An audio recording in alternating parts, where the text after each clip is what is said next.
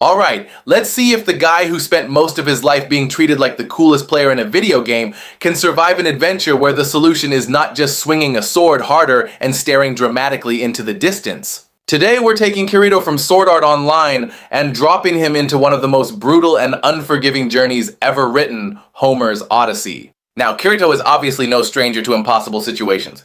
According to Sword Art Online, he's the ultimate gamer, the unbeatable swordsman, and the guy who somehow manages to be better than everyone else at everything he does. He can dual wield, defeat enemies far above his level, and somehow turn every life-threatening situation into another opportunity to remind everyone how special he is. It's the kind of power fantasy where the main character is basically playing on easy mode while the story keeps insisting he's the underdog. But the Odyssey does not care about how cool you look holding a sword. Odysseus did not survive because he had the strongest weapon or because he could defeat every enemy in a straight fight. He survived because he was clever enough to know when fighting was the worst possible option. He tricked monsters, manipulated enemies, and escaped situations where even the strongest warrior would have been completely helpless. Kirito's usual strategy, on the other hand, is pretty simple. Run directly toward the danger, activate a flashy ability, and trust that his insane amount of plot armor will carry him through. That works pretty well when he's fighting another anime character who conveniently follows the same rules as him, but against ancient monsters, angry gods, and creatures that do not care about his tragic backstory, that strategy might last about 5 seconds. The Odyssey is not a story about who can swing a sword the fastest. It is a test of patience, intelligence, and survival against enemies that cannot simply be beaten by leveling up. Kirito may be the strongest player in a virtual world, but this is a world where the rules are completely different. So the question is simple: could the Black Swordsman actually survive the Odyssey, or would he finally enter a world where being the strongest guy in the room is not enough? Today, we're going to put Kirito through the same nightmare that nearly destroyed one of the greatest heroes in mythology and see if his legendary skills are actually enough to make it home alive. The first real challenge in the Odyssey comes almost immediately after Odysseus leaves Troy, when he and his men arrive at the land of the Sicanies. And this is already where Kirito starts running into a problem, because the very first lesson of the Odyssey is something Kirito is not exactly known for: knowing when not to fight.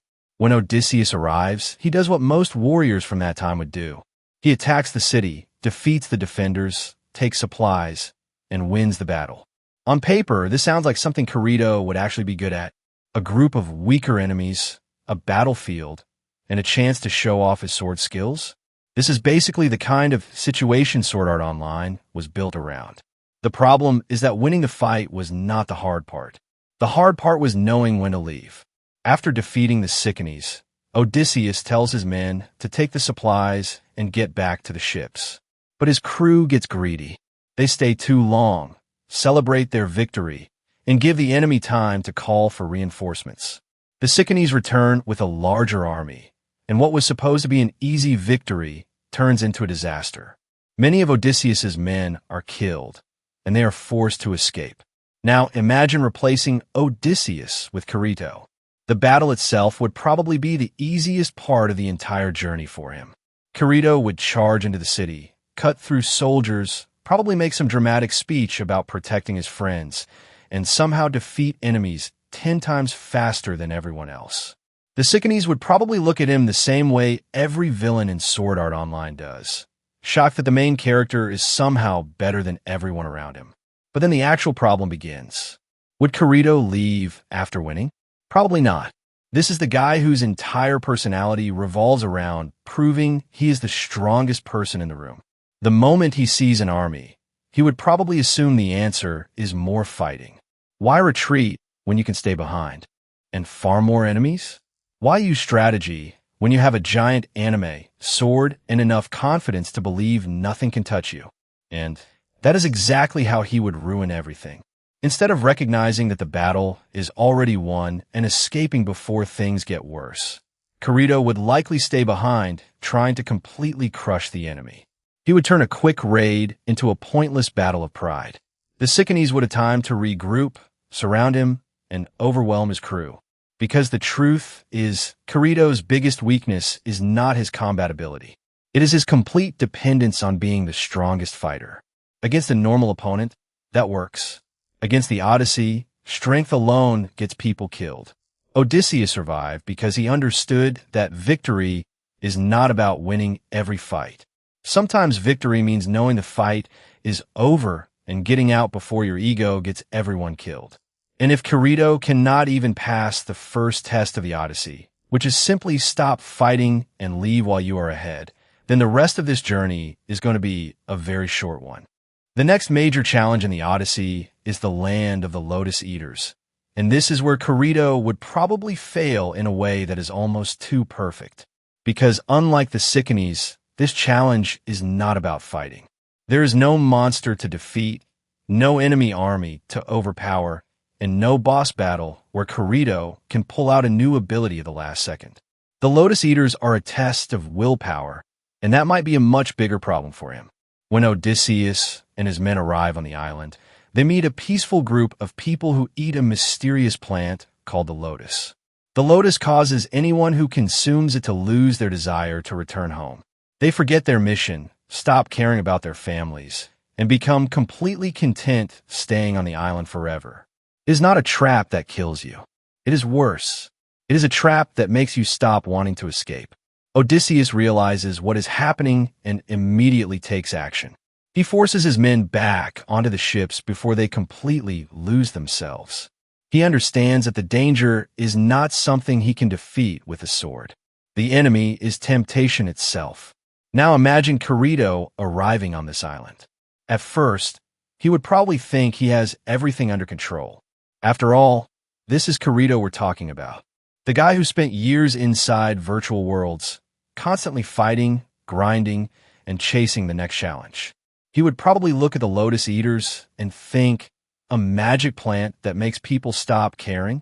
That sounds like an easy status effect to resist. And then he would immediately underestimate it. The problem with Kirito is that his entire identity is built around being the main character. He is used to suffering, fighting, and proving himself. But what happens when the challenge is not an enemy standing in front of him? What happens when the challenge is simply being comfortable? The lotus would probably hit Kirito harder than a sword ever could. Imagine him sitting on the beach, eating the magical fruit, and suddenly realizing he does not have to fight anymore. No more bosses. No more saving people. No more dramatic battles where everyone reminds him how amazing he is. Just endless relaxation. For a guy whose entire life revolves around being the strongest, that might actually be his greatest weakness. The Lotus Eaters would basically offer him the one thing Sword Art Online never does, a chance to stop being special. And knowing Kirito, he would probably convince himself he is not falling for it. He would tell himself he is just resting for a little while. Maybe he needs a break after carrying everyone through another impossible situation. Maybe he deserves some peace after being the only competent person around. Then hours become days. Days become weeks. And suddenly the legendary Black Swordsman is sitting on a beach, completely forgetting that he was supposed to be going home. Meanwhile, Odysseus would have dragged him back to the ship before he could finish his second bite. The funny thing is, Kirito would probably do much worse against the Lotus Eaters than against an actual monster. At least a monster gives him something to fight. The Lotus Eaters would attack the one thing he relies on most, his desire to be the hero. Because the Odyssey does not care if you are the strongest warrior alive.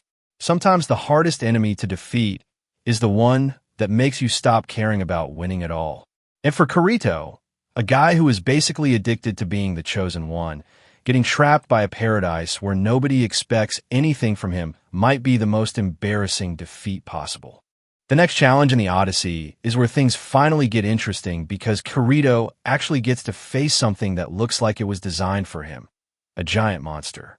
A one-eyed beast with incredible strength, a massive size advantage, and absolutely no interest in playing by the rules. This is the Cyclops, and specifically Polyphemus, one of the most famous enemies Odysseus ever faced. At first glance, this should be Kirito's dream scenario. A huge monster? Check. A dangerous enemy? Check. A chance to prove he is the greatest swordsman alive? Absolutely. If this was a Sword Art Online boss fight, Kirito would probably walk in, scan the enemy, find the weakness, and defeat it while everyone else stand around acting shocked that he is somehow better than the entire team. But the Cyclops is where Kirito's biggest weakness becomes painfully obvious. He has no idea how to handle a situation where brute force is not the answer. When Odysseus encounters Polyphemus, he immediately realizes something important. He cannot just fight him. The Cyclops is enormous, physically stronger than any normal human, and the cave they're trapped inside has a giant stone blocking the entrance that only Polyphemus can move. Even if Odysseus and his men somehow hurt him, they would still be trapped. So instead of charging in with a sword and hoping for the best, Odysseus uses his brain. He tricks Polyphemus by telling him his name is Nobody, gets the Cyclops drunk, blinds him while he sleeps, and escapes by hiding under the sheep when the Cyclops opens the cave. It is not flashy. It is not some heroic duel. It is just a smart plan that works. Now, put Kirito in that same situation. The second he sees Polyphemus, he would probably do what he always does, assume the answer is to fight. A giant monster standing in front of him? Time to draw the sword. Time to activate a skill. Time for the dramatic close-up. And that would be the worst possible decision. Kirito would quickly discover that having fast reflexes does not mean much when your opponent can literally pick you up and crush you. This is not another player in a game who follows attack patterns and has a health bar waiting to be depleted. Polyphemus is a monster from mythology. He does not care how cool your sword techniques look. The funniest part is that Kirito would probably make the situation even worse because of his ego. Odysseus knew he had to hide his identity, because revealing his name would put him at risk. Kirito, on the other hand, would probably introduce himself like he was entering an anime tournament. Who am I? I'm the Black Swordsman. Congratulations, Kirito. You just told the giant monster exactly who defeated him and gave him a reason to remember you. And that is the mistake Odysseus avoided. He understood that surviving was more important than looking impressive. Kirito has spent his entire existence being rewarded for showing off, but the Cyclops does not care about his reputation. There is no audience cheering, no other players praising him, no convenient game mechanic saving him at the last second. If Kirito tries to fight Polyphemus, he gets destroyed. If he tries to act cool, he gets destroyed. If he thinks being the strongest swordsman automatically makes him the smartest person in the room, he gets everyone around him killed. The Cyclops is the perfect example of why Kirito would struggle in the Odyssey. His skills are built around winning battles, but Odysseus survived by avoiding battles he could not win. And against a creature like Polyphemus, Kirito would finally learn the hardest lesson of all. Sometimes the smartest move is not pulling out your sword. It is admitting you are completely outmatched and finding another way out. One of the biggest reasons Kirito would fail where Odysseus succeeds is because he simply does not think the same way. Odysseus survives the Odyssey because he is constantly looking for clever solutions to impossible problems. He does not just ask, how do I defeat this enemy? He asks, how do I outsmart this situation? The perfect example is the Cyclops.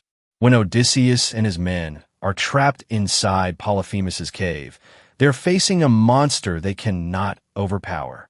The Cyclops is massive, unbelievably strong, and completely capable of crushing them. If Odysseus fought him directly, everyone would die. A typical warrior would look at the situation and think they were finished. Odysseus thinks differently. Instead of trying to beat the Cyclops through strength, he uses intelligence. He tells Polyphemus that his name is Nobody. Then, when Odysseus and his men blind the Cyclops and escape, Polyphemus screams for help.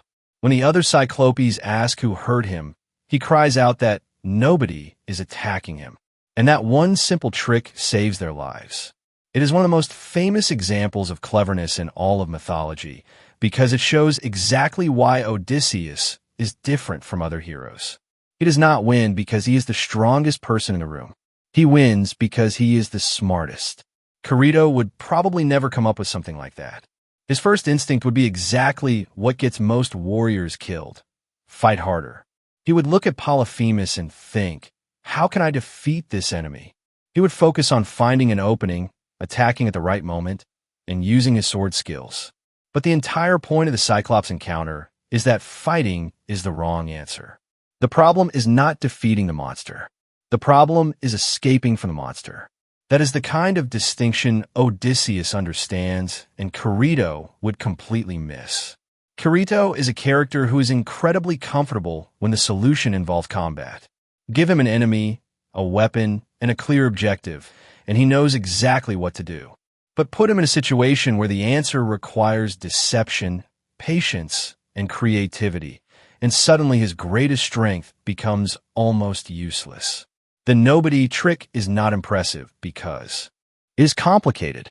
In fact, the genius of the plan is how simple it is. Odysseus recognizes that the Cyclops is powerful but not very clever. Instead of trying to match the Cyclops' strength, he attacks the one thing the creature lacks: intelligence. That is what makes Odysseus dangerous. He understands his opponents. He studies their weaknesses. He adapts. Kirito rarely operates that way. He usually wins by being more skilled, faster, or more powerful than whoever stands in front of him. His victories are based around surpassing enemies in combat. But the Odyssey is filled with enemies where combat is not the solution. A sword cannot defeat a god. A sword cannot defeat temptation. A sword cannot escape a trap. A sword cannot get you home. That is why Kirito would struggle so badly in Odysseus' world. He has spent his entire existence proving that he is the person with the strongest weapon. But Odysseus proves that the greatest weapon a hero can have is his mind. The funniest part is that Kirito would probably watch Odysseus reveal the nobody plan and think it was some kind of cheap trick. But that is exactly the point. Heroes are not judged by how honorable their victory looks. They're judged by whether they survive. Odysseus understood that. Kirito would still be trying to figure out which sword skill to use. Kirito would probably make the Cyclops situation even worse because he would completely misunderstand what kind of challenge he was facing. He would see Polyphemus sleeping in the cave and immediately think he had found the perfect opportunity. No fight, no risk, no complicated strategy. Just walk up, draw his sword, and finish the enemy while he is vulnerable. And knowing Kirito, he would probably think he just pulled off some genius move. He would stand there feeling like he outsmarted the monster. The legendary Black Swordsman defeated the terrifying Cyclops without even needing a real battle. Another impossible enemy defeated. Another moment where everyone gets to watch how amazing Kirito is. Except there is one small problem. He would have just killed the only person capable of getting them out of the cave. This is the part Kirito would completely fail to understand. Polyphemus is not just some monster waiting to be defeated. The entire situation is a puzzle. The giant boulder blocking the entrance is so massive that none of Odysseus' men can move it. They're not trapped because the Cyclops is alive. They're trapped because the Cyclops is the only one strong enough to open the way out. Odysseus understands this immediately. He knows that simply killing Polyphemus does not solve the problem. In fact, it makes the problem worse. If the Cyclops dies before they escape, they're just stuck inside the cave with a dead giant and no way to move the stone. They would have won the battle and still lost the war. But Kirito would probably never even consider that, because his entire mindset is built around defeating the enemy in front of him. In Sword Art Online, killing the boss usually means the problem is solved. The enemy disappears, the reward appears, and the heroes move on to the next challenge. The Odyssey does not work like a video game. There is no victory screen. There is no achievement notification. There is no reward chest waiting after the boss dies. Sometimes killing your enemy is the worst possible decision. Kirito would probably walk into the cave, see his sleeping Polyphemus, and think he found the easiest victory of his life. He would not stop to ask why Odysseus did not simply do the same thing. He would not think about what happens after the enemy is gone. He would just focus on winning the fight. And then the reality would hit. The Cyclops is dead. The entrance is still blocked. Everyone is trapped. Congratulations, Kirito. You defeated the monster and got everyone killed. This would perfectly represent why Kirito would struggle in the Odyssey. He is incredibly good at fighting, but the Odyssey is not a story where fighting solves everything. It is a story about understanding the entire situation before making a move. Odysseus does not win because he can overpower Polyphemus. He wins because he thinks several steps ahead. He understands that the goal is not to kill the Cyclops. The goal is to escape. That difference is everything. A less intelligent hero sees an enemy and thinks, "How do I defeat this?" Odysseus sees an impossible situation and thinks, "How do I survive this?" Kirito would choose the first option every time. And in the world of Greek mythology, that would get him killed. Because the greatest mistake a warrior can make is confusing defeating an enemy with solving a problem. Polyphemus was never a normal boss fight. He was a test of intelligence. And Kirito would fail the moment he pulled out his sword instead of using his brain. Kirito would also make the same mistake that nearly destroyed Odysseus himself. He would not be able to keep his mouth shut after winning. Because for all the criticism Odysseus deserves, even he understood the importance of deception and staying hidden until the very end. He only failed because, after escaping Polyphemus, his pride got the better of him. As Odysseus and his men sailed away from the Cyclops' island, they were finally safe. They had outsmarted a monster that should have killed them all. They escaped a situation where brute force would have gotten everyone slaughtered. The smartest thing to do would have been to disappear and let the Cyclops wonder what happened. But Odysseus had to brag. From a safe distance, he shouted back to Polyphemus and revealed his real name. He wanted the Cyclops to know who had defeated him. It was not enough to survive. He needed the credit. He needed Polyphemus to know that Odysseus, the great hero of Troy, was responsible. And that one moment of arrogance completely changed the rest of his journey. Because Polyphemus was not just some random monster living in a cave. He was the son of Poseidon, the god of the sea. Once Polyphemus learned the identity of the man who blinded him, he prayed to his father for revenge. Poseidon answered that prayer, cursing Odysseus to suffer for years as he struggled to return home. A single moment of pride turned a successful escape into a decade-long nightmare. And this is exactly where Kirito would be in serious trouble. Because if there is one thing Kirito loves almost as much as winning, it is making sure everyone knows he won. He does not just defeat enemies. He has to stand there looking cool afterward while everyone realizes how amazing he is. The entire appeal of Kirito is built around being the guy who walks into impossible situations and proves he is better than everyone else. So imagine Kirito escaping Polyphemus. Instead of quietly sailing away, he would absolutely be standing on the ship yelling back at the Cyclops. He would want a monster to know exactly who defeated him. The Black Swordsman would not just escape. He would make sure the Cyclops remembered the name Kirito. And that would be the worst possible thing he could do. Because mythology is filled with beings who do not react well to being humiliated. The gods are not like video game bosses where defeating them gives you experience points and a rare item drop. They hold grudges. They have power. And they have all the time in the world to make your life miserable. Kirito's biggest enemy in the Odyssey would not be his lack of sword skill. It would be the same flaw that has caused problems for countless heroes throughout mythology: arrogance. He would assume that because he won one battle, he has proven himself unbeatable. But in the world of the Odyssey, defeating a monster is only half the challenge. Surviving what comes after is what matters. Odysseus learned that lesson the hard way. Kirito would probably learn it even faster, because unlike Odysseus, he would probably brag before he was even out of range. And the moment Kirito proudly announces, "Remember the name of the man who defeated you," Poseidon is already preparing the worst vacation of his life. The next challenge in the Odyssey is one where Kirito would probably struggle for a completely different reason. This time, there is no giant monster to defeat, no enemy army to cut through, and no god actively trying to destroy him.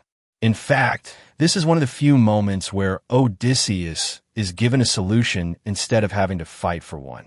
The only thing standing between him and home is whether he and his crew can avoid making a completely terrible decision. After leaving the Cyclops behind, Odysseus reaches the island of Aeolus, the master of the winds. Unlike most beings Odysseus encounters, Aeolus does not attack him or set some impossible challenge. He actually helps him. Aeolus gives Odysseus a leather bag containing all of the dangerous winds that could push his ships off course, leaving only the gentle west wind free to guide him safely back toward Ithaca. It is basically a guaranteed path home. For once, the Odyssey gives Odysseus a simple solution instead of another nightmare. And somehow, his crew still manages to ruin it. As they sail closer and closer to Ithaca, Odysseus becomes so exhausted that he falls asleep. His crew, who have spent the entire journey suffering through battles, monsters, and disasters, start getting suspicious of the mysterious bag he is protecting. Instead of trusting the man who has repeatedly saved their lives, they convince themselves that Aeolus secretly gave Odysseus a bag full of treasure and that he is hiding the reward for himself. So naturally, they decide to open it. The second they do, every trapped wind escapes. The storm that follows tears through their ships and blows them away from home. The worst part is that they were already close enough to see Ithaca in the distance. They were moments away from finally ending their journey, and their own stupidity sends them right back into danger. Now, imagine Kirito in this situation. At first, this might actually seem like a challenge where he could succeed. A powerful being gives him a magical item that guarantees victory. That is basically the type of thing Kirito lives for. In Sword Art Online, every problem has a solution hidden behind a stronger weapon, a new ability, or some convenient game mechanic. He would probably look at Aeolus's bag and immediately think he had just received a legendary item that would make the rest of the journey easy. The problem is that the bag does not require a powerful swordsman. It requires trust, patience, and leadership. Three things that become a lot harder when your entire crew is full of people who make terrible decisions. Kirito's biggest problem would be that he is used to being the only person who matters. He is always the strongest player, the smartest fighter, and the person who has to save everyone else. But in the Odyssey, being the hero does not mean you can control every situation. Sometimes your biggest threat is not the enemy in front of you, it is the people standing beside you. And knowing Kirito, he would probably handle this the worst possible way. Instead of calmly explaining the situation and making sure everyone understands the importance of the bag, he would likely give some dramatic speech about how everyone needs to trust him because he knows what he is doing, which, considering his track record, might not exactly inspire confidence. Then, if his crew still opened the bag, Kirito would be completely helpless. That is the problem with the Odyssey. You cannot slash through every obstacle. You cannot activate a special skill and instantly fix everything. A sword cannot defeat a storm. A higher level cannot stop your own crew from making a terrible mistake. There are situations where being an incredible fighter means absolutely nothing. And that would be one of the hardest lessons for Kirito to learn. His entire identity is built around being the guy who saves the day when everything goes wrong. But in this world, sometimes the disaster happens because the hero and the people around him failed to prevent it in the first place. Odysseus lost years of his journey because his crew opened a bag they were specifically told not to touch. Kirito would probably lose even more time because he would spend the entire aftermath trying to figure out why he cannot just defeat the wind with his sword. For once, the Black Swordsman would face an enemy he cannot overpower, cannot outduel, and cannot blame on a stronger opponent. The enemy would simply be bad decisions. And unfortunately for Kirito, the Odyssey has plenty of those. The next challenge in the Odyssey is where things start getting much worse for Kirito, because the Lestrygonians are exactly the kind of enemy he usually relies on himself to defeat. They are bigger, stronger, and completely overwhelming.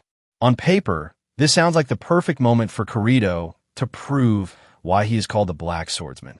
But once again, the Odyssey is not a video game where being the strongest fighter automatically means you win. After the disaster with Aeolus, Odysseus and his remaining ships eventually reached the land of the Lestrygonians, a race of terrifying giant cannibals. At first, Odysseus and his men have no idea what they have stumbled into. They enter the harbor thinking they have found a safe place to rest, only to discover that they have walked directly into a trap. The Lestrygonians are not just normal enemies waiting for a fair fight. They are massive giants who attack from above, throwing huge rocks down onto the ships and destroying the fleet before the Greeks even have a chance to respond. They surround the harbor, crush the ships, and slaughter the crews trapped inside. By the end of the attack, almost all of Odysseus's ships are destroyed, and thousands of men are gone in a matter of minutes. Only Odysseus's own ship survives because he had the sense to keep it outside the harbor. And this is exactly where Kirito would fail miserably. Because Kirito's biggest strength in sword art online is also his biggest weakness in the Odyssey. He expects problems to be solved by fighting. If he sees an enemy, his first instinct is to challenge it. If something is stronger than him, he assumes he just needs to push harder until he finds a way to win. That mindset works in a game where every enemy has a pattern, a weakness, and a health bar waiting to be emptied. The Lestrygonians do not work that way. The moment Kirito sees a group of giant enemies, he would probably think this is finally his chance to show everyone why he is the strongest. He would charge forward, draw his sword, and assume that skill can make up for the massive difference in size and numbers. Except this is not a duel. This is a massacre. The Lestrygonians are not going to politely wait their turn while Kirito performs some flashy sword combo. They are not going to be impressed by his reputation. They are not going to stand around while he unlocks a new ability during a dramatic moment. They would simply pick up a massive boulder and throw it at him. And suddenly, all that speed and sword skill becomes a lot less useful. The biggest mistake Kirito would make is thinking he can turn every situation into a battle he can win. Odysseus understood that sometimes survival means recognizing when a situation is hopeless and escaping before it gets worse. He did not try to defeat the Lestrygonians because he knew there was no realistic way to win. Kirito, however, would probably stay behind trying to prove a point. He would see the destroyed ships, the massive enemies, and the impossible odds, and somehow convince himself that this is just another challenge designed for him to overcome. Because that is how sword art online treats him. Every impossible situation exists to show how special he is. But mythology does not work like that. The Lestrygonians are not there to give Kirito a heroic moment. They are there to remind him that some enemies are simply too much to fight head-on. Even the greatest warriors in history can be wiped out when they walk into the wrong situation. And the funniest part is that Kirito would probably blame the loss on everything except himself. He would blame the enemies for being too strong, the situation for being unfair, or his teammates for not keeping up. But the real problem would be the same one that has followed him throughout the journey. He keeps assuming that being powerful means he is prepared for anything.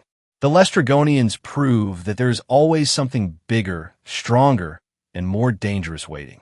And if Kirito cannot learn that lesson here, then the rest of the Odyssey is going to be a very painful experience for the so-called Black Swordsman. Because in this world, the strongest fighter in the room is often the first person to learn just how powerless they really are. The next challenge in the Odyssey is Circe, and this is where Kirito would run into a problem he is not used to dealing with, an enemy who does not care how good he is with a sword. After barely surviving the attack of the Lestrygonians, Odysseus and his remaining crew arrive on the island of Ithaca, the home of Circe, a powerful sorceress. Unlike the Cyclops or the giants, Circe does not rely on physical strength. She does not need to chase her enemies, overpower them, or fight them directly. She defeats people by using magic, deception, and manipulation. And that is exactly the kind of opponent Kirito is terrible against. When Odysseus's men explore the island, they discover Circe's palace and are welcomed inside. But this is not an act of kindness. Circe secretly uses her magic to transform the men into pigs, completely removing their ability to fight back. They're not defeated because they were weaker warriors. They are defeated because they walked into a situation they did not understand. This is already a huge problem for Kirito because his entire fighting style depends on knowing what he is up against. Give him an enemy with a sword, and he has a chance. Give him a monster with predictable attacks, and he can analyze it. But Circe is not playing that game. She does not care about his stats, his sword skills, or his reputation as the Black Swordsman. She would simply turn him into a pig. And honestly, this might be one of the funniest defeats Kirito could possibly suffer. Imagine the guy who is supposed to be the greatest swordsman in the world getting completely defeated without even getting a chance to draw his weapon. No dramatic sword fight. No last-second power-up. No glowing attack. Just Kirito walking into a room, thinking he is about to become the hero, and a few seconds later, he is standing there as a pig wondering what went wrong. But this is where Odysseus actually succeeds because, unlike most of his crew, he does not blindly rush in. Before entering Circe's palace, the god Hermes warns him about her magic and gives him a special herb called moly that protects him from her spell. When Circe tries to transform him, the magic fails, and Odysseus is able to force her into releasing his men. Now compare that to Kirito. Kirito is not exactly known for gathering information before charging into danger. His usual strategy is basically to walk into the most dangerous situation possible and figure out the solution while everyone else is already in trouble. That might work when the enemy is another player in a virtual world, but Circe would punish that immediately. The biggest issue is that Kirito would probably underestimate her. He would see someone who does not look physically intimidating and assume she is not a real threat. After all, Kirito has spent most of his life fighting warriors, monsters, and bosses. Someone who wins through trickery and magic does not fit into his usual strategy, and that would be his downfall. Circe represents everything Kirito struggles against. She is patient. She is intelligent. She does not need to prove she is stronger because she does not have to be. She wins before the fight even begins. That is something Kirito is not used to. He is used to being the person who enters the battlefield with the advantage. But against Circe, he would be the one walking into a trap. Even if Kirito somehow avoided being transformed, he would still have another problem. Circe is not an enemy you defeat by overpowering her. She is someone you have to outsmart. Odysseus did not win because he swung a better sword. He won because he had knowledge, preparation, and the ability to adapt. 3 things Kirito usually gets handed by the story. The Circe encounter would be a brutal reality check for him.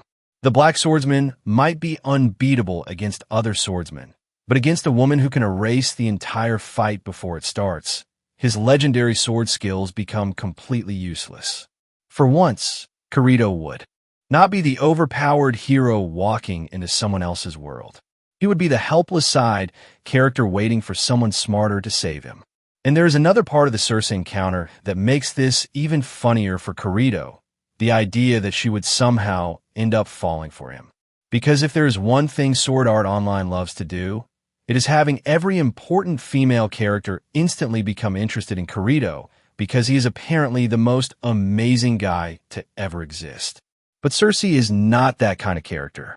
In the Odyssey, Circe is not some helpless girl waiting for a hero to impress her. She is a powerful goddess and sorceress who has lived for centuries. She controls an entire island, turns powerful warriors into animals, and has no reason to be impressed by some guy who walks in holding a sword and acting like he is the main character. The reason Circe respects Odysseus is not because he is the strongest fighter. In fact, she does not even care about his combat ability. What makes Odysseus interesting to her is that he survives her magic through intelligence and courage. He walks into her palace knowing he could be killed, refuses to be controlled, and manages to stand his ground against someone who has already defeated everyone else. That is what catches her attention. Now compare that to Kirito. Kirito would walk into Circe's palace expecting the usual Sword Art Online treatment. He would probably assume that because he is the legendary Black Swordsman, everyone is automatically going to recognize how special he is. He would expect his tragic backstory, cool sword skills, and quiet personality to somehow win her over. Except Circe is not going to be impressed by a guy who spends half his time staring into the distance, and acting like being emotionally unavailable is a personality trait. She has dealt with heroes before. She has seen warriors, kings, and legendary figures. She's not going to look at Kirito and think, wow, this guy is different. She would probably look at him and think, another arrogant swordsman who thinks he can solve everything by swinging a weapon. And honestly, she would probably find him boring. The funniest part is that Kirito's usual advantage would actually work against him here.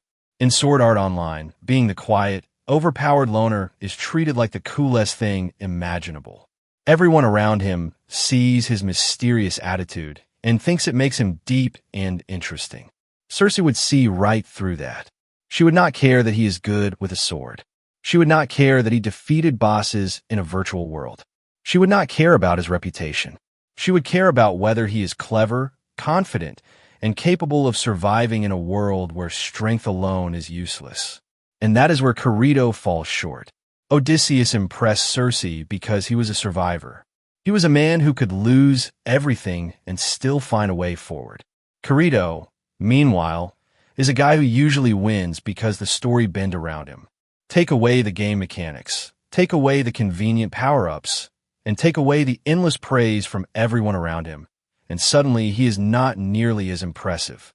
So no, Circe would not see Kirito as some irresistible hero. She would probably see him as another overconfident warrior who wandered into her home thinking he was untouchable. The man who is used to every girl in the room falling for him would finally meet someone who actually has standards. And instead of becoming Kirito's next love interest, Circe would probably turn him into a pig and move on with her day. The next challenge in the Odyssey is one that would completely break Kirito because it is a place where none of his usual advantages matter. After leaving Circe's island, Odysseus is forced to travel to the Underworld, the land of the dead, to seek guidance from the prophet Tiresias. This is not a battlefield. There is no enemy to defeat, no weapon to upgrade, and no boss fight waiting at the end. This is a place where Kirito would finally be forced to confront something he cannot slash his way through: reality.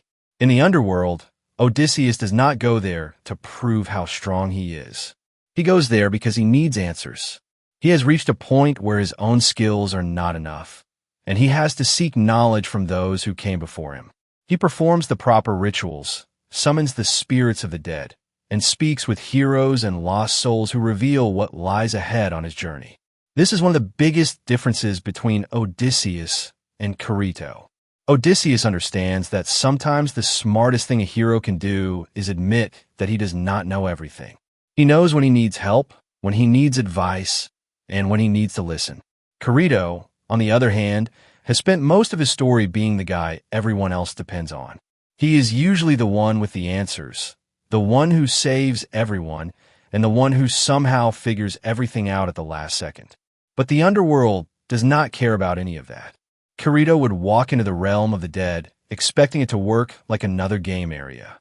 He would probably assume there is some hidden boss, some secret ability, or some powerful item waiting for him. He has spent so much time inside virtual worlds that he would probably struggle to understand that this is not a dungeon designed for him to conquer. The dead are not enemies. They are reminders. And that would be a huge problem for Kirito because the Underworld forces him to face the consequences of everything he has done. He would see warriors who died, fighting for glory, soldiers who never made it home, and heroes who were once considered unbeatable. He would be surrounded by people who had everything taken from them. For a character who is constantly told how special he is, that would be a brutal reality check. The worst part is that Kirito would probably try to approach the Underworld the same way he approaches every other challenge, like a fight. But how exactly is he supposed to defeat death? How does a sword help against the ghosts of fallen warriors? How does a special ability work against a place that exists beyond normal rules? It does not. And this is where his biggest weakness becomes obvious. Kirito is built for battles where there is a clear opponent, someone stronger than him, someone he can surpass, someone he can defeat.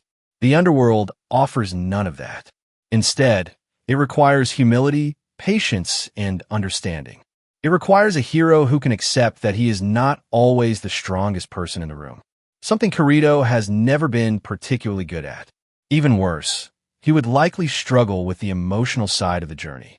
Odysseus encounters the spirits of fallen companions and is forced to deal with the weight of the people who died because of his decisions. The Underworld is not just a place where he gathers information. It is a reminder of everything he has lost along the way. Kirito would have a hard time with that, because Sword Art Online constantly frames his suffering as proof of how special he is. His pain becomes another reason people admire him. But the Odyssey does not treat suffering like a cool character trait. It treats it as a burden. The Underworld would strip away the one thing Kirito relies on most, the idea that he is the hero of the story. Down there, he would not be the strongest swordsman. He would not be the guy everyone looks up to.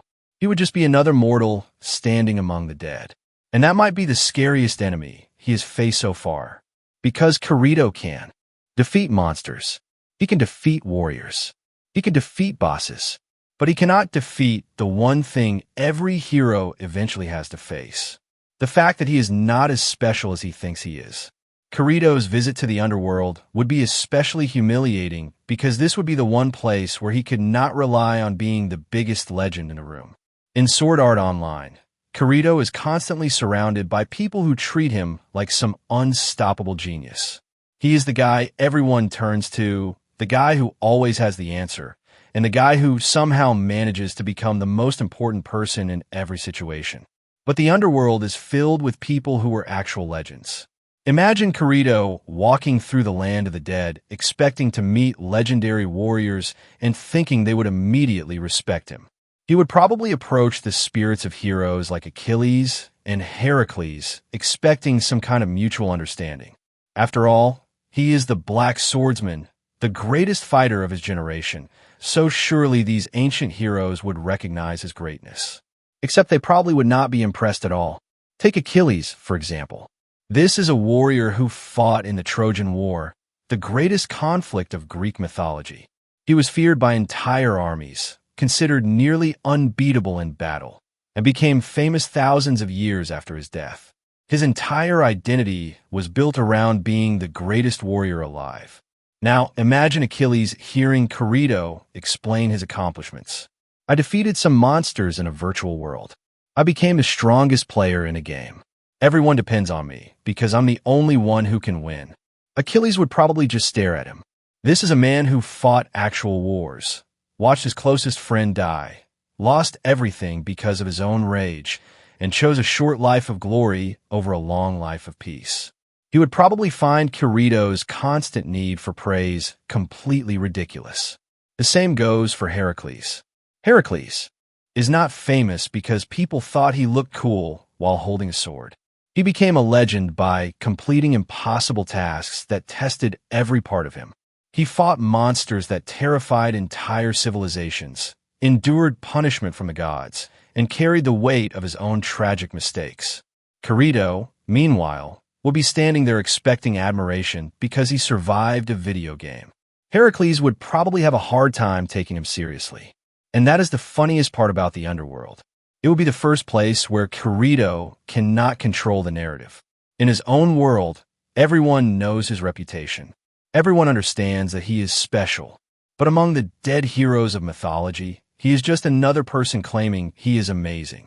The spirits would probably see right through him.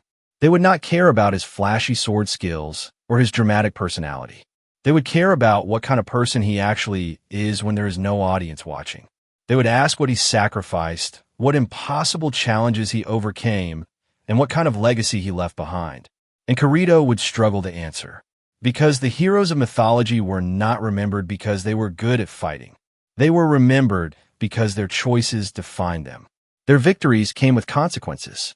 Their stories were filled with sacrifice, failure, and moments where they had to prove who they really were. Kirito's biggest problem is that he is used to being the legend. But in the Underworld, he would be surrounded by people who are actually legendary. Achilles would not see him as a fellow warrior. Heracles would not see him as an equal. They would probably see him as a kid who spent too much time believing that being overpowered in a game made him a hero. The Black Swordsman would finally enter a world where everyone else in the room has a better story than him. And for someone like Kirito, that might be a fate worse than death itself. The Underworld would be an absolute nightmare for Kirito.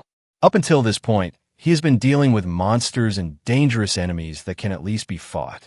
The Underworld is completely different. It is not a battlefield.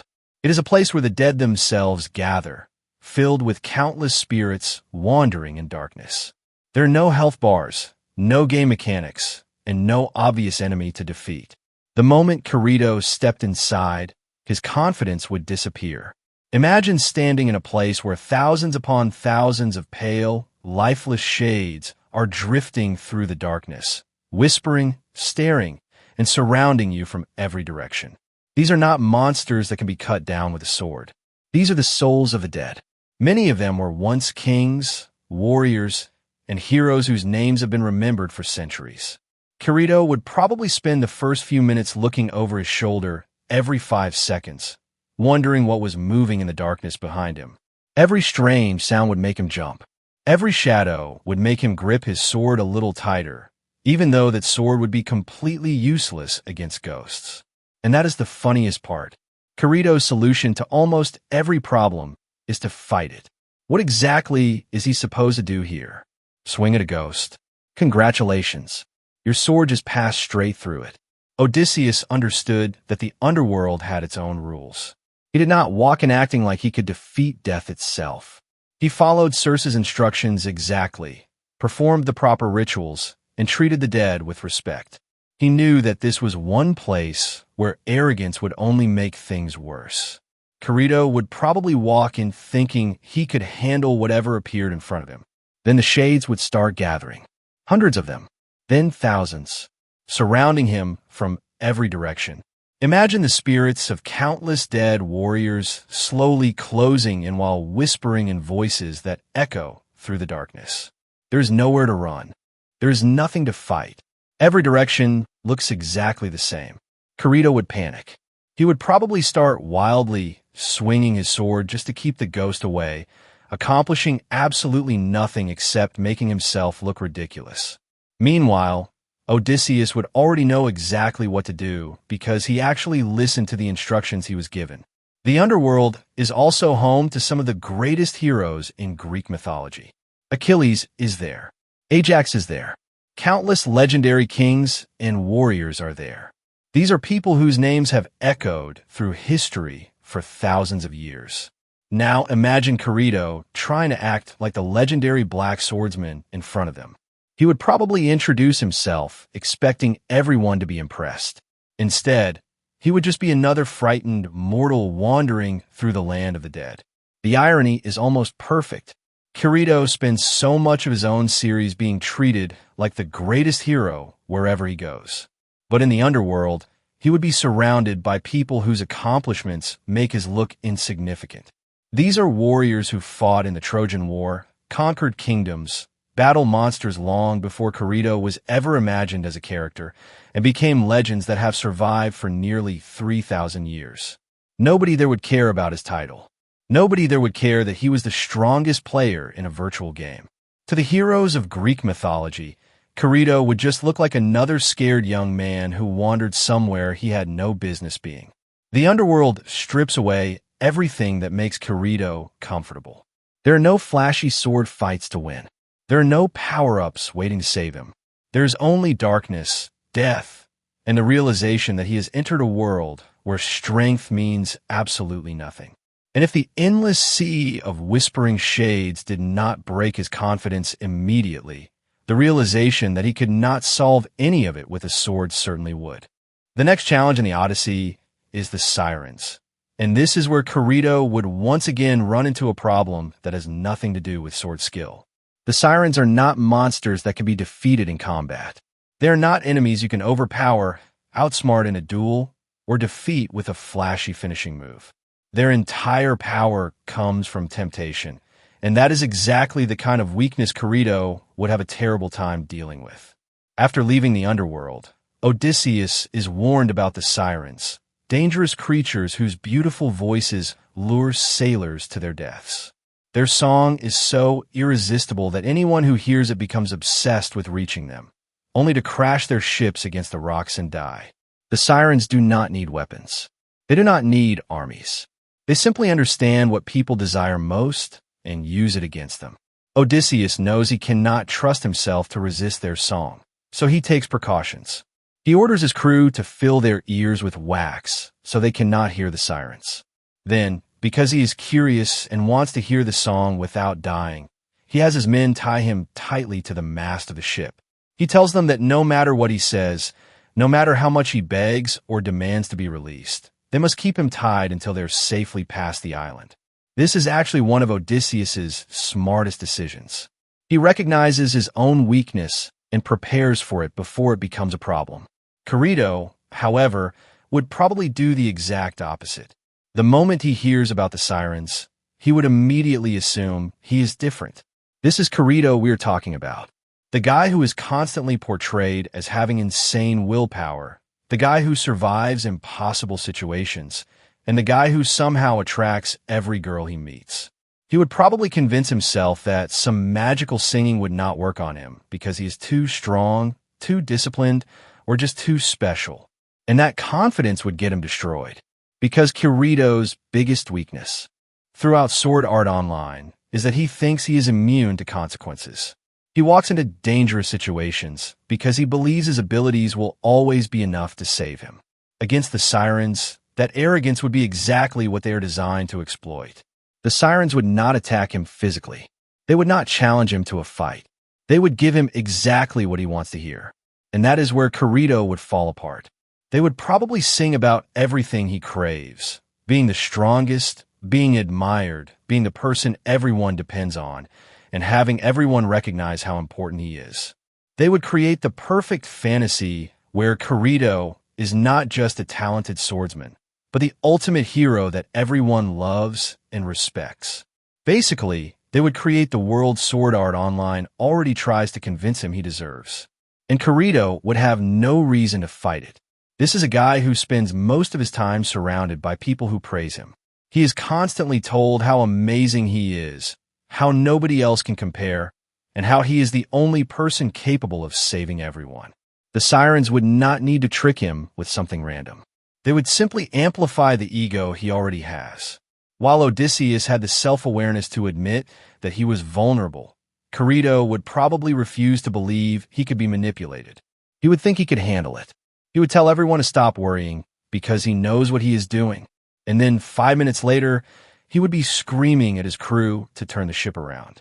The funniest part is that Kirito would probably think he was resisting. He would convince himself that he just wanted to hear the song a little longer, that he was studying the enemy, or that he was waiting for the perfect moment to strike. Meanwhile, the Sirens would already have him completely trapped. That is the difference between Odysseus and Kirito. Odysseus knew he had weaknesses, so he prepared for them. Kirito thinks having confidence means he does not have any weaknesses. The Sirens would be the perfect counter to him because they would not defeat him by being stronger. They would defeat him by telling him exactly what he wants to hear. And for a guy who has spent his entire story being told he is the greatest person in the room, hearing a voice say, "You really are the hero everyone needs," might be the one attack even the Black Swordsman cannot block. Kirito would also be the perfect target for the Sirens because they prey on a person's greatest desires. They do not force anyone to jump into the sea. They simply whisper exactly what someone wants to hear until that person willingly destroys themselves. And let's be honest, Kirito would not stand a chance. The moment the Sirens started singing, Kirito would probably convince himself that he was immune. He would be thinking, "I'm mentally strong. I know this is a trick. It won't work on me." 5 minutes later, he would already be rowing straight toward the island. The funniest part is that Kirito has a history of getting surrounded by women throughout Sword Art Online despite supposedly being in a relationship with Asuna. Everywhere he goes, another girl ends up admiring him, developing feelings for him, or joining what fans jokingly call his harem. Whether he intends for it to happen or not, he rarely seems capable of avoiding that attention. So now imagine the Sirens, supernatural creatures whose entire purpose is to lure men to their deaths with irresistible temptation. Kirito would probably be thinking, they're just being friendly. Meanwhile, everyone else on the ship would be screaming at him to stop rowing toward the giant pile of bones covering the shoreline. Odysseus understood that nobody was above temptation, including himself. That is why he had his crew plug their ears with wax, and tie him to the mast before they ever reached the island. He knew that if he relied on willpower alone, he would fail. That is real wisdom. Kirito, on the other hand, would probably believe he could handle it without taking any precautions. He would assume that his determination alone was enough to resist the Sirens because that is how he approaches almost every challenge. The Sirens would love someone like Kirito. They would not need to invent some elaborate illusion. They would simply tell him everything he already wants to hear. They would praise him as the greatest swordsman. They would tell him he is the only hero capable of saving everyone. They would assure him that nobody understands him the way they do. In other words, they would spend 5 minutes telling Kirito he is amazing. And before long, he would be halfway to the island without even realizing he had fallen for the trap. That is the difference between Odysseus and Kirito. Odysseus accepted that he had weaknesses and planned around them. Kirito would probably assume he did not have any. And in the world of Greek mythology, that kind of overconfidence is exactly what gets heroes killed. The next challenge in the Odyssey is one of the most terrifying moments of the entire journey, Scylla and Charybdis. And this is where Kirito would finally encounter a situation where there is no perfect solution, no secret strategy that guarantees victory, and no convenient power-up that saves everyone at the last second. This is not a battle. This is a choice between two disasters. After escaping the Sirens, Odysseus and his crew must pass through a narrow sea passage guarded by two deadly threats. On one side is Scylla, a monstrous creature with multiple heads that reaches down from a cliff and snatches sailors directly from a ship. On the other side is Charybdis, a massive whirlpool that swallows entire ships and spits them back out destroyed. The terrifying part is that Odysseus cannot defeat either one. There is no sword strike that kills Scylla. There is no special weapon that stops Charybdis. There is no clever trick that lets him walk away completely unharmed. The only option is to choose the path that gives him the best chance of survival. And this is exactly where Kirito would completely lose his mind. Because Kirito is used to being the guy who finds the impossible third option. In Sword Art Online, whenever a situation seems hopeless, he usually discovers some hidden ability, unlocks a new skill, or simply proves that he was stronger than everyone expected. The story constantly rewards him for refusing to accept limits. But Scylla and Charybdis do not care about that. This is a situation where even the greatest hero has to accept that he cannot save everyone. And Kirito would absolutely refuse to accept that. The biggest problem is that Kirito has a massive hero complex. He cannot stand watching people get hurt, and he constantly puts the burden of saving everyone on himself. Normally, that is treated like one of his admirable qualities, but in the Odyssey, it becomes a weakness. When faced with Scylla, Kirito would probably try to fight. He would see a monster attacking his crew and immediately draw his sword. He would assume that if he moves fast enough, if he attacks the right way, or if he pushes himself hard enough, he can somehow defeat it and save everyone. But Scylla is not a boss waiting for him to learn the attack pattern. She is a force of nature. While Kirito is trying to land hits on a creature that lives on a cliffside, she would already be grabbing his crew one by one. His speed and sword skills would mean nothing, because the problem is not that he is not strong enough. The problem is that he is fighting something he was never meant to fight. Odysseus understood this. Circe warned him that Scylla could not be defeated, and he accepted that some losses were unavoidable. He chose to sacrifice a few men rather than risk losing everyone by trying to fight an impossible battle. Kirito would never make that choice. He would probably try to save every single person, because that is what he always does. But the difference between a hero and a reckless idiot is knowing when your actions are actually making things worse. And that is the lesson Scylla and Charybdis exist to teach. Sometimes being a good leader means making the choice you hate the most. Kirito would struggle with that, because his entire identity is built around being the person who saves everyone. The idea of knowingly allowing people to die would destroy him. But in the world of the Odyssey, refusing to accept reality does not make you heroic. It gets people killed, and Charybdis would be even worse for him. A giant whirlpool cannot be defeated with a sword.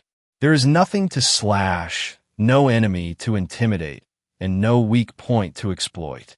Kirito would be completely helpless against something that does not even qualify as an opponent. This would be a nightmare for him because he has spent his entire life fighting things that fight back. Monsters, players, bosses, and enemies all have patterns. They can be analyzed and beaten. The ocean does not care about his skill level. Scylla and Charybdis would expose one of Kirito's biggest flaws. He believes every problem has a winning move if he is talented enough. The Odyssey proves that is not true. Odysseus survived because he understood that sometimes victory does not mean defeating your enemy. Sometimes victory means losing as little as possible and continuing forward. Kirito, however, would probably try to challenge a monster, argue with a whirlpool, and somehow make the situation worse while insisting he has a plan. And that is why Scylla and Charybdis would be one of his most embarrassing failures. The Black Swordsman can defeat enemies with health bars, but against a monster that cannot be killed and a force of nature that cannot be fought, his sword becomes just another useless piece of metal. The next disaster in the Odyssey is one that would be absolutely hilarious for Kirito to deal with, because it is another situation where the problem is not a powerful enemy. The problem is that his own team is full of people making terrible decisions. After surviving monsters, gods, and impossible challenges, Odysseus and his remaining crew finally reach the island of Thrinacia, home of the sacred cattle belonging to Helios, the god of the sun. And this should have been easy. Circe had already warned Odysseus about this island. She specifically told him that the cattle were sacred and that if his men harmed even one of them, they would all suffer the consequences. Odysseus understood the danger and warned his crew not to touch the animals. For once, the solution was incredibly simple. Do not eat the magic cows. That is it. No monster to fight. No impossible puzzle. No deadly trap. Just leave the cows alone and move on. And somehow, Odysseus's crew still manages to fail. After being stranded on the island due to bad weather and running out of food, the crew begins to lose patience. While Odysseus is away, they decide that their hunger is more important than the warning they were given.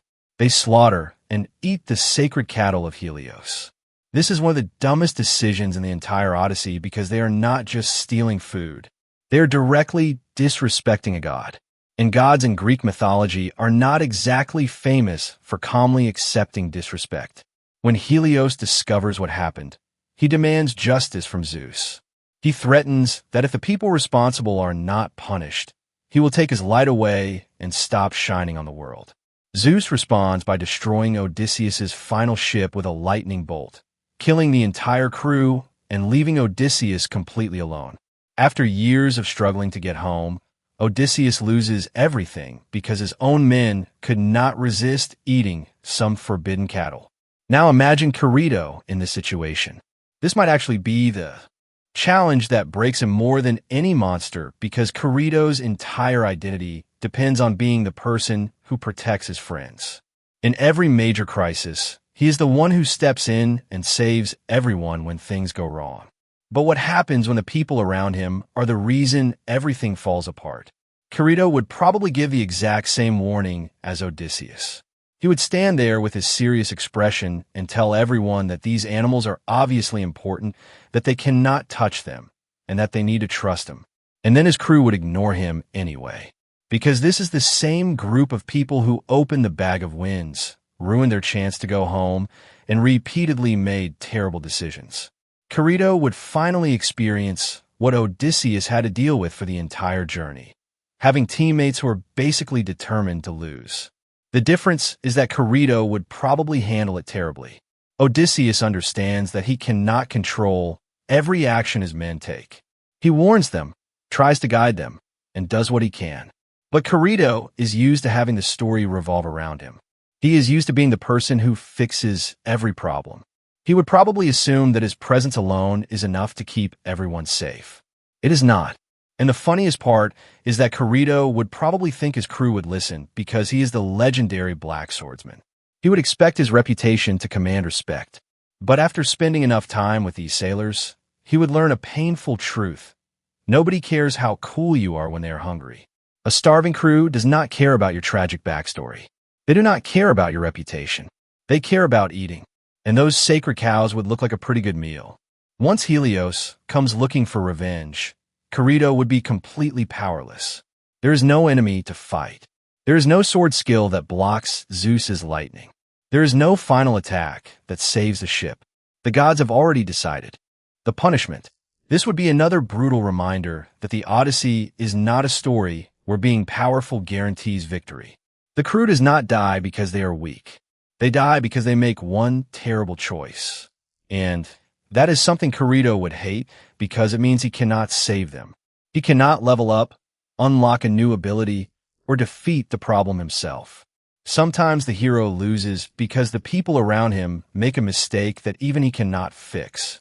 And after everything Kirito has survived, losing his entire crew because they could not stop themselves from eating magic cows might be the most embarrassing defeat imaginable. The final major obstacle before Odysseus returns home is Calypso, and this is where Kirito would face a challenge that might actually be more dangerous for him than any monster he has fought so far. Not because Calypso is stronger than him in combat, but because she offers him something Kirito has always wanted, a place where he can stop fighting and be treated like he is special. After Zeus destroys Odysseus's final ship, Odysseus is left completely alone. He washes up on the island of Ogygia, where he meets Calypso, a powerful nymph who lives in paradise. Unlike the other threats in the Odyssey, Calypso does not try to kill him. She does not trap him with violence. She does not attack him with monsters. She traps him with comfort. Calypso takes Odysseus in and offers him everything a person could want. She gives him food, shelter, companionship, and even a chance to become immortal. He could leave behind all the pain and suffering of his journey and stay on her beautiful island forever. On paper, it sounds like the perfect ending. Why continue suffering? Why return to a difficult life as a mortal king when he could live forever in paradise with a goddess? But Odysseus refuses, because despite everything he has gone through, he still wants to return home to his wife Penelope and his son Telemachus. He chooses a difficult and uncertain life over an easy existence where he would lose the thing that matters most to him. And this is where Kirito would fail spectacularly. Because if there is one thing Sword Art Online has taught Kirito, it is that the perfect fantasy world is worth fighting for. His entire life revolves around escaping reality, entering virtual worlds, and finding meaning inside them. The idea of living forever in a beautiful fantasy world where everyone admires him sounds like exactly the kind of thing he would fall for. Calypso would not even need to force him to stay. She would simply offer him the ultimate Kirito fantasy, a peaceful island where he never has to lose anyone, a place where he does not have to fight monsters, deal with annoying teammates, or constantly risk his life trying to save everyone, a place where a beautiful woman literally wants him to stay forever. And knowing Kirito, he would probably convince himself that staying is the smart choice. He would say he is just resting. He would say he deserves peace after everything he has been through. He would say there is no reason to return to a dangerous world when he can live comfortably with a goddess. And honestly, compared to some of his other decisions, this would probably be the most believable mistake he makes. Because Kirito is someone who constantly carries emotional baggage. He is haunted by his failures, the people he could not save, and the trauma of his past. Calypso's island offers him an escape from all of that. But that is exactly why it is dangerous. Odysseus understands that comfort is not the same thing as happiness. A life without struggle means nothing if it is not the life you actually want. He would rather suffer trying to reach home than live forever somewhere he does not belong. Kirito, however, has always struggled with separating reality from fantasy. The funniest part is that Calypso might actually be the first person who gives Kirito the treatment he thinks he deserves. Unlike the other characters who eventually need him to save them, Calypso would put him on a pedestal. She would see him as someone worth keeping forever. And that might be his downfall. All of Sword Art Online is built around the idea that Kirito is special because he can escape impossible situations and survive worlds that trap other people. But Calypso's island is a trap designed specifically for someone like him. It is not a prison with chains. It is a prison with everything he thinks he wants. Odysseus escapes because he remembers who he is and what he is fighting for. Kirito would struggle because he spends so much of his life searching for a fantasy, where he finally feels important. The Black Swordsman could survive monsters, gods, and impossible battles. But a beautiful goddess offering him a perfect life where he is admired forever? That might be the one enemy he is actually incapable of defeating. But let's be real, Calypso would probably never fall in love with someone like Kirito in the first place. The entire idea of Calypso being interested in him falls apart the moment you compare what she actually values with the kind of person Kirito is. In the Odyssey, Calypso is not attracted to Odysseus because he is just some strong warrior with a sword. She is drawn to him because he is a legendary hero who has endured unimaginable suffering and still refuses to give up on what matters to him. He has spent years fighting monsters, losing friends, being betrayed by fate, and suffering through one disaster after another. Yet he still holds onto his desire to return home. That stubborn determination is what makes Odysseus interesting. Now compare that to Kirito. Kirito's entire appeal is built around being the guy who is already amazing. He does not become impressive because he struggles and grows into a hero. He starts out as the unbeatable genius who is somehow better than everyone else from the beginning.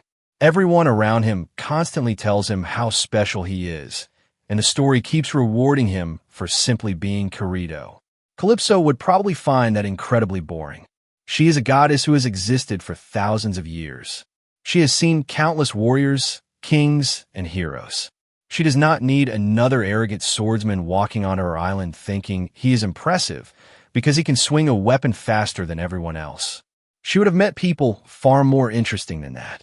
The thing that makes Odysseus different is that underneath all his flaws, he actually has depth. He is clever, stubborn, emotional, and complicated. He makes mistakes, suffers consequences, and has to fight against his own weaknesses. His journey changes him. Kirito, on the other hand, would probably walk on a Calypso's island expecting the same treatment he always gets. He would expect her to notice how powerful he is, admire his tragic backstory, and eventually fall for him because he is the cool, quiet guy. But Calypso would probably just see a teenager with a sword and an inflated sense of importance. The funniest part is that Calypso's island would probably expose one of Kirito's biggest weaknesses. Without an enemy to fight, without people praising him, and without a crisis where he can prove how strong he is, what does he actually have to offer? Odysseus could sit with Calypso and tell stories of his adventures. He could talk about Troy, his victories, his failures, and the people he lost. He was a man shaped by his experiences. Kirito would probably just talk about clearing virtual games and how nobody else could handle the challenges he faced. Calypso would probably respond with the ancient Greek equivalent of, "Okay, that's nice." And even if she did somehow take interest in him, it would not be because he earned it. It would be because she saw a lonely, broken person she could keep on her island forever. That is a completely different dynamic from the respect and fascination she has for Odysseus. The reality is that Kirito is designed to be impressive in a world where everyone already knows he is the main character. The Odyssey is filled with characters who do not care about his reputation. Gods, monsters, and heroes would judge him based on his actions, not his popularity. Calypso would not be impressed by the Black Swordsman title. She would want to know who Kirito actually is when there is no game system, no fan club, and no convenient power-up to save him. And without all of that, there really is not much left. Odysseus was a hero who survived because he was clever, determined, and impossible to break. Kirito is a guy who is impressive because the story keeps telling everyone he is. Those are two very different things, and Calypso would notice the difference immediately. The journey is finally almost over. After surviving monsters, gods, and disasters that should have killed him countless times, Odysseus finally makes it back to Ithaca. But the Odyssey is not finished yet. Getting home was only half the battle. Now he has to take back his kingdom, defeat the suitors who have taken over his palace, and prove that he is still the same hero who left for Troy years ago. And this is where Kirito would realize that the Odyssey was never just about surviving impossible battles. It was about having the patience, intelligence, and discipline to finish what you started. When Odysseus returns to Ithaca, he does not walk into his palace like a victorious king. He does not announce his arrival, swing his sword around, and demand everyone recognize him. Instead, he hides his identity and disguises himself as a beggar. He enters his own home while watching the suitors waste his wealth, insult his family, and disrespect everything he fought to return to. This is a level of restraint that Kirito would struggle with immediately. Because Kirito's biggest weakness throughout his entire story is that he cannot resist proving himself. The moment he sees something wrong, he wants to step in and fix it. He wants everyone to know that he is the person who can solve the problem. That might work when fighting monsters or enemies in a game, but Ithaca requires something completely different. Odysseus understands that revealing himself too early would be stupid. The suitors outnumber him, they have control of his home, and they would have plenty of time to prepare if they knew he was alive. So he waits. He gathers information. He watches his enemies carefully and chooses the perfect moment to strike. Kirito, on the other hand, would probably last about 5 minutes before ruining the plan. Imagine him walking into the palace disguised as a beggar and watching the suitors disrespect him. There is no chance he would stay quiet. He would probably hear them insulting his family and immediately drop the act. "I'm a Black Swordsman." And then everyone would just stare at him. Because unlike Sword Art Online, where everyone already knows Kirito's reputation and treats him like a legend, ancient Greece does not care who he thinks he is. The suitors would not know about his achievements. They would not care about his sword skills. They would just see some random guy claiming to be Odysseus. They would probably laugh. And that is the problem with Kirito trying to survive the Odyssey. He relies heavily on the idea that being powerful automatically earns respect. But Odysseus understands that sometimes the smartest thing a hero can do is hide his strength until the right moment.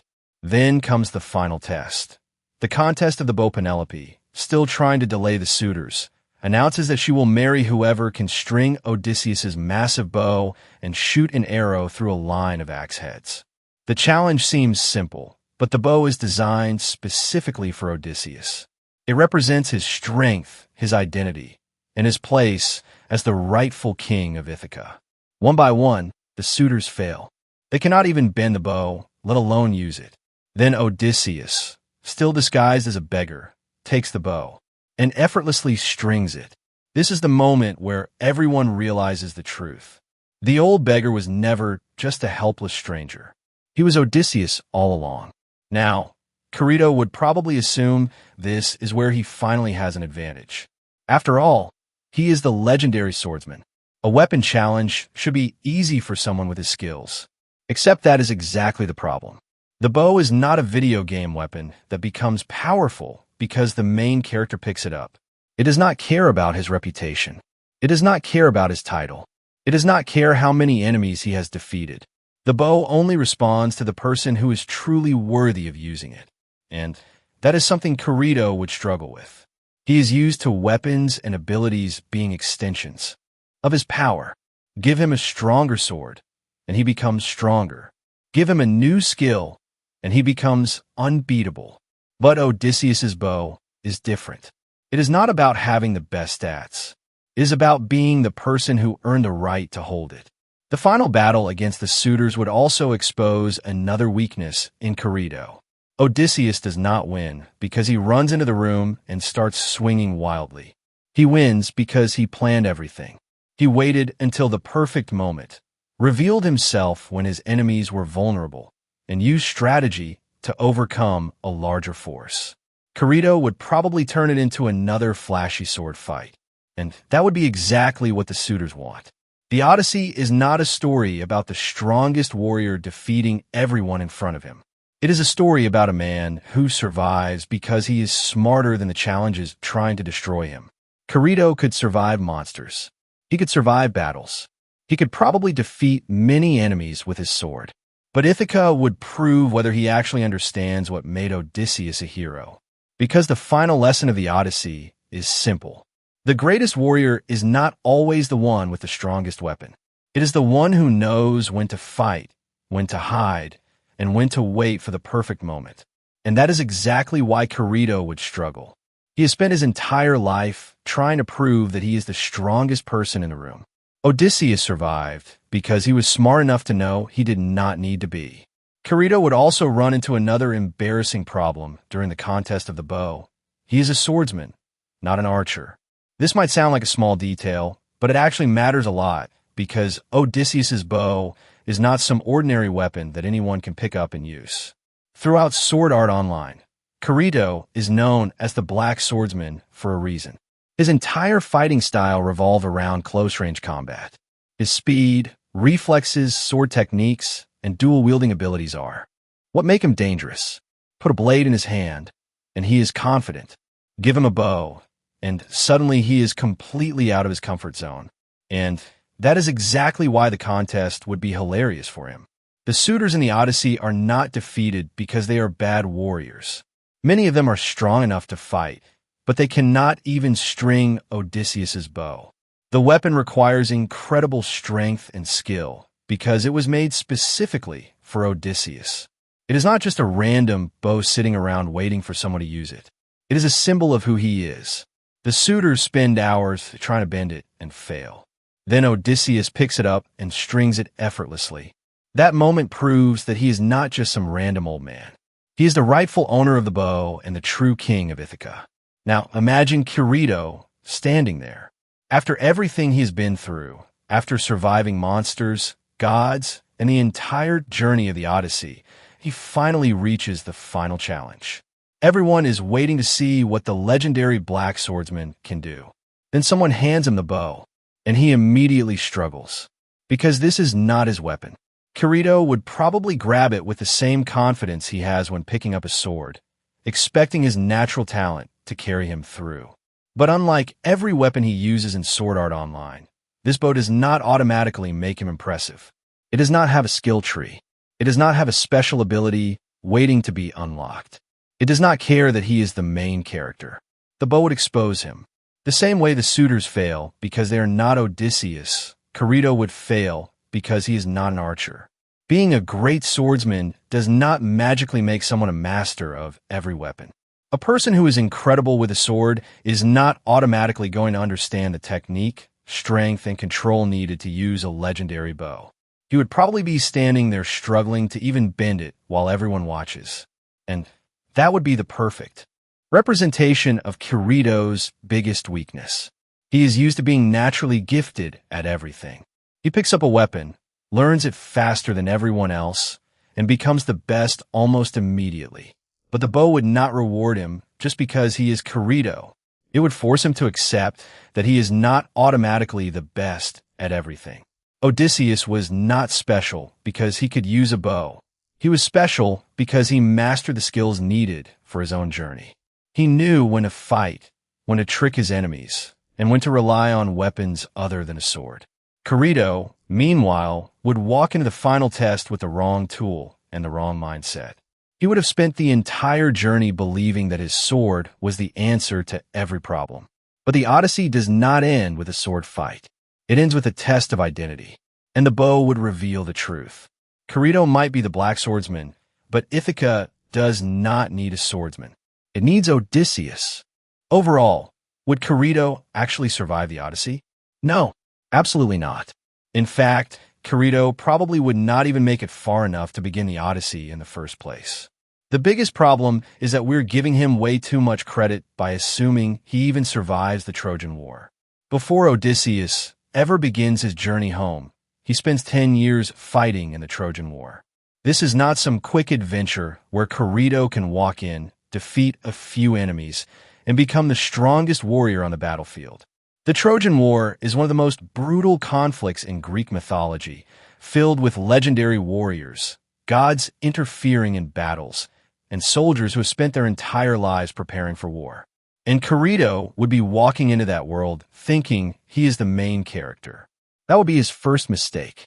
Kirito is powerful in sword art online because he exists in a world built around his strengths. He understands the rules, he knows how the systems work, and he has access to abilities that make him stand above everyone else. But ancient Greece does not have a level system, skill points, or a convenient mechanic that lets him become stronger because the story needs him to. He would just be another warrior. A talented warrior, maybe, but still just another warrior. The Greek heroes at Troy were not ordinary soldiers. This was the battlefield of legends. Fighters like Achilles and Ajax were considered some of the greatest warriors of their age. They were raised for combat, trained from childhood, and had reputations built through actual warfare. Kirito showing up with a sword and a cool nickname would not automatically make everyone impressed. Imagine him walking into the Greek camp, saying he is the Black Swordsman.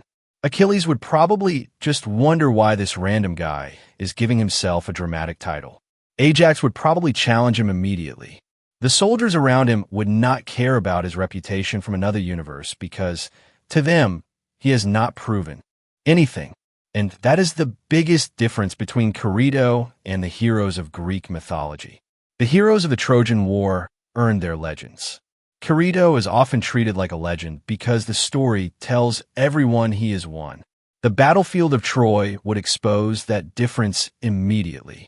Even if Kirito managed to survive against normal soldiers, he would still have to deal with warriors who are far beyond anything he is used to fighting. Achilles alone would be a nightmare for him. This is a warrior whose speed, strength, and combat ability were considered almost supernatural. He was the greatest fighter on the Greek side and one of the most feared warriors in history. Kirito would probably approach him like he approaches every major opponent. Study the enemy, find an opening, and win through skill. The problem is that Achilles is not just another boss fight. He is Achilles. There is no guaranteed weakness to exploit. No system message telling Kirito what his opponent can do. No convenient ability that suddenly appears when things get difficult. And if Kirito somehow survived the warriors of Troy, he would still have the biggest problem of all, the gods. The Trojan War is not just humans fighting humans. Gods constantly interfere, protect their favorites, and punish those who anger them. A warrior can be incredibly skilled and still lose because a god decides the outcome. That is something Kirito has never really had to deal with. In his world, being strong usually means you can overcome anything. In Greek mythology, being strong does not make you untouchable. Heroes can be killed, humiliated, and destroyed by forces far beyond their control.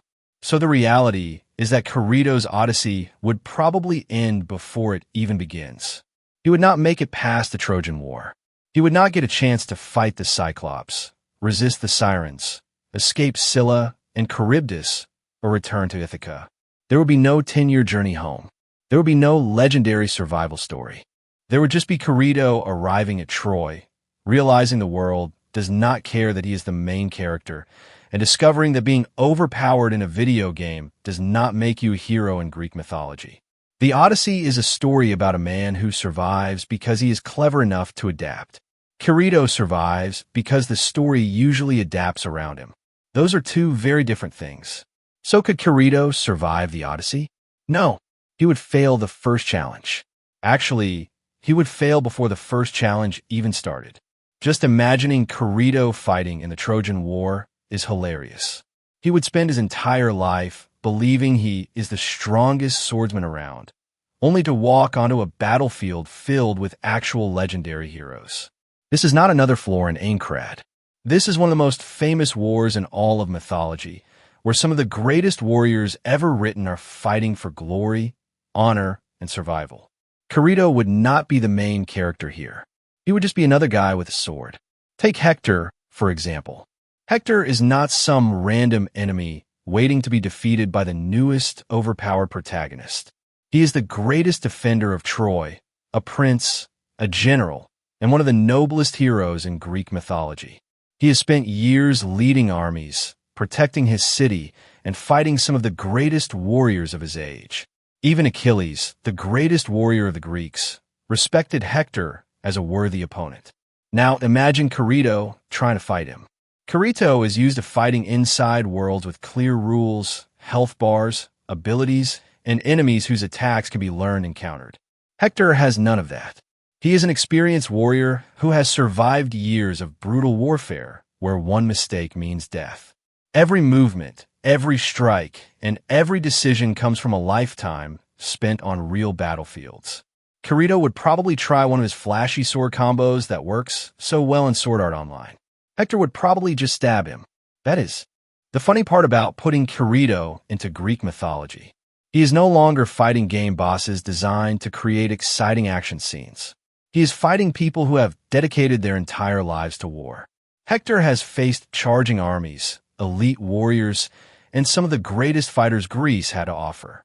Kirito would just be another inexperienced opponent standing in front of him, and Hector would not underestimate him either.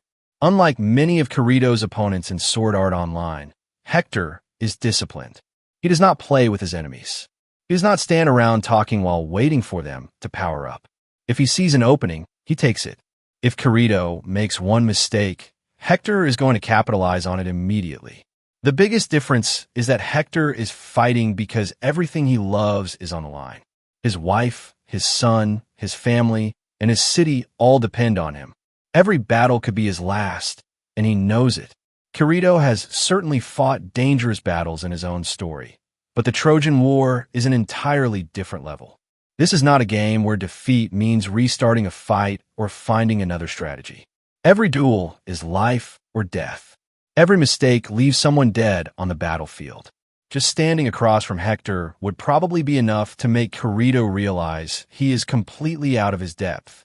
And that is only Hector. The Trojan War is also filled with warriors like Achilles, Ajax, Diomedes, and countless other heroes whose names have survived for thousands of years because of their skill and courage.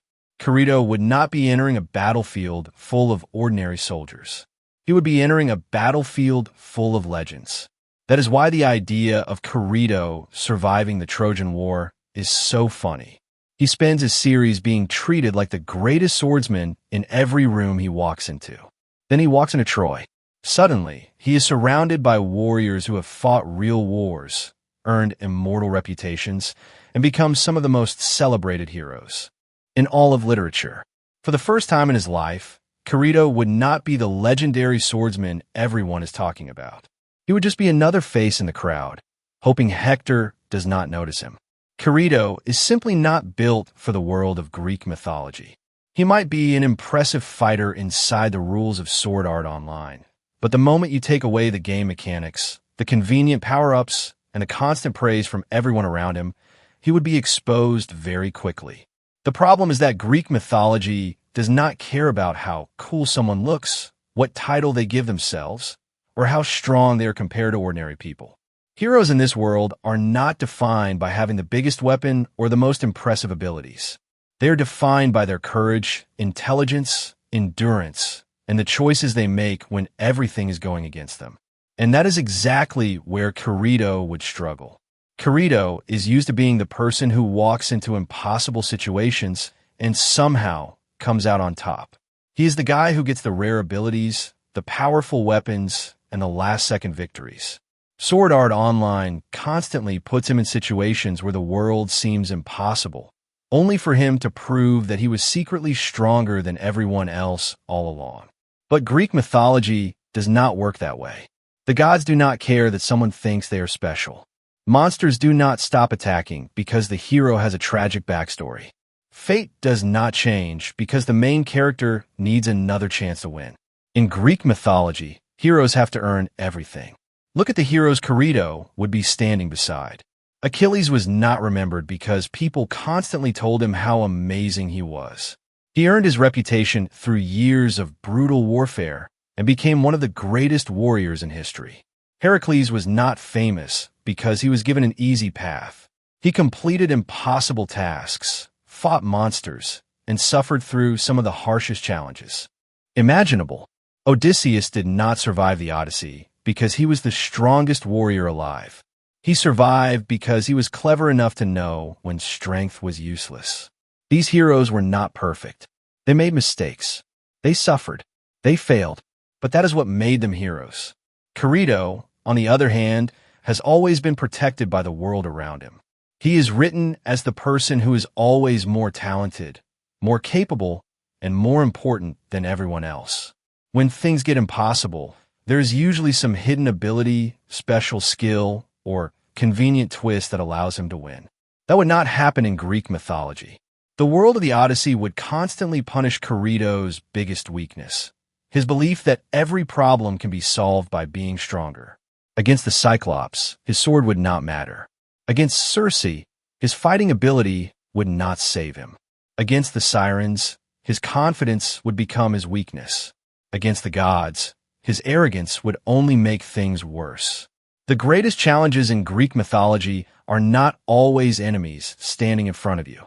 Sometimes they are temptations, impossible decisions, and situations where the smartest thing to do is admit that you cannot win through force. Kirito would struggle with that because he has spent his entire existence proving that he is the strongest person in the room. Odysseus was different. Odysseus knew he was not invincible. He knew when to hide. He knew when to run. He knew when a clever plan was better than a direct fight. His greatest weapon was never his sword. It was his mind. That is why Odysseus could survive a world filled with monsters and gods, while Kirito would likely fail. Kirito might be powerful inside a virtual world where the rules are designed around his strengths, but Greek mythology is not a game. There are no levels to grind, no abilities to unlock, and no guarantee that the hero wins just because he is the hero. The world of Greek mythology would not see the legendary Black Swordsman. It would see a talented swordsman who has never been forced to face a world that does not care about him. Because being powerful is not the same thing as being heroic. A true hero is someone who can keep going when their strength is not enough, when victory is not guaranteed, and when the world refuses to give them an advantage. And that is the lesson Kirito would learn the hard way. He might be the main character of Sword Art Online, but in the world of Greek mythology, he would just be another mortal trying to survive. The biggest thing Kirito would fail to understand is that the Odyssey was never about who was the stronger warrior. That is the entire reason someone like Odysseus survives while countless other warriors do not. The Odyssey is not a story about the strongest person defeating everything in their path. It is a story about a man trying to survive a world that is constantly trying to destroy him. If the Odyssey was just about raw power, Odysseus would have lost almost immediately. He was not the strongest warrior at Troy. That title belonged to people like Achilles, who was practically unstoppable on the battlefield. Odysseus was not the biggest, fastest, or most physically powerful hero among the Greeks. If survival was only about strength, Odysseus would have been completely outmatched. But that was never his advantage. His advantage was his mind. Odysseus survives because he understands that every situation requires something different. When he faces the Cyclops, he does not try to overpower a giant who could crush him instantly. He tricks him. When he encounters the Sirens, he does not simply assume he is too strong to be affected. He admits his weakness and prepares for it. When he faces Scylla and Charybdis, he does not pretend there is a way to defeat everything. He accepts that some dangers cannot be beaten and makes the best choice possible. That is what makes Odysseus a hero. He is not a hero because he wins every fight. He is a hero because he knows how to survive the fights he cannot win. And that is where Kirito would completely misunderstand the Odyssey. He comes from a world where power is everything. The strongest player gets the best results. The person with the better abilities wins the battle. If an enemy is too powerful, the answer is usually to train harder, unlock a new skill, or discover some hidden ability. But Greek mythology does not work like that. A stronger warrior can still die. A weaker warrior can still survive. The person with the biggest weapon can still lose to someone who thinks ahead. The Odyssey constantly proves that intelligence, patience, and self-control are more valuable than raw strength. A man who fights every battle head-on is eventually going to meet something he cannot defeat. A man who knows when to avoid a fight can survive long enough to see another day. Kirito would walk into the Odyssey thinking the goal is to defeat every challenge. Odysseus understood that the goal was to make it home. Those are two completely different mindsets. Kirito would look at the Cyclops and think, how do I beat this? Odysseus looked at the Cyclops and thought, how do I escape? Kirito would look at the Sirens and think, why would their trick work on me? Odysseus thought, I know I am vulnerable, so how do I prepare? Kirito would look at monsters and gods as enemies to defeat. Odysseus understood that sometimes survival meant respecting forces greater than himself. That is why the Odyssey would be such a terrible matchup for Kirito. His entire identity is built around being the person who can overcome anything through skill and power. But the Odyssey is designed to punish exactly that kind of arrogance. The world of Greek mythology is filled with beings who are stronger than any human could ever hope to be. The gods are stronger. The monsters are stronger. The forces of nature are stronger. A hero cannot simply overpower the world. They have to outthink it. The Odyssey is not a story about the warrior with the strongest sword. It is a story about the person smart enough to know when the sword is useless. And that is why Odysseus succeeds where someone like Kirito would fail. Kirito spends his entire life trying to prove he is the strongest person in the room. Odysseus survives because he knows he does not have to be. At the end of the day, Odysseus is simply a much better character than Kirito. What makes Odysseus so memorable is not that he is perfect. In fact, he spends most of the Odyssey making mistakes. He is arrogant enough to reveal his name to Polyphemus, which brings Poseidon's wrath upon himself.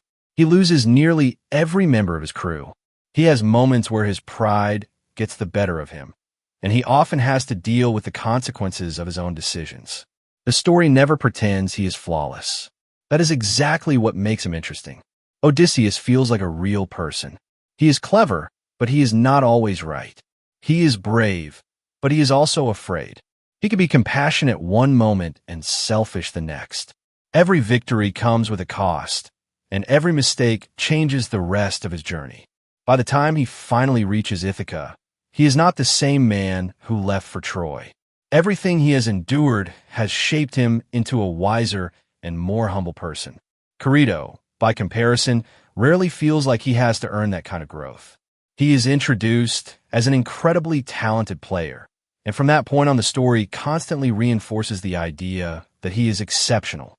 He is almost always the strongest fighter, almost always the smartest person in the room, and almost always the one everyone else depends on. When he faces impossible situations, the story usually finds a way to remind the audience why he is special instead of forcing him to fundamentally change as a person. That is why Odysseus is the more compelling hero. The Odyssey is not interested in making its main character look cool every 5 minutes. It is interested in asking how a person survives when everything has gone wrong. Odysseus is forced to make impossible choices. He watches friends die. He loses ships, supplies, and years of his life. Sometimes he succeeds because of his intelligence. Sometimes he fails because of his own pride. The story allows him to suffer, to fail, and to learn. Kirito rarely has to carry that same weight. Even when bad things happen to him, the narrative often circles back to reminding the audience how extraordinary he is. His setbacks frequently become another opportunity to highlight his importance rather than permanently changing who he is. Odysseus also succeeds because of qualities that have nothing to do with combat.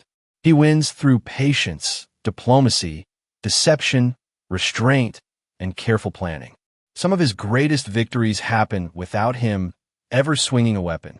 He understands that surviving is often more important than proving he is the strongest warrior alive. Kirito's identity, on the other hand, is heavily tied to being the strongest fighter in the room. When people think about Kirito, they think about flashy sword fights, overpowered abilities, and impossible victories. When people think about Odysseus, they think about the Trojan horse, escaping the Cyclops, resisting impossible odds, and spending 10 years refusing to give up on returning home. One hero is remembered for his power. The other is remembered for his intelligence. That is why Odysseus has remained one of the greatest heroes in literature for nearly 3,000 years. His story continues to be studied because it explores pride, temptation, leadership, perseverance, sacrifice, and what it truly means to make it home after everything has been taken from you. Whether someone loves or hates Kirito is a matter of personal taste. But there is no question that Odysseus is the more layered character. He is flawed, believable, and constantly challenged by a world that does not care whether he wins. Every success feels earned because the story never guarantees it. That is what makes Odysseus a timeless hero. He is not remembered because he was the strongest man in the world. He is remembered because he was one of the most human. The biggest difference between Odysseus and Kirito is the kind of impact their stories have had. The story of Odysseus has survived for nearly 3,000 years, and people are still reading it, studying it, and discussing it today. His journey has influenced countless books, movies, and stories throughout history. The Odyssey has become one of the foundations of Western literature, and Odysseus himself remains one of the most recognizable heroes ever created. That kind of legacy does not come from being the strongest warrior. It comes from telling a story that connects with people across generations. People still care about Odysseus because his struggles are timeless. Everyone understands the desire to return home, to overcome impossible challenges, to deal with failure, and to keep going even when the odds are against you. His journey is not just about fighting monsters and escaping gods. It is about what happens when a person is pushed to their absolute limit and has to find a way forward. That is why Odysseus has lasted thousands of years. He is not remembered because he had the strongest weapon or because he defeated every enemy in a direct fight. He is remembered because his story explores what it means to be human. His intelligence, flaws, pride, determination, and perseverance make him feel like a real person rather than just an unbeatable hero. Kirito does not have that same kind of legacy. Sword Art Online may have a large fan base, and Kirito may be popular among certain audiences, but popularity in the present is not the same thing as lasting cultural impact. Many characters are popular for a few years, especially in modern entertainment, but very few become figures that people continue discussing centuries later. The reason is simple. Characters who last are usually more than just cool. They represent something bigger. Achilles represents the conflict between glory and mortality. Heracles represents strength, suffering, and redemption. Odysseus represents intelligence, survival, and the struggle to return home. These characters have remained relevant because their stories explore ideas that people continue to relate to thousands of years later. Kirito is mostly remembered for being powerful in his own fictional world. He is the guy with the dual swords, the high stats, and the reputation as the strongest player. But being powerful is not what creates a timeless character. A character becomes legendary because of the questions their story asks and the emotions they create. The Odyssey has survived countless changes in the world. Empires have risen and fallen. Languages have changed. Technology has transformed human civilization. Yet people still gather to read about Odysseus trying to make it home. Meanwhile, Sword Art Online is a modern series that exists in a completely different era of entertainment. Whether people love it or hate it, there is no guarantee that it will still hold the same place in culture thousands of years from now. And that is the difference between a character who is popular and a character who becomes a legend. Kirito might be remembered by fans who grew up watching Sword Art Online. But Odysseus has already proven something far greater. His story survived for nearly 3,000 years. Generations of people who never knew each other, lived in different worlds, and spoke different languages all found something meaningful in his journey. That is the true test of a hero. Not how powerful they are, not how many enemies they defeat, but whether their story is still worth telling long after they are gone. Kirito is nowhere near as well written as Odysseus, and the difference becomes obvious when you compare how their stories are structured. Odysseus is a character who feels like an actual person. He is clever, brave, stubborn, arrogant, compassionate, and flawed. His journey is not about proving that he is the greatest warrior alive. It is about watching a man struggle against impossible circumstances and seeing how his choices shape the outcome of his life. The reason Odysseus has remained one of the most famous heroes in history is because he is not perfect. He makes mistakes. He has moments where his pride gets the better of him. His decision to reveal his name to Polyphemus after escaping the Cyclops is one of the biggest examples. He had already won. He had escaped. He should have stayed quiet and sailed away. But his ego gets in the way. He wants the Cyclops to know who defeated him, and that one moment of arrogance changes everything. Polyphemus calls on his father Poseidon to punish Odysseus, and that curse turns what should have been a quick journey home into a decade-long nightmare. That is good character writing because Odysseus's flaws actually matter. His personality creates problems, and he has to deal with the consequences of his own actions. The story does not protect him from his mistakes. It forces him to suffer because of them. Kirito rarely receives that same level of meaningful consequences. One of the biggest problems with Kirito as a character is that the story constantly tells the audience how special he is instead of forcing him to prove it through real growth. He enters Sword Art Online already being an extremely skilled player, and from there he becomes the person everyone relies on. He is stronger than most people around him, smarter than most people around him, and usually the one who saves the day. Instead of watching Kirito slowly become a great hero, we are often told that he already is one. That makes his victories feel less meaningful because there is not much room for him to change. A great character is not just someone who wins. A great character is someone whose experiences transform them. They make mistakes, they learn, they adapt, and they become someone different by the end of their journey. Odysseus begins his journey as a talented but flawed warrior, and he ends it as a man who has been humbled by everything he experienced. The monsters, gods, and tragedies force him to understand the limits of his own abilities. He learns that strength alone is not enough. He learns that patience, intelligence, and humility are just as important. Kirito, meanwhile, often feels like a character who the world bends around. Instead of the challenges changing him, the challenges often exist to show how powerful he already is. His struggles usually reinforce his importance rather than forcing him to question who he is. That is the major difference between them. Odysseus is a hero because the world keeps trying to break him, and he survives by adapting. Kirito is a hero because the story keeps finding reasons why he should win. Odysseus has to deal with impossible choices. He has to decide whether to sacrifice some of his men to save the rest. He has to resist temptation. He has to hide his identity and wait for the right moment to reclaim his home. His intelligence is not just a cool ability. It is the reason he survives. Kirito's biggest strength is usually his combat ability. When a problem appears, the solution is often that Kirito needs to fight harder, move faster, or unlock some new ability. That works in a video game setting, but makes him far less interesting when compared to a character like Odysseus. Because real heroes are not defined by how easily they win. They're defined by what they do when winning is impossible. That is why Odysseus has lasted for nearly 3,000 years. People still study him because his struggles are human. Everyone understands what it feels like to face obstacles, make mistakes, lose people, and keep moving forward anyway. His story is not about being unbeatable. It is about endurance. Kirito, on the other hand, is mostly built around being exceptional.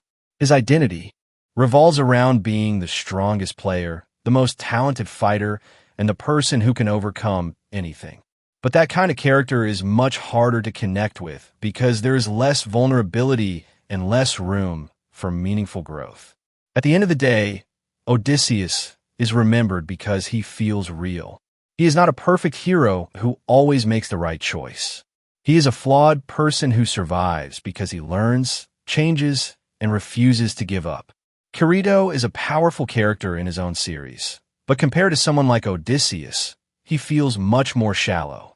One is a character whose journey reveals who he truly is. The other is mostly a character who is constantly reminded how great he already is.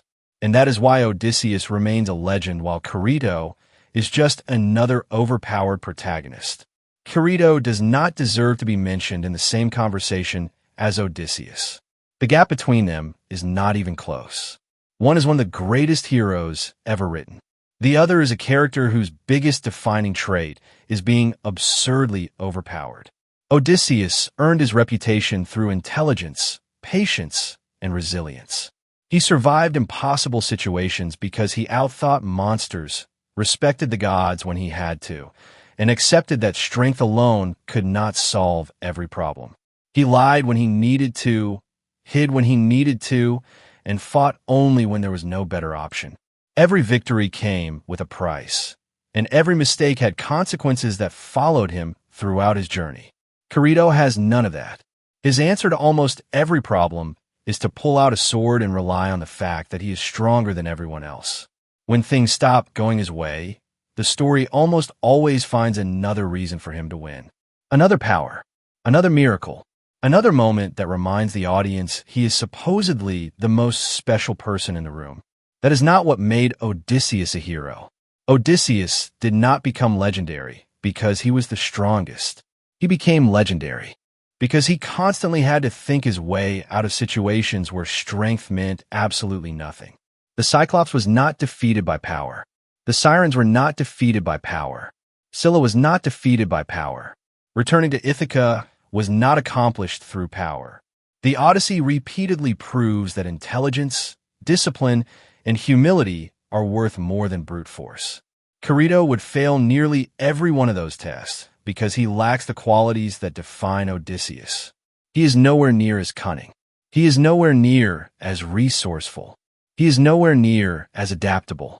Most importantly, he never has to earn his reputation the way Odysseus did. Odysseus is called the man of many wiles because every chapter of his journey demonstrates why he deserves that title. Kirito is called the Black Swordsman because he is good at swinging a sword. Those are not remotely comparable achievements. The difference becomes even more obvious when you look at why people still talk about Odysseus today. Nearly 3,000 years after Homer wrote the Odyssey, Odysseus remains one of the most celebrated characters in literature. His story is taught in schools, adapted into movies, analyzed by scholars, and retold generation after generation because it explores timeless ideas about pride, perseverance, temptation, leadership, and what it truly means to be a hero. Kirito is a power fantasy. Odysseus is literature. One character survives because he constantly grows, adapts, and learns from failure. The other survives because the story constantly reminds everyone how exceptional he already is. That is why Odysseus feels like a real hero, while Kirito feels like a walking Gary stew. Odysseus earns every victory through sacrifice, intelligence, and perseverance. Kirito often feels like he arrives with the answer already built into the script. There is a reason one character has remained relevant for nearly 3 millennia, while the other is mostly known for being an overpowered anime protagonist. Heroes are remembered because of the obstacles they overcome, the flaws they wrestle with, and the growth they achieve. A power fantasy is remembered because it makes the audience wish they were the main character. Those are two completely different things, and that is why Odysseus stands among the greatest heroes ever written, while Kirito does not even belong in the same conversation. It is honestly baffling to me how and why anyone likes Kirito when you compare him to genuinely well-written heroes like Odysseus. The biggest problem with Kirito is that so much of his character is built around the idea that he is special rather than showing why he deserves to be special. The story constantly tells the audience that he is the strongest, the smartest, and the most capable person in the room, but it rarely gives him the kind of struggles that create a truly memorable hero. A great character is not someone who is unbeatable. A great character is someone who has to overcome their own weaknesses. That is what makes characters like Odysseus so fascinating. Odysseus is not interesting because he can defeat everyone in a fight. In fact, many of the challenges he faces are situations where fighting is completely useless. He survives because he is clever enough to recognize when brute force will fail. He lies, he tricks his enemies, he makes difficult choices, and sometimes he pays a heavy price for his mistakes. Kirito does not have that same depth. His entire appeal seems to come from the fantasy of being the person everyone admires. He walks into a situation, everyone realizes how powerful he is, and then he saves the day. He is the guy with the rare skills, the legendary weapons, and the ability to overcome challenges that nobody else can handle. But that gets boring. A character who always looks cool is not automatically a compelling character. Sometimes the most memorable heroes are the ones who fail, struggle, and have to learn from their mistakes.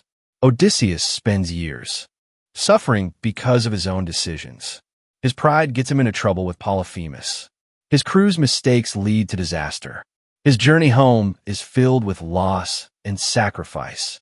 The story constantly reminds us that even a great hero is still human. Kirito rarely receives that kind of treatment. Instead of his flaws creating meaningful consequences, they often feel like minor obstacles that exist only to make his eventual victories look more impressive. The story wants the audience to admire him, so it keeps finding ways to make sure he comes out on top. That is why some people describe him as a Gary Stu. He often feels less like a character who is discovering who he is and more like a character designed to be the person everyone wishes they could be. He is skilled at everything, respected by everyone, and constantly placed at the center of every major event. The problem with that type of character is that there is very little tension. If the audience already knows Kirito is going to win because he is the strongest person around, then the journey becomes less about whether he will succeed and more about waiting for the story to show how impressive he is this time. Compare that to Odysseus. When Odysseus enters a dangerous situation, you genuinely wonder how he will survive.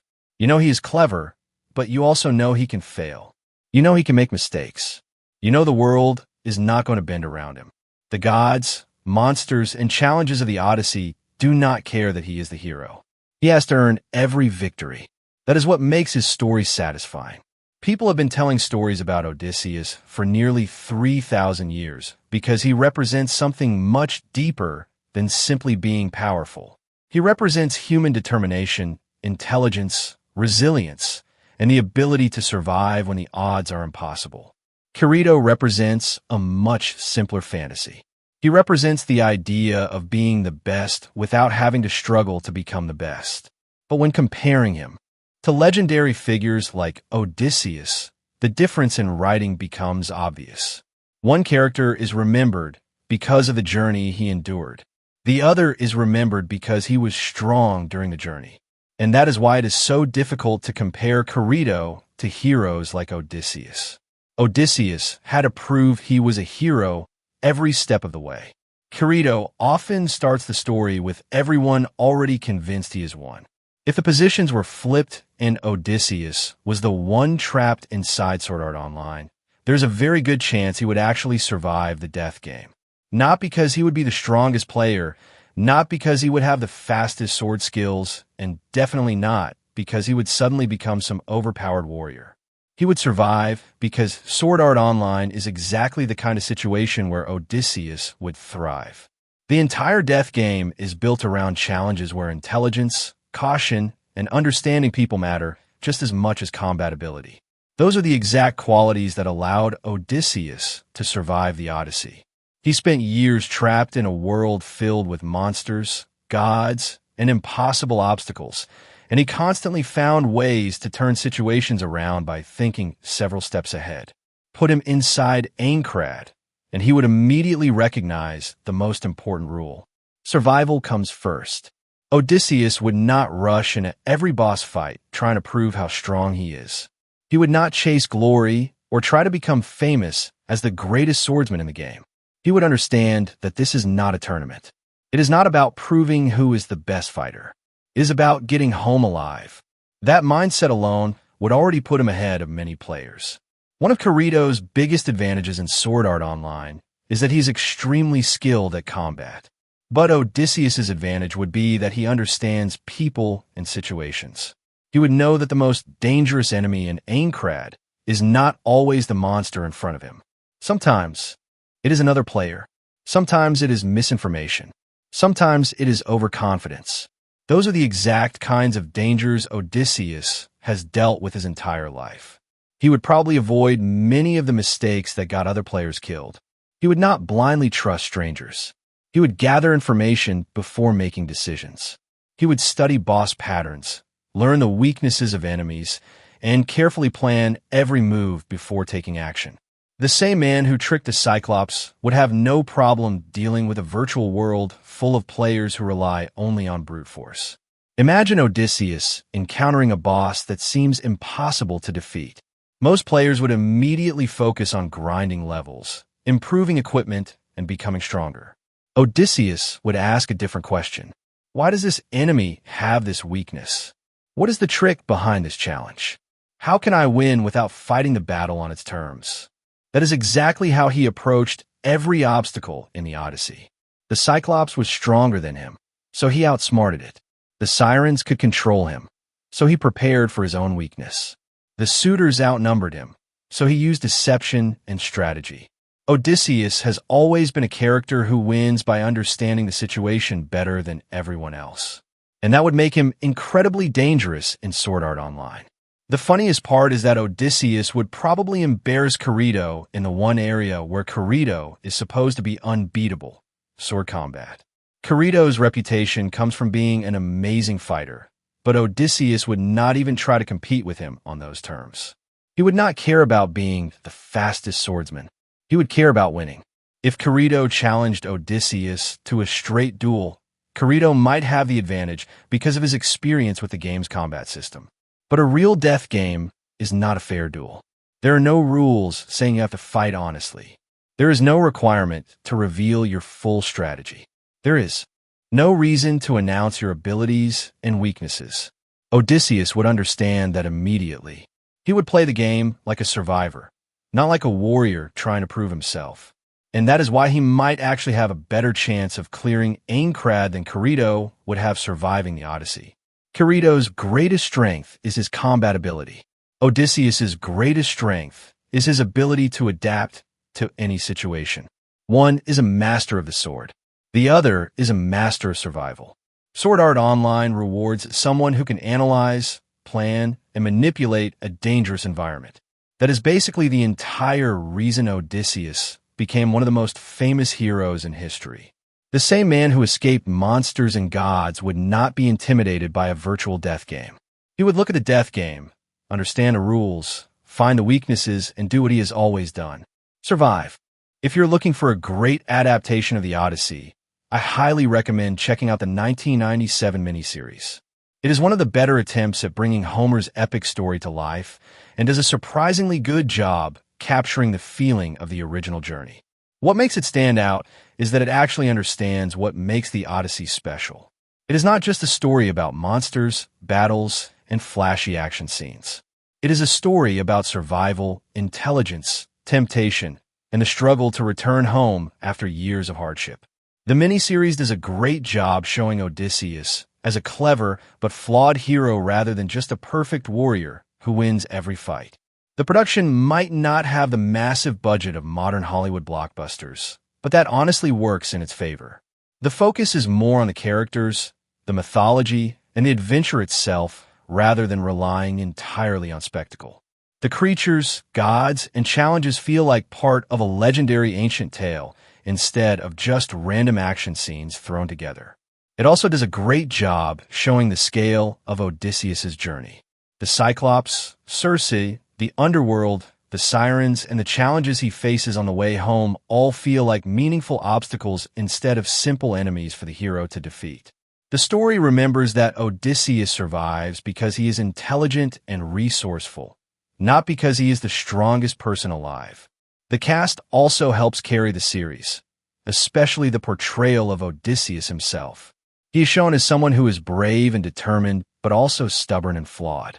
He makes mistakes, he suffers consequences, and he has to rely on his mind to survive. That is what makes him such an iconic hero even thousands of years later.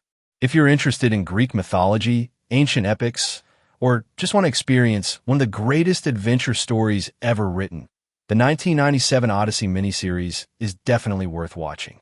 It may not have the biggest budget, but it understands the heart of the story. And at the end of the day, that is what matters most when adapting the Odyssey. Armand Assani is absolutely one of the highlights of the 1997 Odyssey miniseries. His portrayal of Odysseus is a big reason why the adaptation works so well, because he understands what makes the character such an interesting hero. He does not play Odysseus as some perfect warrior who could defeat anything that stands in his way. Instead, he portrays him as a clever, experienced, and deeply human man who has been pushed to his limits. Asante captures the intelligence that made Odysseus famous, but he also shows the flaws that make him believable. This is a man who is brave enough to face monsters and gods, but also proud enough to make mistakes that come back to haunt him. That balance is what makes his performance stand out. A weaker portrayal of Odysseus might focus only on the action and make him seem like another heroic warrior swinging a sword. But Asani understands that Odysseus's greatest weapon was never his strength. It was his mind. His performance shows a man who is constantly thinking, calculating, and trying to find a way out of impossible situations. You can see the intelligence behind his eyes. Even when Odysseus is afraid or uncertain, he is always analyzing the situation and looking for an advantage. Whether he is facing the Cyclops, dealing with Circe, or trying to return home against impossible odds, Asani makes it clear that Odysseus survives because he is clever, not because he is unbeatable. He also does a great job portraying the emotional weight of the journey. The Odyssey is not just an adventure story. It is a story about a man who loses years of his life trying to get back to the people he loves. Asante brings out that exhaustion, loneliness, and determination. You can feel that Odysseus is carrying the burden of everything he has experienced. His relationship with his family, especially Penelope and Telemachus, also benefits from his performance. He does not play Odysseus as someone chasing glory.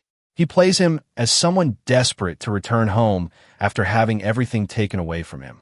That is what separates him from many modern portrayals of heroes. Odysseus is not interesting because he is the strongest person in the story. He is interesting because he keeps going when he has every reason to give up. Asani captures that perfectly.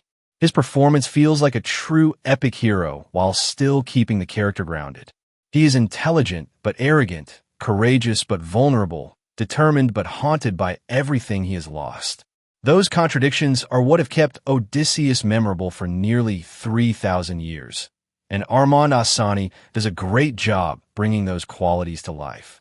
If you want to understand why Odysseus is considered one of the greatest heroes in literature, this miniseries is a great place to start. And Armand Assani's performance is a huge reason why. The adaptation does change some things and leaves out certain parts of Homer's original story, but overall it remains surprisingly faithful to the spirit of the Odyssey. Like any adaptation, it has to make adjustments when bringing an ancient epic poem to the screen. A story that was originally told as a massive poem with hundreds of characters, divine interventions, and long descriptions has to be condensed into a format that works for television.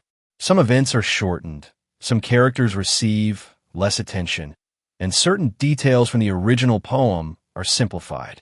The miniseries cannot include every single moment from Homer's Odyssey, but the important parts of the journey are still there. The Cyclops, Circe, the Underworld, the Sirens, Scylla, and Charybdis, Calypso, and the return to Ithaca all remain major parts of the story. What matters most is that the adaptation understands the heart of the Odyssey. It does not turn Odysseus into a simple action hero who wins every fight through strength. It keeps the central idea that Odysseus survives because he is intelligent, patient, and resourceful. The monsters and challenges are not just there to give him something to defeat. They are tests of his character and his ability to adapt. The miniseries also keeps the themes that have allowed the Odyssey to survive for nearly 3,000 years. The importance of home, loyalty, temptation, pride, and perseverance are all still present. Odysseus is not just trying to survive a dangerous adventure. He is trying to return to the life and family he left behind. That is where many modern adaptations can get the story wrong. They focus too much on the monsters and battles and forget that the real power of the Odyssey comes from Odysseus himself and the choices he makes along the way. The 1997 miniseries may not include every detail from Homer's original poem, but it captures what makes the story special. It understands that the Odyssey is not about a warrior defeating enemies one after another. It is about a flawed man trying to find his way home through a world filled with impossible challenges. For a television adaptation made in the late 1990s, it does an impressive job respecting the source material while making the story accessible to a modern audience. It takes some creative liberties, but they generally serve the larger story rather than changing what makes the Odyssey timeless. Overall, it is not a perfect copy of Homer's epic, but it is a very respectful adaptation that clearly understands why Odysseus' journey has remained one of the greatest stories ever told. The best part is that you do not even have to go out of your way to watch it. Both parts of the 1997 Odyssey miniseries are available to watch for free on streaming services like Tubi, making it really easy to check out without needing to buy a physical copy or pay for another subscription. So if you have any interest in Greek mythology, ancient epics, or just great adventure stories, there is really no reason not to give it a shot. It is a 4-hour journey that takes one of the greatest stories ever written and brings it to life in a way that is easy to follow while still respecting the original material. Obviously, it is a television production from the 1990s, so do not expect the massive budget, visual effects, or action sequences you would see in a modern Hollywood blockbuster. But what it lacks in spectacle, it makes up for with strong performances, a focus on the characters, and a genuine appreciation for Homer's story. The biggest reason to watch it is Armand Assani's performance as Odysseus. He understands that Odysseus is not just a warrior. He is a survivor, a strategist, and a flawed man trying to find his way home. The miniseries does a great job showing why Odysseus became one of the most famous heroes in history. So if you have never experienced the Odyssey before, or if you only know the story from summaries and references, this is a great way to experience it. Give it a chance. You might be surprised by how well it holds up. A story that has lasted nearly 3,000 years is worth exploring, and this adaptation is one of the better ways to do it. There is also The Return, which is another adaptation of Odysseus' story, but it focuses on a completely different part of the journey. Unlike Nolan's version, which is covering the larger epic adventure of the Odyssey, The Return focuses specifically on the second half of the story. Odysseus finally making it back to Ithaca after 20 years away. And honestly, this is one of the most interesting parts of the entire Odyssey. A lot of people know the famous adventures. They know the Cyclops, the Sirens, Circe, and the monsters Odysseus faces while trying to get home. But the return to Ithaca is where the story changes. The monsters are gone. The gods and mythical creatures are mostly behind him. The final challenge is not surviving a dangerous sea or escaping a giant. The final challenge is reclaiming his own home. When Odysseus finally arrives in Ithaca, he does not simply walk back into his palace and announce that he has returned. He has been gone for 2 decades. Everyone believes he is dead. His kingdom has been taken over by arrogant suitors who are consuming his wealth, disrespecting his family, and pressuring Penelope to choose a new husband. This part of the Odyssey is not about fighting monsters. It is about patience, deception, and revenge. Odysseus has to hide his identity and carefully plan his next move. He cannot just charge in and attack because he is heavily outnumbered. The suitors have control of the palace, and revealing himself too early could get him killed. This is where the intelligence that defined his entire journey becomes more important than ever. The same man who tricked the Cyclops and escaped impossible situations now has to use those same skills against human enemies. He disguises himself, gathers information, tests the loyalty of the people around him, and waits for the perfect moment to strike. That is what makes the second half of the Odyssey so different from the first. The first half is about surviving the world. The second half is about reclaiming his place in it. The Return has the opportunity to focus on the emotional weight of everything Odysseus has lost. He returns home as a changed man. He left Ithaca as a young king going to war, but he comes back after years of suffering, having witnessed death, betrayal, and the cruelty of the world beyond his home. The question is not just whether Odysseus can defeat the suitors. The question is whether he can become the man his family needs after everything he has endured. That is why the return to Ithaca is such an important part of the Odyssey. It proves that the journey was never only about reaching a destination. The real challenge was everything Odysseus had to endure and how those experiences changed him. While the monsters and mythical encounters are what many people remember, the final act is where Odysseus truly proves why he is considered one of the greatest heroes in literature. He does not win because he is the strongest warrior. He wins because he is smarter, more patient, and more determined than everyone standing against him. And that is why an adaptation focusing only on the second half of the Odyssey can still be just as powerful. The return home is not just the ending of the story. It is the moment when Odysseus finally proves why he was worthy of the journey in the first place. The return takes a very different approach to the Odyssey by presenting a much more grounded and realistic interpretation of the story. Unlike many adaptations that focus heavily on the gods, monsters, and supernatural elements, this version strips away the fantasy and focuses on the human side of Odysseus' journey. There are no gods appearing to guide or punish him. There are no mythical creatures waiting around every corner. There are no impossible battles against monsters like the Cyclops or Scylla. Instead, the movie focuses on the reality of what happens when a man returns home after years of war, suffering, and separation from everything he once knew. And honestly, that approach fits the second half of the Odyssey surprisingly well. Once Odysseus reaches Ithaca, the biggest threats are no longer supernatural. The danger comes from people. The suitors have taken over his home, his kingdom is falling apart, and his family has been left to deal with the consequences of his absence. The conflict becomes much more personal because Odysseus is no longer fighting against creatures from legend. He is fighting to take back his life. By removing the gods and monsters, the return places more attention on the characters themselves. Odysseus is not a hero because he survived impossible mythical challenges. He is a man who has been broken down by years of war and hardship, and now has to figure out how to return to the person he once was. The story becomes less about fantasy and more about trauma, loyalty, identity, and revenge. A realistic version of the Odyssey also makes Odysseus' greatest weapon stand out even more, his intelligence. Without divine intervention or magical solutions, every decision matters. He cannot rely on the gods to save him. He cannot defeat problems through supernatural strength. He has to use his own judgment, patience, and experience to survive. This actually highlights why Odysseus has remained such an interesting character for thousands of years.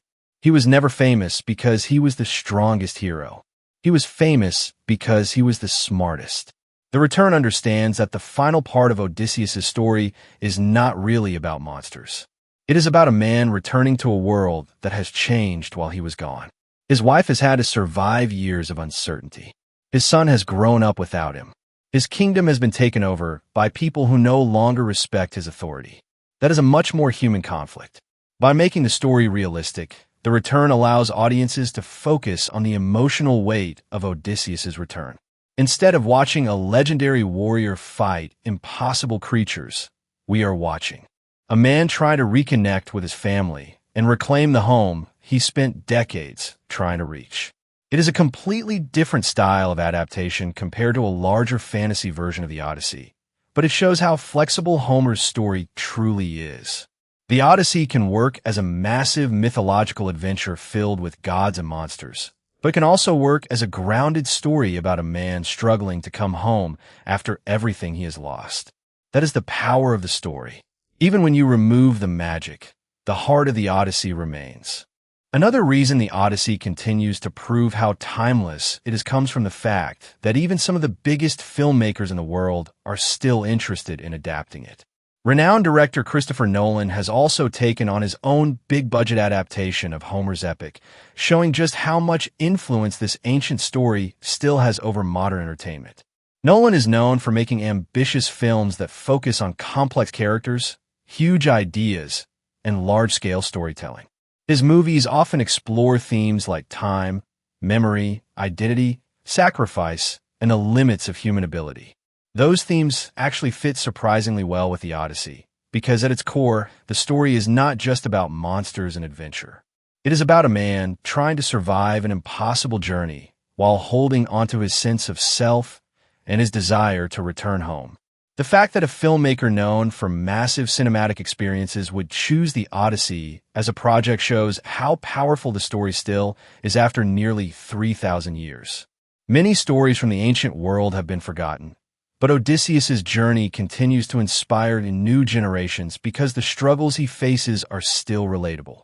The challenges may involve gods, monsters, and mythical lands, but the emotions behind them are completely human. Of course, Nolan's version is expected to bring a much larger scale and modern filmmaking approach to the story. With a major Hollywood production behind it, audiences can expect a more cinematic interpretation of the world of the Odyssey, with a bigger emphasis on spectacle, atmosphere, and the legendary moments that have made the story famous. However, the most important thing will be whether the adaptation understands what makes Odysseus special. The character is not remembered because he was the strongest warrior.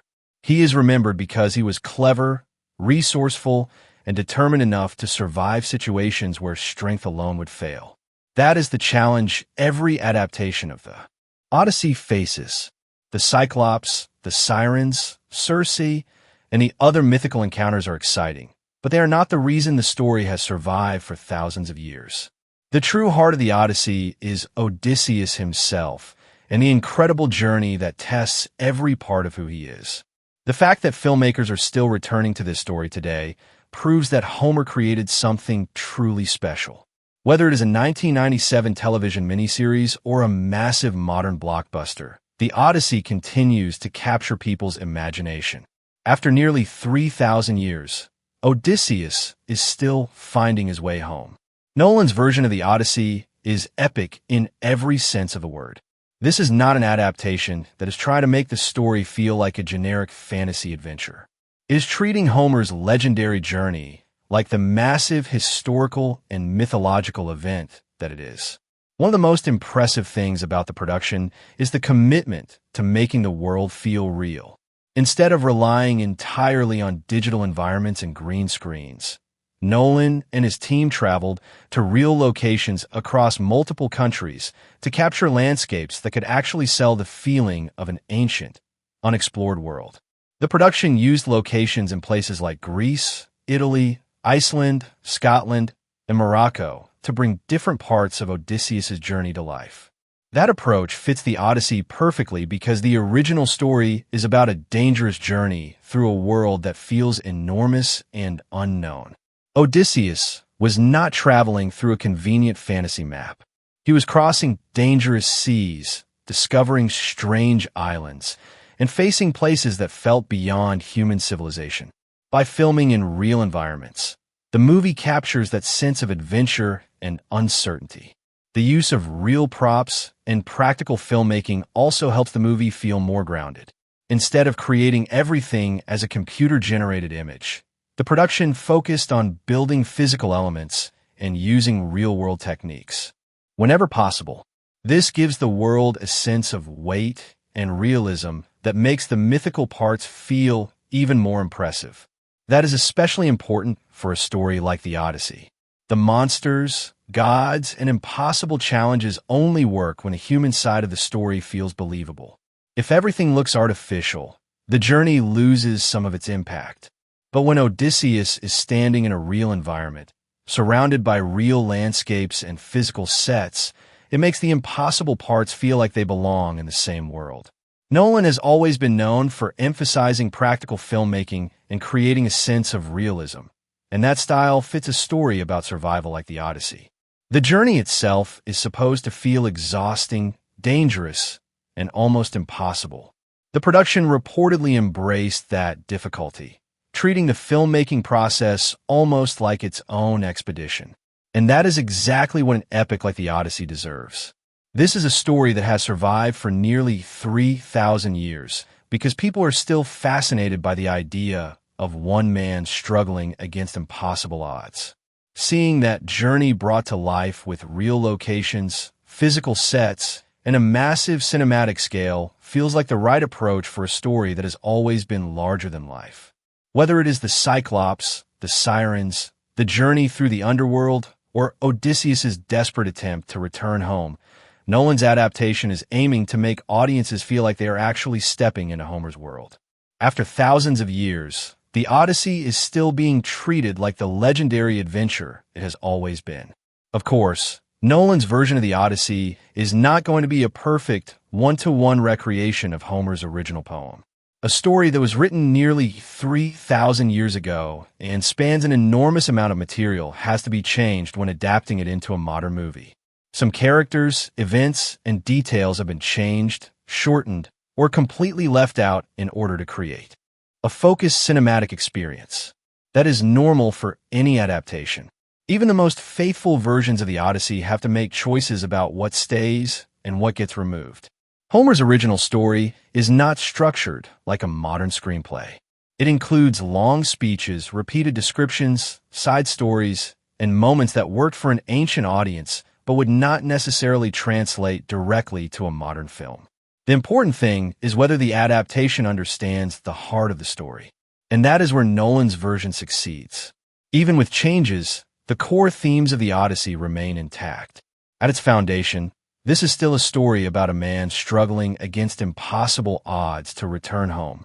It is about endurance, loyalty, temptation, pride, and the consequences of one's choices. Those ideas are what have allowed the Odyssey to survive for thousands of years. And they are much more important than whether every single event happens exactly the same way as it did in the original poem. The Odyssey was never just about checking off a list of monsters and adventures. The Cyclops, Circe, the Sirens, and the other challenges are memorable because of what they reveal about Odysseus. Each encounter tests a different part of his character. They challenge his intelligence, his patience, his self-control, and his ability to survive when strength alone cannot save him. A good adaptation understands that these moments matter because of their meaning, not just because they are famous scenes.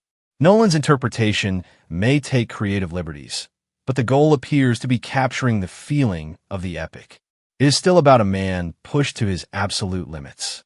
It is still about a journey where every victory comes with a cost. It is still about Odysseus trying to find his way back to the life he left behind. That is what separates a respectful adaptation from a simple remake. A remake would just copy events. A great adaptation understands why those events mattered in the first place. The Odyssey has been retold countless times throughout history, and every generation has put its own spin on it. The fact that people are still adapting it today proves that the story is flexible enough to survive change while keeping its identity. The details may be different. The presentation may be different, but the heart of the story remains the same. Odysseus is still a man fighting against impossible challenges, relying on his intelligence and determination to survive a journey that seems impossible. And that is why, even after thousands of years, the Odyssey continues to endure. Now that we have talked about the different adaptations of the Odyssey, let's take a look at some of the major differences between Christopher Nolan's version and Homer's original story. Of course, with any adaptation of a story that is nearly 3,000 years old, changes are expected. A movie cannot include every single detail from the original epic poem, and filmmakers often have to make decisions about what to keep, what to remove, and what to change in order to create a story that works for a modern audience. The important question is not whether every single detail is exactly the same.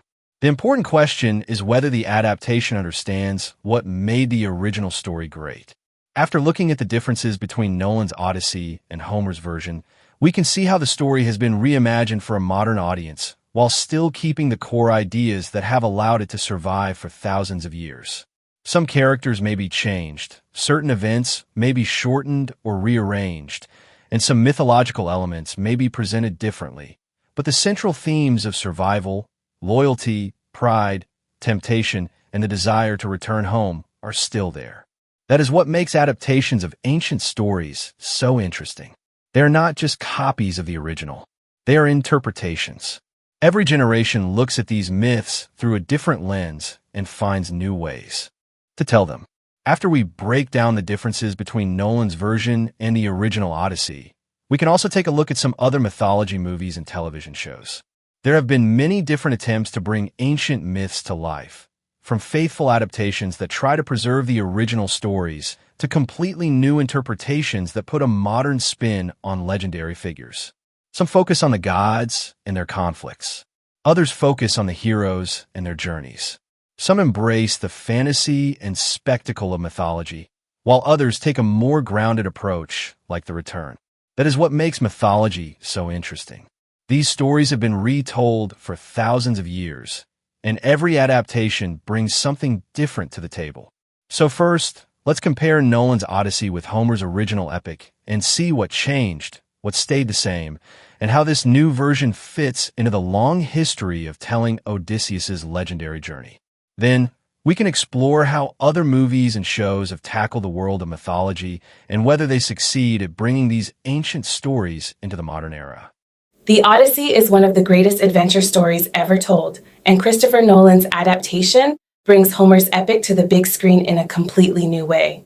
Filled with monsters, warriors, and legendary heroes, the film raises one major question: how much of it comes from the original poem? In this video, we'll compare Nolan's The Odyssey with Homer's epic and uncover the biggest changes. One of the biggest differences is the complete absence of the gods.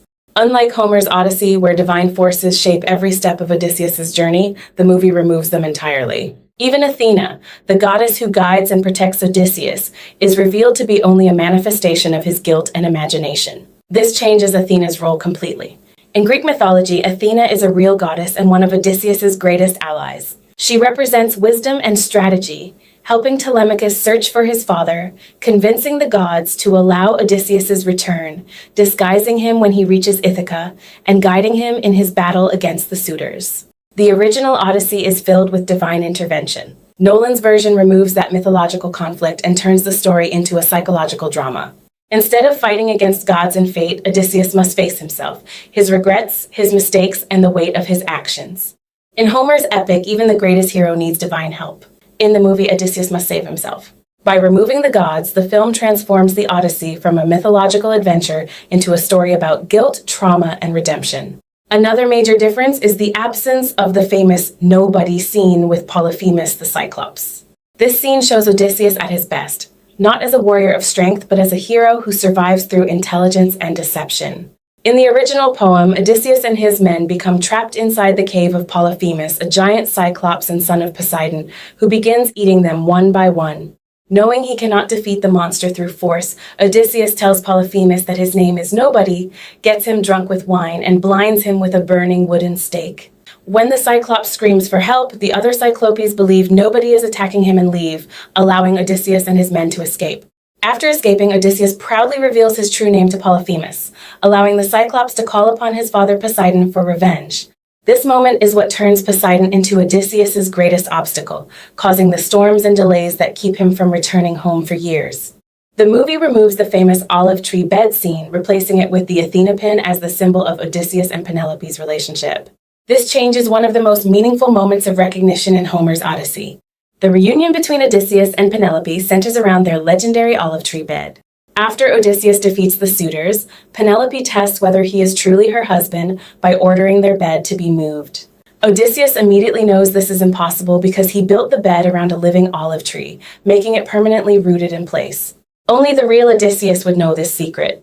The bed proves his identity and shows that their marriage has remained strong despite 20 years of war and separation. Like the olive tree itself, their relationship is deeply rooted and impossible to break. The movie changes the Laestrygonians from monstrous giants into armored warriors fighting with swords. In Homer's epic, they are not soldiers. They are enormous, savage giants whose greatest weapon is their incredible strength.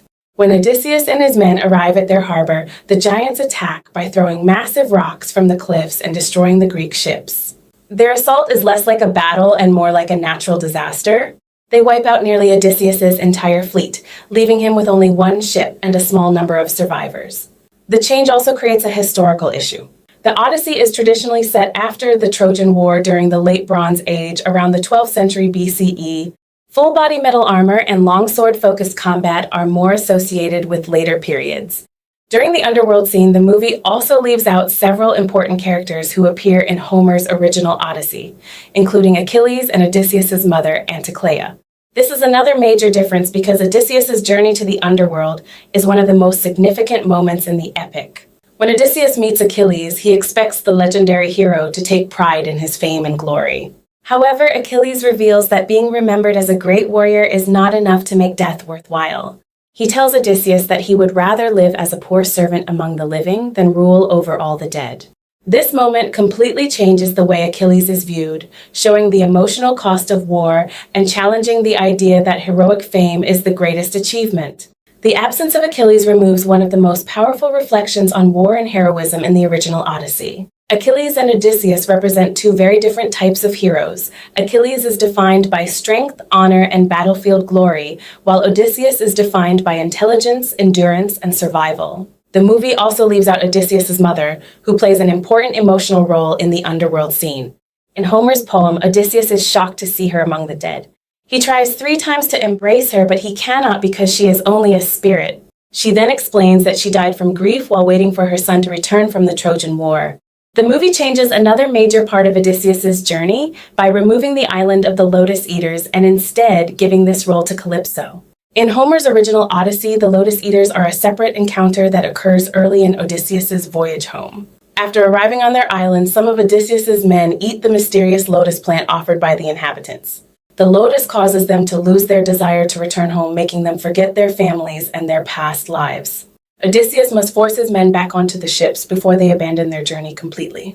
The Lotus Eaters represent one of the earliest tests of Odysseus's mission. Unlike many of the monsters he faces, they are not violent enemies. Their danger comes from temptation and the desire to escape responsibility.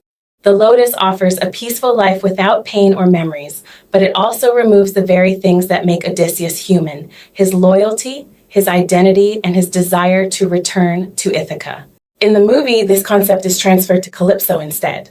Rather than simply being a nymph who keeps Odysseus trapped on her island, Calypso uses lotus flowers to make him forget his past and lose his connection to home. This combines 2 separate elements from Homer's epic: the forgetfulness of the Lotus Eaters and Calypso's role as the woman who delays Odysseus's return. In the original Odyssey, Calypso does not use lotus flowers to erase Odysseus's memories. Instead, she keeps him on her island for 7 years because she loves him and wants him to remain with her.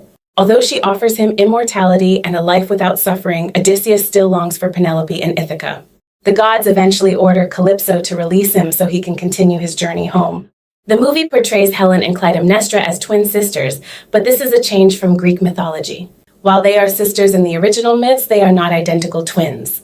The movie's casting of Helen and Clytemnestra also differs from traditional portrayals. Neither woman is described as black in ancient Greek mythology, and no ancient source identifies them that way.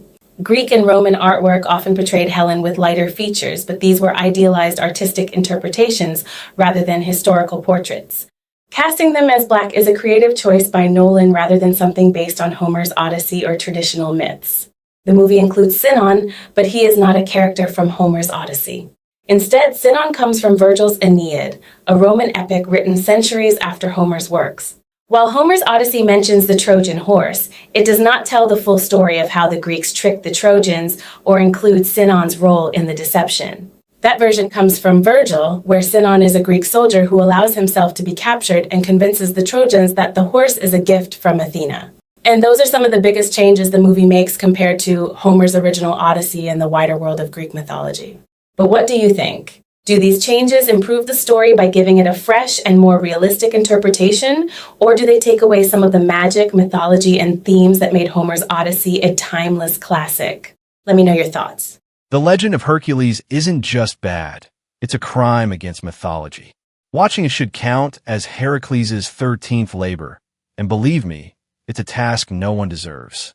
The movie tries to tell the origin story of the great demigod, but somehow manages to fail at literally every single thing. It's like someone watched 300 and Gladiator, then had a fever dream about Greek mythology and decided to write the script while half asleep.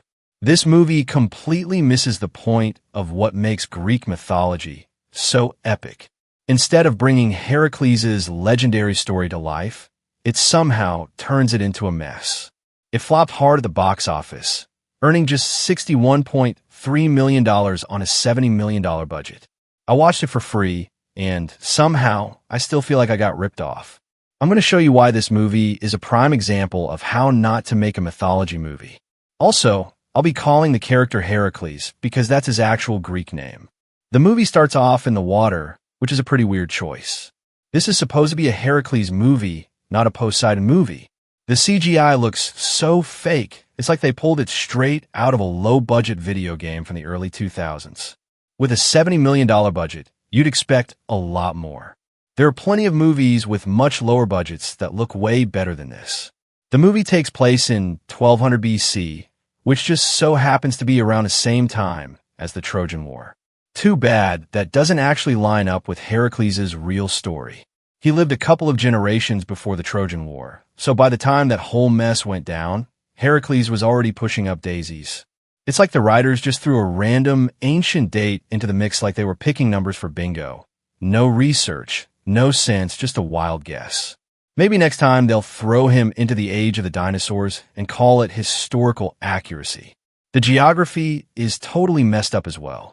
In reality, Argos is much farther inland, not right on the coast like the movie shows. So, the film gets mythology, history, and geography wrong.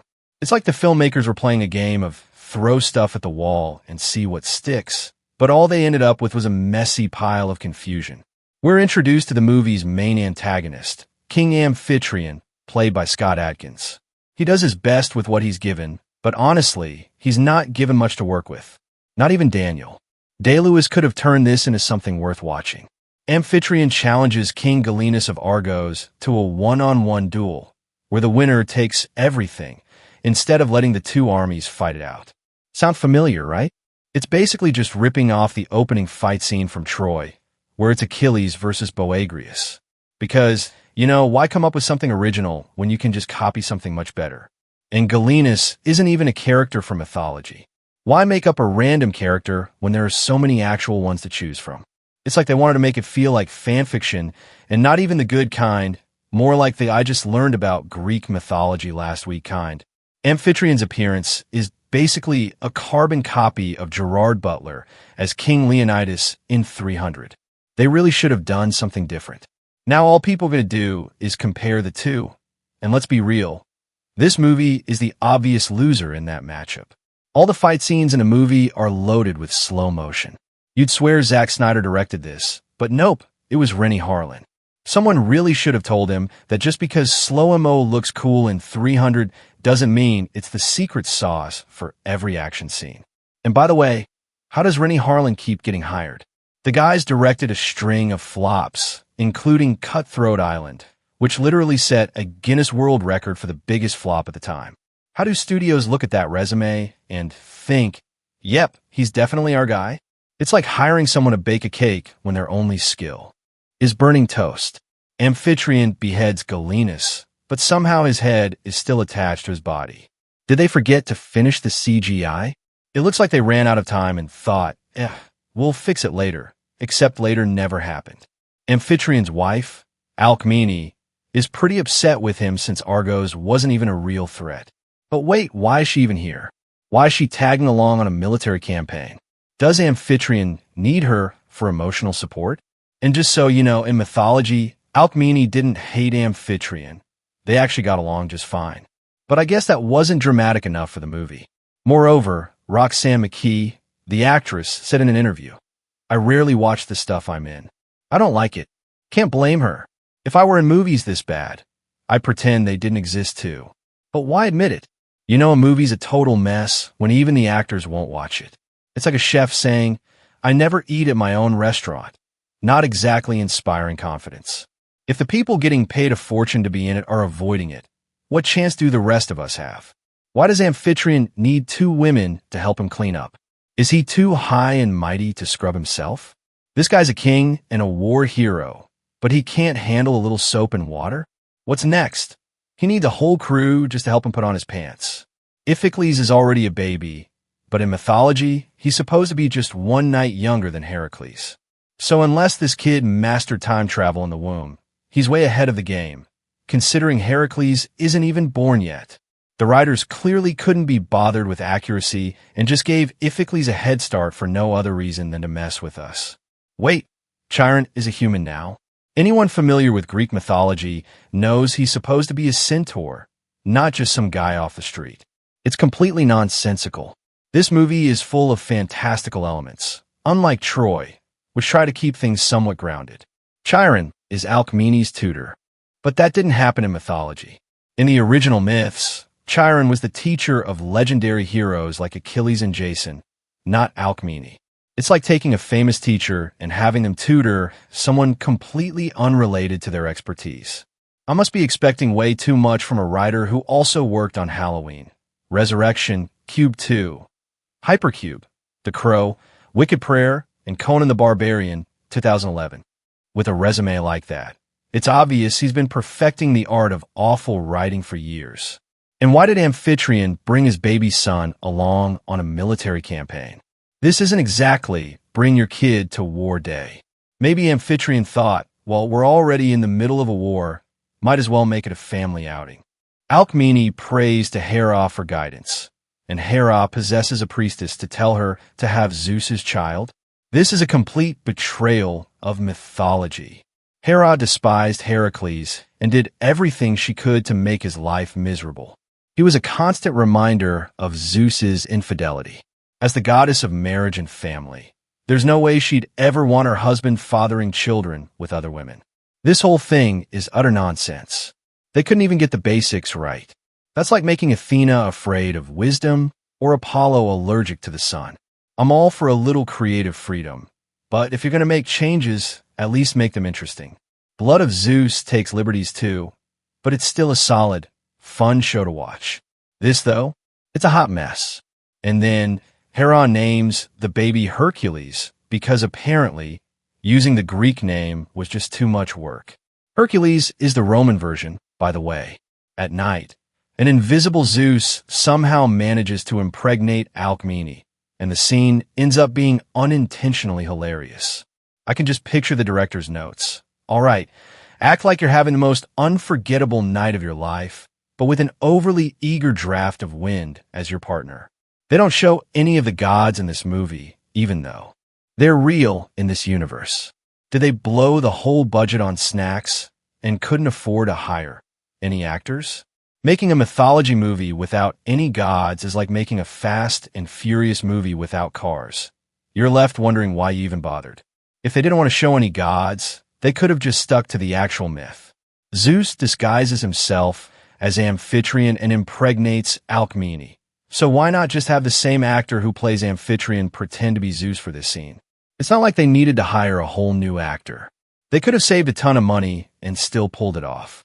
It's not exactly rocket science.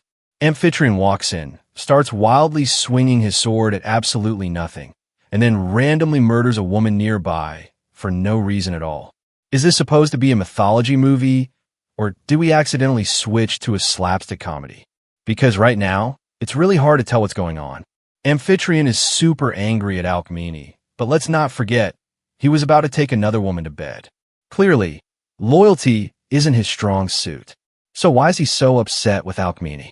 If he was already planning to cheat, what's the big deal? Guess the writers forgot the whole basic character logic thing in the process. Maybe they just thought Angry King was a good enough motivation. Heracles is born, and Amphitryon names him Alcides, which, fun fact, was his actual birth name in mythology. He only got the name Heracles later on. So, hey, credit where credit's due, they actually got one thing right. It's like they found one tiny piece of accuracy buried under a mountain of nonsense. Too bad, they couldn't be bothered to stick to the source material for the rest of the movie. And for the record, Amphitryon in mythology wasn't some power-hungry villain.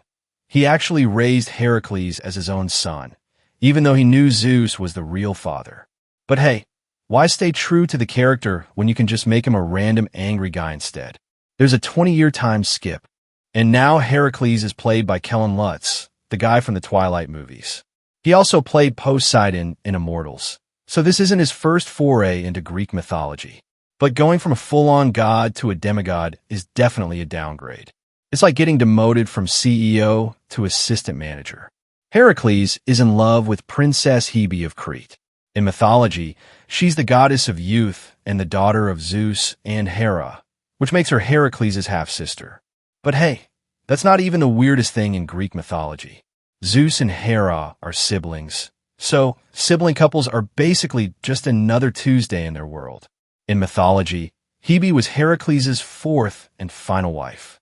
He married her after dying and ascending to Olympus. But of course, this movie cuts out all the good stuff that actually made the story worth telling.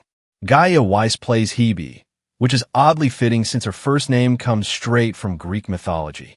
Gaia is the primordial goddess of the earth, one of the very first deities to exist, basically the OG of the pantheon.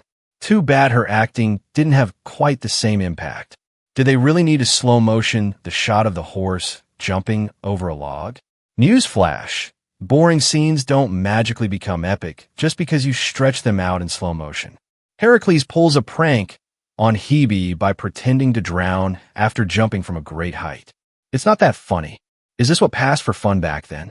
The characters then share a heartfelt scene, but it's so bland and wooden. Bella and Edward's relationship in the Twilight movies had more chemistry.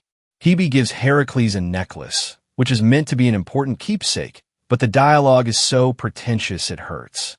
They're clearly trying to be Shakespeare, but end up sounding like a bad first-year theater student who just discovered a thesaurus. You can see a clasp on the back of the necklace, even though ancient Greece was a couple thousand years too early for that kind of jewelry tech. What did? The gods invent mass-produced necklace fasteners? Maybe Mount Olympus had an Etsy shop we never heard about. These night shots look awful. It's pretty obvious they shot everything in broad daylight and slapped a dark filter over it in post. Was it really too expensive to wait until actual nighttime to film? Or did they think nobody would notice? The characters fight the Nemean lion, and it looks cartoonishly small. In mythology, it was this massive, terrifying creature, but here, it's more like an oversized house cat. No way this movie actually cost $70 million, unless half the budget went to bribing people to say it looked good. There's a continuity error. Iphicles gets knocked down to the right of Heracles, and then he's standing up to the left of him. The editor must have been playing Where's Waldo, instead of paying attention to the footage. Heracles strangles the lion to death, which technically follows the mythology, but this fight scene was about as epic as a sneeze. Also, why is there a random Nemean lion wandering around the woods? As the name suggests, the lion comes from Nemea, not popping up wherever the plot needs it.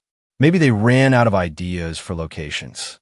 And the lion was part of Heracles' iconic 12 labors.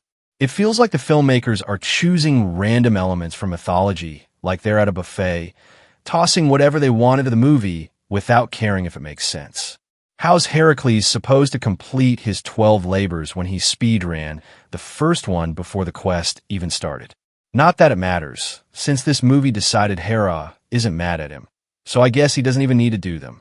Forget the greatest trials of his life. He's basically on easy mode. And if you were sitting there, eagerly waiting for any of the other iconic creatures from Heracles' 12 labors to make an appearance, well, don't hold your breath, because they're nowhere to be found. It's like showing up to a party expecting cake, only to find out there isn't any. Iphicles takes credit for killing the lion, which is about as believable as Zeus saying that he's never had an affair. Iphicles feels completely miscast in this movie. The actor playing him doesn't look or sound like an intimidating antagonist at all. He's got about as much menace as a puppy in a sweater. He should stick to playing King Arthur. It also goes against mythology. Iphicles was never as strong or famous as Heracles. It's like trying to replace Heracles with a knockoff action figure. Amphitryon wants Iphicles to marry Hebe, but Iphicles saw her kissing Heracles earlier, and let's be real, they've gone further. Why would he want his brother's sloppy seconds? Even in ancient Greece, that's just awkward. It's like being forced to eat the last slice of leftover pizza that's already been half-eaten. Even though it's been 20 years, the king and queen still pretty much look the same. They just slapped a fake beard on Scott Adkins and hoped no one would notice. I guess the budget didn't cover hiring different actors to play the younger and older versions of characters. Either that or immortality was casually thrown in as a subplot and nobody mentioned it. Amphitryon is using the same cup as earlier. Is that his lucky cup that he's been holding onto for 20 years? Or are they reusing the same props? Maybe it's some sacred, ancient Greek relic. Or maybe the budget was so tight, they had exactly one fancy cup for the whole movie. There's this totally fake-looking green screen shot of Hebe turning around and looking back. It's like one of those old movies where they filmed the background separately, slapped it behind the actors, and had them act like they were in a moving car. Let me remind you, this movie had a $70 million budget and came out in 2014.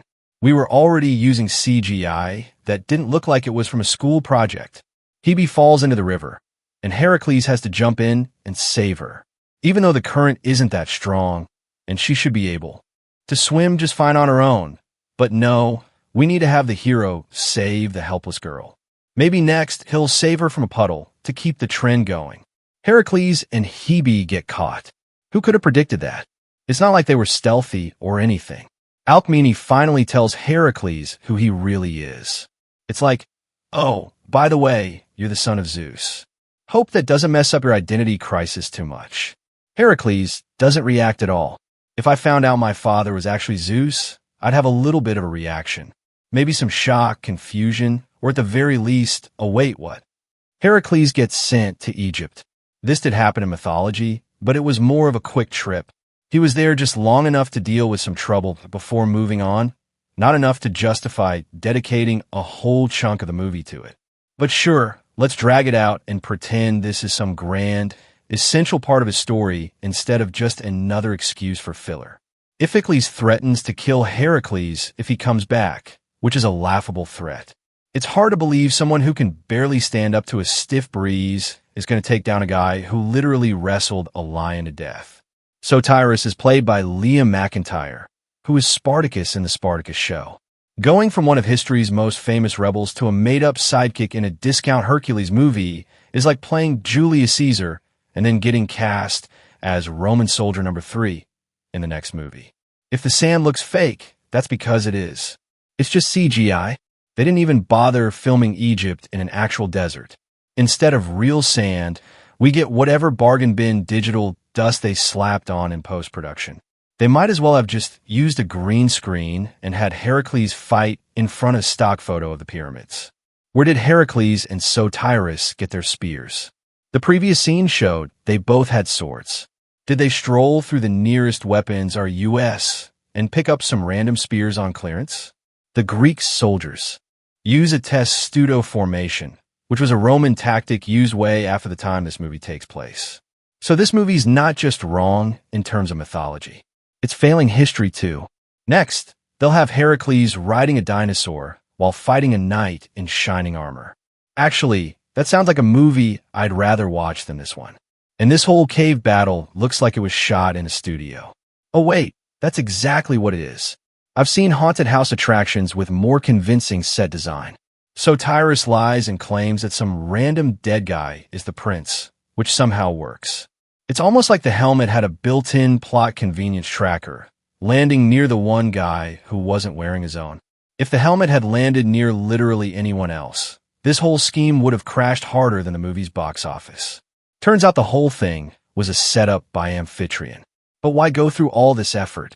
If Amphitryon wanted Heracles dead, he could have just executed him instead of staging an elaborate ambush that also wiped out many of his own men. It's overcomplicating a simple task. Heracles' helmet is brought back, and everyone immediately assumes he's dead. But they didn't even bring back his body. So why is everyone so quick to jump to conclusions? His helmet could have just fallen off, which is exactly what happened. By this movie's logic, if you lose your hat, then you must have spontaneously combusted. Alcmene is downright cold to Iphicles, but come on, he's her son too. She treats him like some random guy who wandered into the palace instead of her own flesh and blood. Sure, he's a whiny little weasel, but it's not like he chose to be born.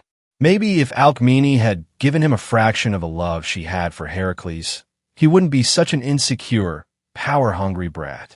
Instead, Alcmene practically pushes him straight into Amphitrion's shadow, and then everyone acts surprised when he turns into a bitter little twerp. Roxanne McKee is only a year older than Liam Garrigan, so having her play his mother in this movie is bizarre. Did they try to cast this properly, or did they just pick whoever was available? It's like they barely put any thought into it and hoped no one would notice. But once you do, it's impossible to ignore. Can the camera stop spinning around when the characters are talking? It's like they're trying to make us dizzy on purpose. We get it, it's dramatic, but I don't need a motion sickness warning to understand what's happening. Next, they'll start adding roller coaster sound effects during the dialogue. Heracles and Sotiris are sold into slavery and forced to fight in gladiatorial combat. So the movie isn't even trying to hide that it's ripping off Gladiator. You've got the betrayed hero, his trustworthy companion, a wealthy slave owner, the corrupt tyrannical ruler, and the whole win the crowd, win your freedom setup. The only thing missing is Russell Crowe asking if everyone is entertained. But instead of the gripping drama and intensity of Gladiator, we get dull fight scenes, lifeless dialogue, and Kellen Lutz delivering lines with all the passion of a guy reading his grocery list. The slave owner is named Lucius, which is the same name as one of the characters in Gladiator.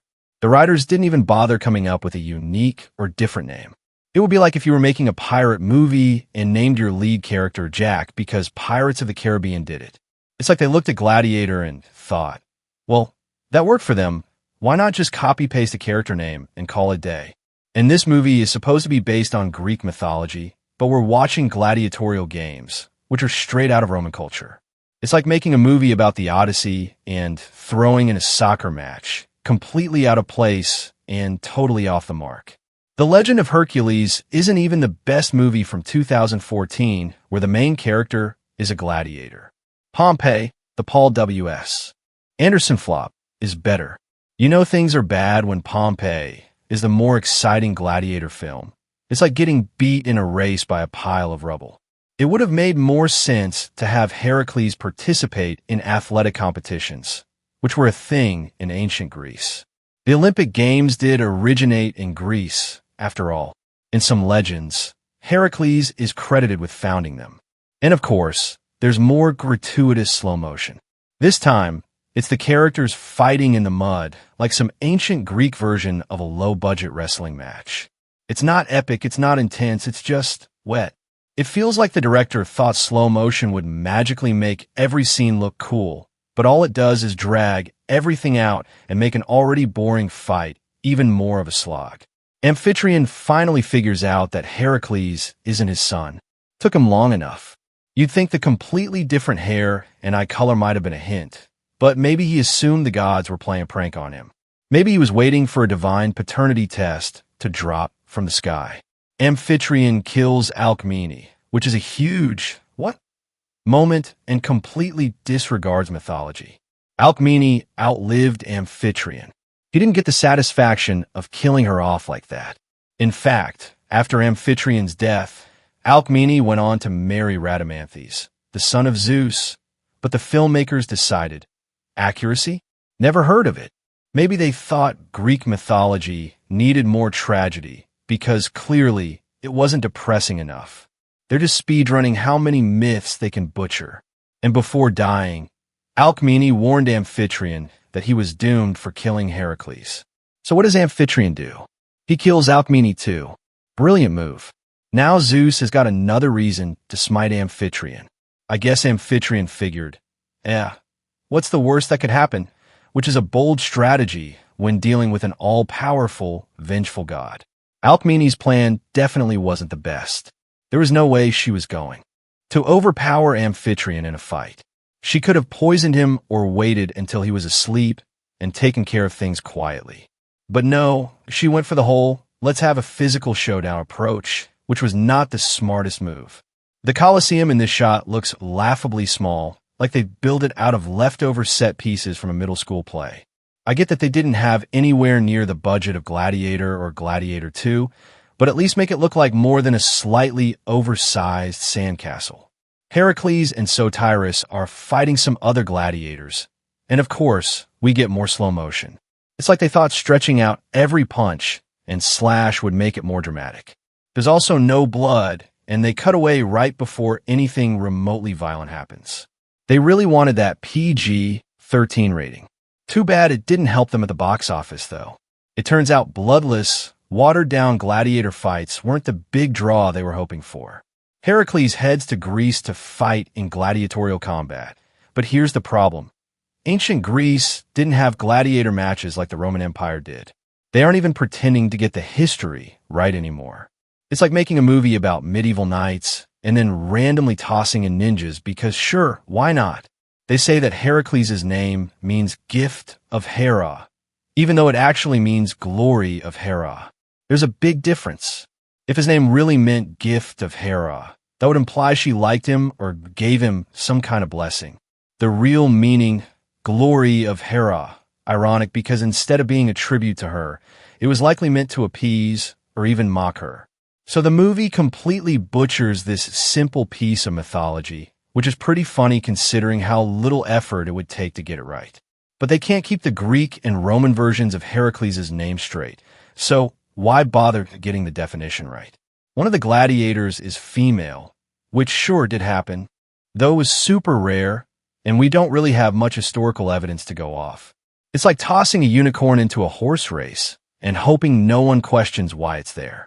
If you thought you'd escape the slow motion, well, surprise. Here's more of it.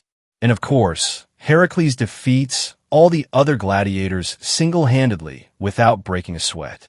Because who doesn't love a Gary Stu character that's basically invincible?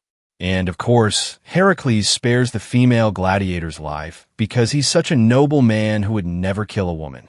Never mind the fact that in mythology, Heracles killed plenty of women, including his first wife, Megara, and several Amazons.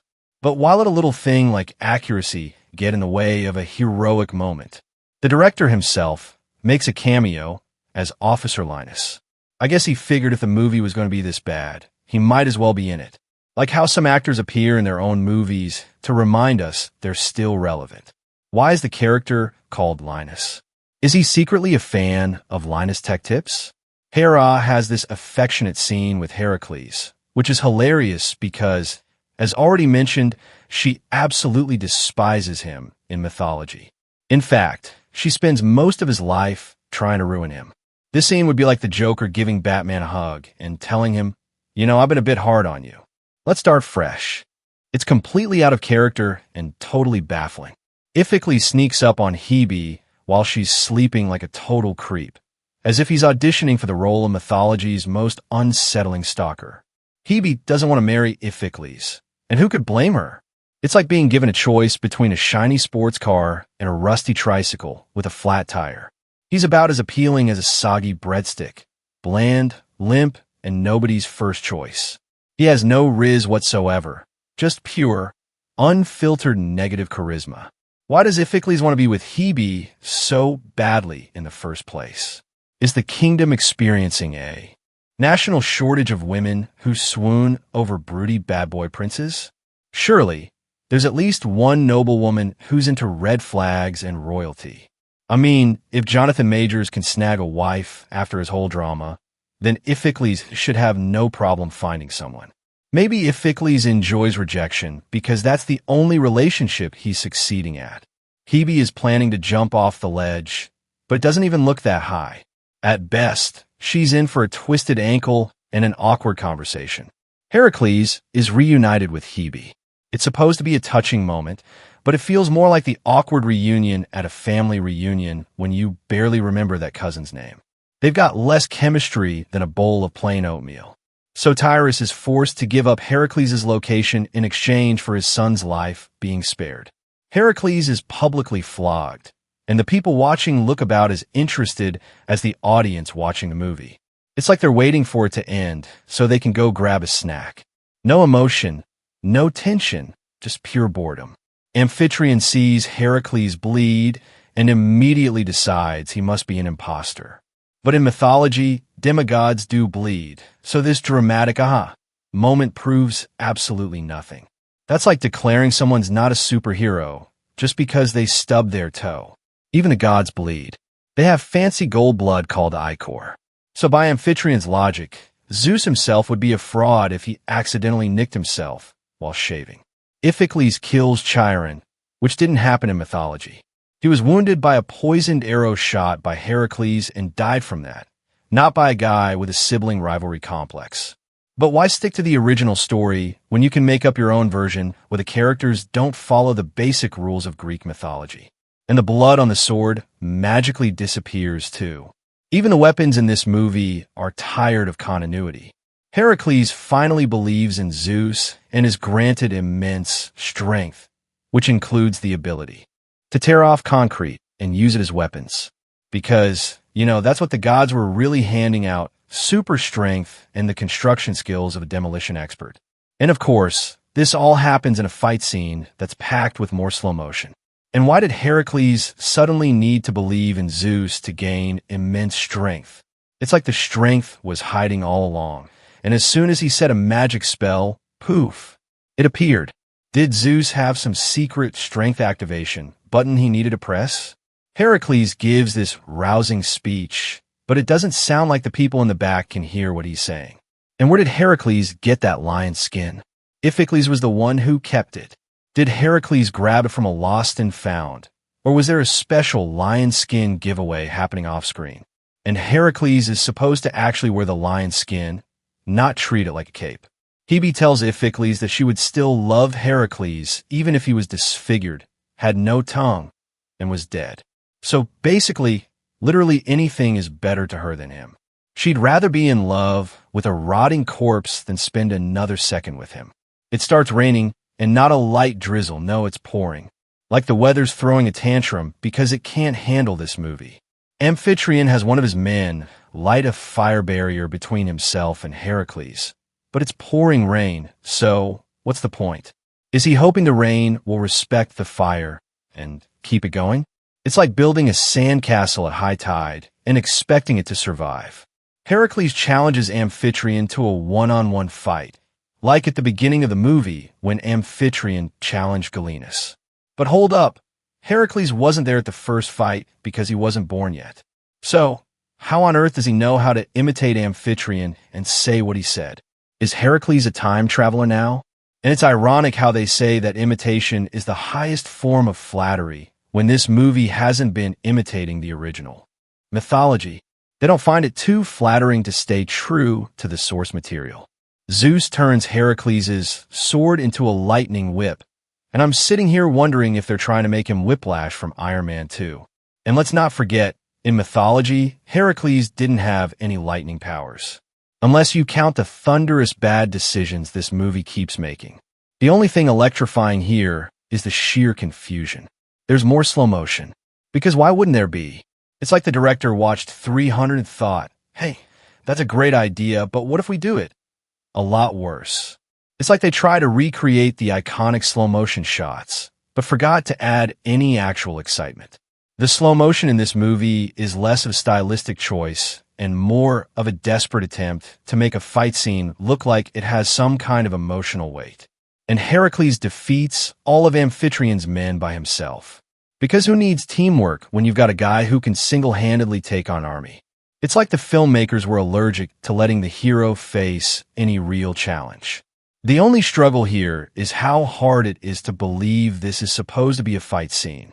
Heracles opens the palace doors, and a bunch of dry leaves blow in, even though it's supposed to be pouring rain outside. Where did these leaves come from? Is there a secret dry leaf storage waiting for dramatic entrances? Did the wind take a detour through a Home Depot garden center first? Amphitryon asks if Heracles came to bring the wrath of Zeus upon him. But why did he say the line like that? What was the direction for this scene? Talk increasingly louder and sound southern? Because that's exactly how it comes off. It's like they asked the actor to channel his inner cowboy and slowly turn up the volume until it was practically a yell. Did they think it was going to make it more dramatic? Amphitryon calls himself the Slayer of Kings, but so far, all we've seen him do is take out one king. And I'm not even sure he finished the job. The guy's head was still attached, which feels like pretty sloppy work for someone bragging about it. Maybe he should have stuck with Slayer of one king and kind of an overachiever in his own mind. It's like someone calling themselves a professional chef after making one grilled cheese sandwich. Heracles fights Amphitryon in a scene with more slow motion. Without all these slow motion shots, this movie would be about 10% shorter. It's like they just added them in to stretch the runtime enough to qualify as a feature movie. I wouldn't be surprised if they slowed down random moments like someone tying their shoes or a cat yawning. Heracles doesn't defeat Amphitryon right away, even though earlier he took down 6 other powerful gladiators with ease. There's no consistency here. It's like a superhero who can lift cars, but then struggles to open a jar of pickles. Hebe stabs herself, and the dagger also manages to take out Iphicles in the process. The whole scene feels like a bad magic trick, where the filmmakers think they've pulled off something deep, but just ends up being messy. Iphicles wasn't even holding the knife properly while keeping someone hostage, so he kind of had it coming. And it looks like the dagger is tucked under Hebe's arm in this shot. They didn't even try to make it look convincing. Is this supposed to be satire, or did the budget run out before they could finish the scene? Did they really have to slow motion the scene of Hebe falling down? What's the point? It's like they thought, hey, let's stretch this one moment out for no reason at all. We get it. She fell. At this rate, I half expected the camera to zoom in on her hair, flowing in the wind, like it was a shampoo commercial. It's also hilarious how Amphitryon watches his son die right in front of him and doesn't react at all. Not a gasp, not a flinch, nothing. You'd think he just saw someone drop a piece of toast, not his own child. Heracles overpowers Amphitryon, but instead of using his own sword, he decides to kill him with his mother's dagger. It's supposed to be all poetic, like, oh, Amphitryon dies by the same weapon that killed Alcmene. But who even remembers what happened earlier in the movie? I'm over here going through this movie with a fine-tooth comb, but the regular viewers probably either forgot what happened a long time ago or didn't watch this far into the movie. They gave up after the 5th slow-motion fight scene. There's a time skip, and it turns out that Hebe is actually alive. I'm sure the 2 people in the world who are still eagerly watching this movie, probably hanging on by a thread, are overjoyed that she didn't actually die earlier. It's like a twist nobody asked for, and yet, here we are, pretending it's a big deal. Why bother making it look like Hebe died and then literally show her alive and well in the very next scene?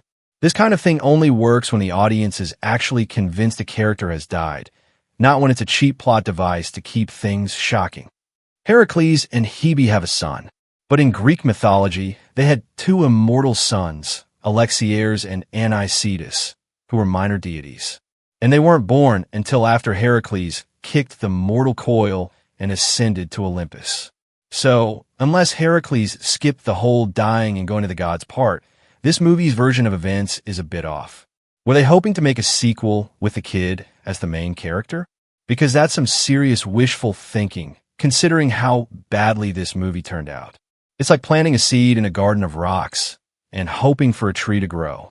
Heracles watches over his kingdom in a painfully obvious green screen shot, which is so fake even the CGI clouds are rolling their eyes. And then, after what feels like an eternity, the movie finally ends. The credits roll, and you're left wondering if you just got hit in the head with a stone tablet of bad decisions. But at least it's over, right? The original script was over 120 pages, and the first cut ran over 3 hours, only for them to scrap half of it. It's like on a Costco, loading up on a year's worth of snacks, and then deciding, you know what? I'll only eat half of it and just toss the rest. They could have saved a fortune by actually, locking down the script instead of filming a whole bunch of random footage and then hitting the delete button like it's going out of style. Imagine the amount of money they wasted. This movie could have funded an entire remake of Jaws at this point. And hey, those deleted scenes probably would have made a better movie. I'm just saying a blooper reel might have actually had more heart than the actual movie. And of course, this movie was filmed in 3D, probably in some desperate attempt to ride the Avatar wave. Newsflash, a cheap gimmick like that can't save a bad movie. It's like throwing glitter on a soggy donut. Sure, it looks sparkly for a second, but you're still stuck with a mess that nobody wants to eat. Just because you throw in 3D doesn't magically make the story, acting, or CGI any better. It's like putting a fresh coat of paint on a house that's about to collapse. The movie has almost nothing to do with Heracles. Sure, they use the name, but the legend itself is MIA. This film is as accurate to Greek mythology as the 1993 Super Mario Bros. Movie was to the actual Mario games. It's like slapping a famous name on something completely unrelated and hoping no one notices. It's a mythology movie in name only. Everything else is just a wild guess. The original title, Hercules, The Legend Begins, actually makes sense. It teases an origin story, which is exactly what this hot mess was supposed to be. But the legend of Hercules promises epic hero moments that are as absent as a good plot. It's like the title was written by someone who's never actually seen a mythological movie. They could have just made a movie about his 12 labors, easy, straightforward, and much more faithful.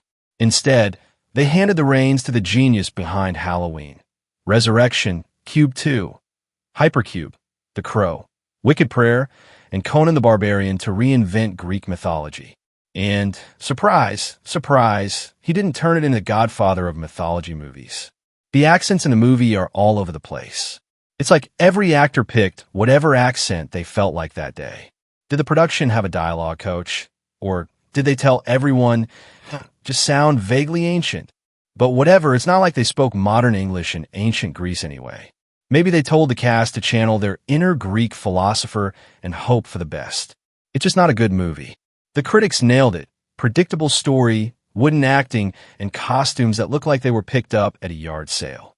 The fight scenes are so repetitive, you'll start wondering if they just hit copy-paste on every action sequence. It's like the filmmakers threw every cliché into a blender, hoping for something epic, but ended up with a bland, disappointing mess. This movie doesn't offer anything fresh or exciting. It doesn't even do a good job of ripping off the classics. Honestly, it's not even the best Hercules movie of the year. In 2014, there were two other Hercules films, one starring Dwayne "The Rock" Johnson and the other Hercules Reborn from the Asylum. So yeah, this movie didn't even come close to winning the Best Hercules Movie trophy, not even by default. If you're looking for an action-packed adventure, you'll be sorely disappointed. It's about as exciting as a nap. I don't usually wish for movies to fail, but this one definitely earned it. I mean, can you imagine if it was a success? We'd be stuck with a whole franchise of sequels where they keep making the mythology more unrecognizable than the last one. The next movie could have been Heracles versus the Minotaur, but the Minotaur's now a talking cactus for no reason, just totally derailing Greek myths one. Ridiculous plot twist at a time. They probably would have sent Heracles to space by the third one, and we'd all be left asking, what happened to the 12 labors? And why is Zeus now the CEO of a tech company? And that wraps up the analysis of the legend of Hercules. What mythology adaptation should I roast next? Drop your suggestions in the comments. Don't forget to like, comment, and subscribe. See you in the next video.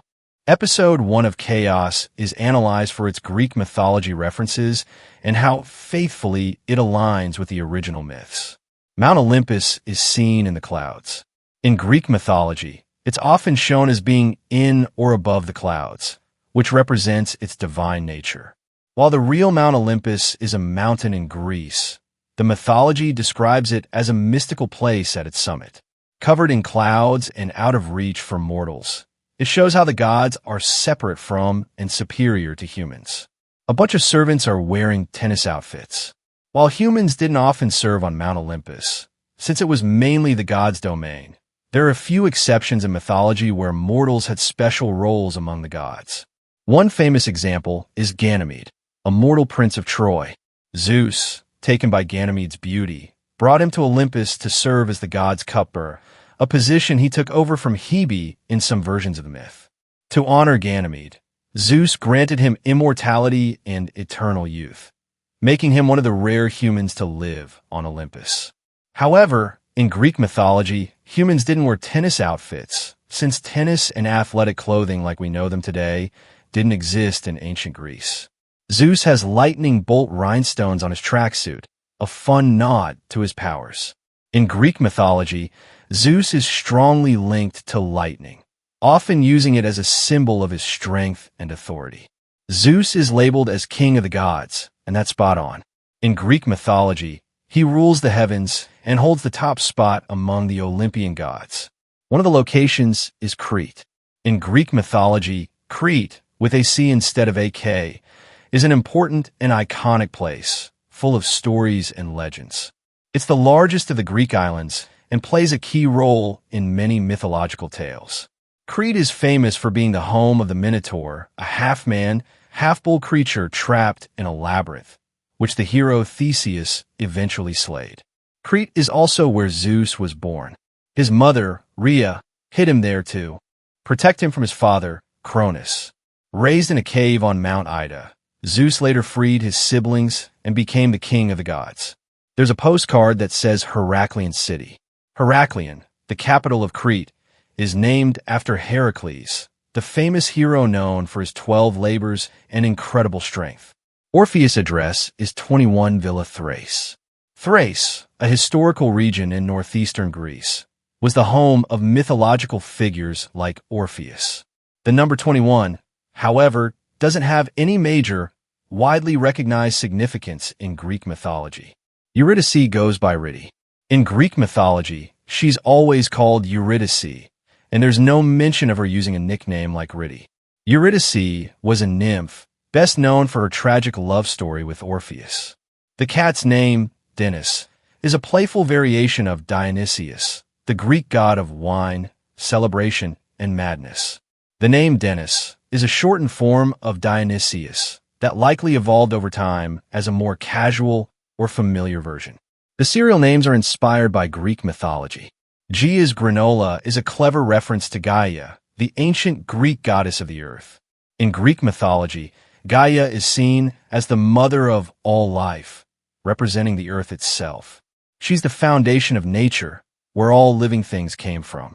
The name Gia's granola plays on Gaia's connection to the natural world, suggesting a wholesome, earth-inspired product. Granola, made from simple ingredients like oats, nuts, and fruits, is often linked to health and nature, making it a great tribute to the goddess who represents the earth. Achilles' heels is a playful reference to Achilles, the legendary Greek hero from the Trojan War. In Greek mythology, Achilles is known for his near invincibility, which came from his mother, Thetis, dipping him in the river Styx as a child. However, she held him by his heel, leaving that spot unprotected. This gave rise to the term Achilles' heel, symbolizing a person's sole weakness despite their overall strength. Spartan. Crunch is a nod to the Spartans, known in Greek history for their legendary discipline, strength, and military skill. The Spartans were one of the most feared and respected warrior societies in ancient Greece, famous for their tough training and warrior mindset. While Spartans aren't directly associated with bees in mythology, their society's emphasis on order, teamwork, and relentless effort could be loosely connected to the industrious nature of bees.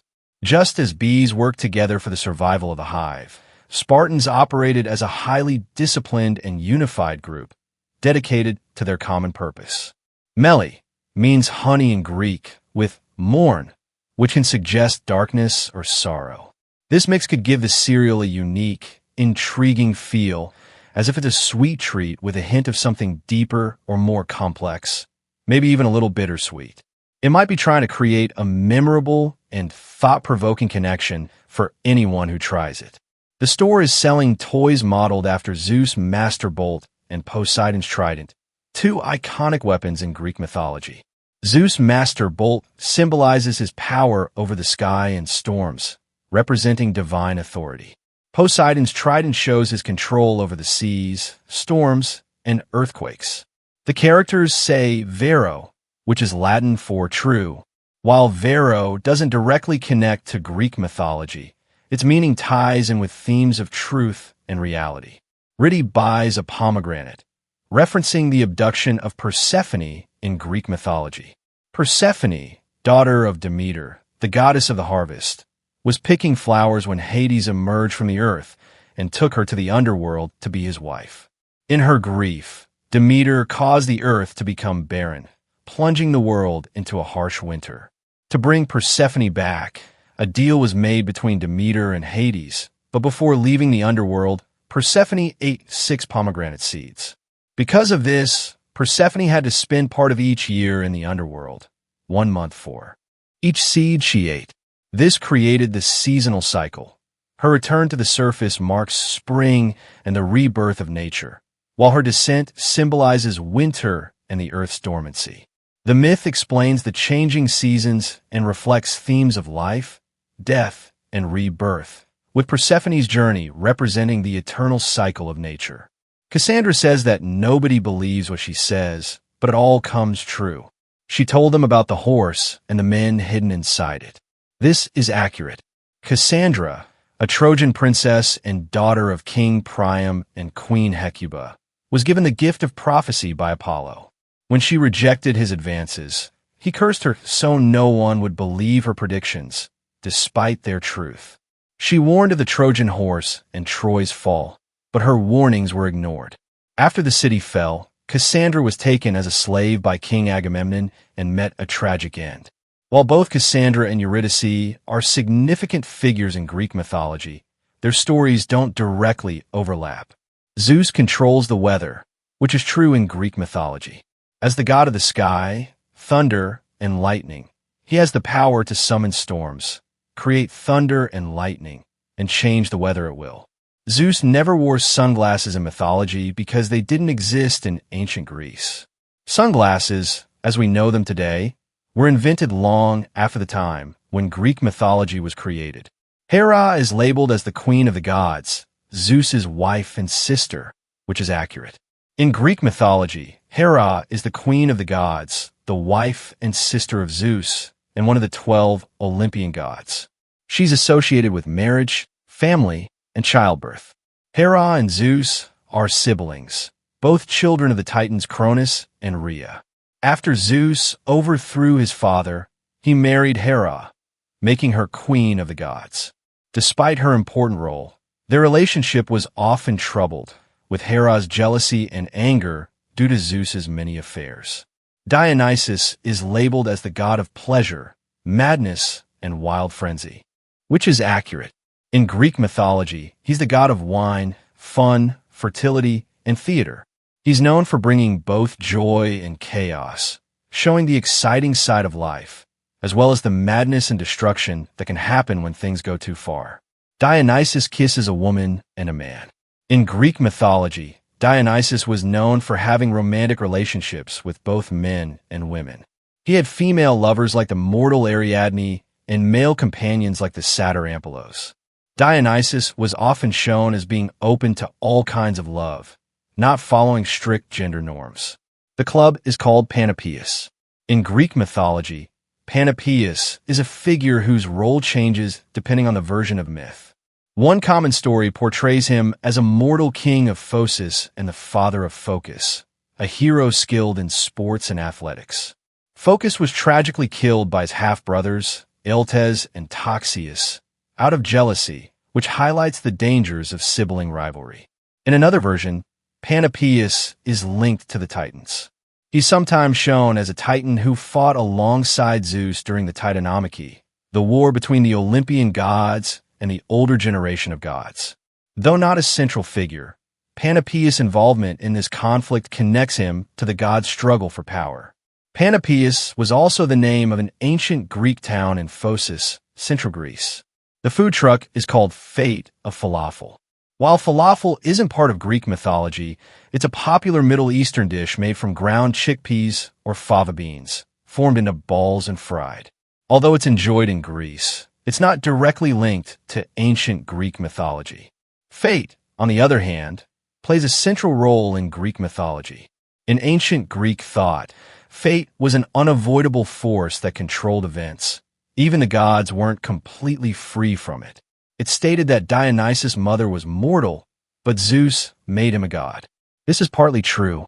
Dionysus' mother, Semele, was mortal. She was tricked by Hera into asking Zeus to reveal his true form, and the sight killed her. Zeus saved the unborn Dionysus by sewing him into his thigh until he was ready to be born, making him twice born. However, Dionysus was born a god, not made one by Zeus.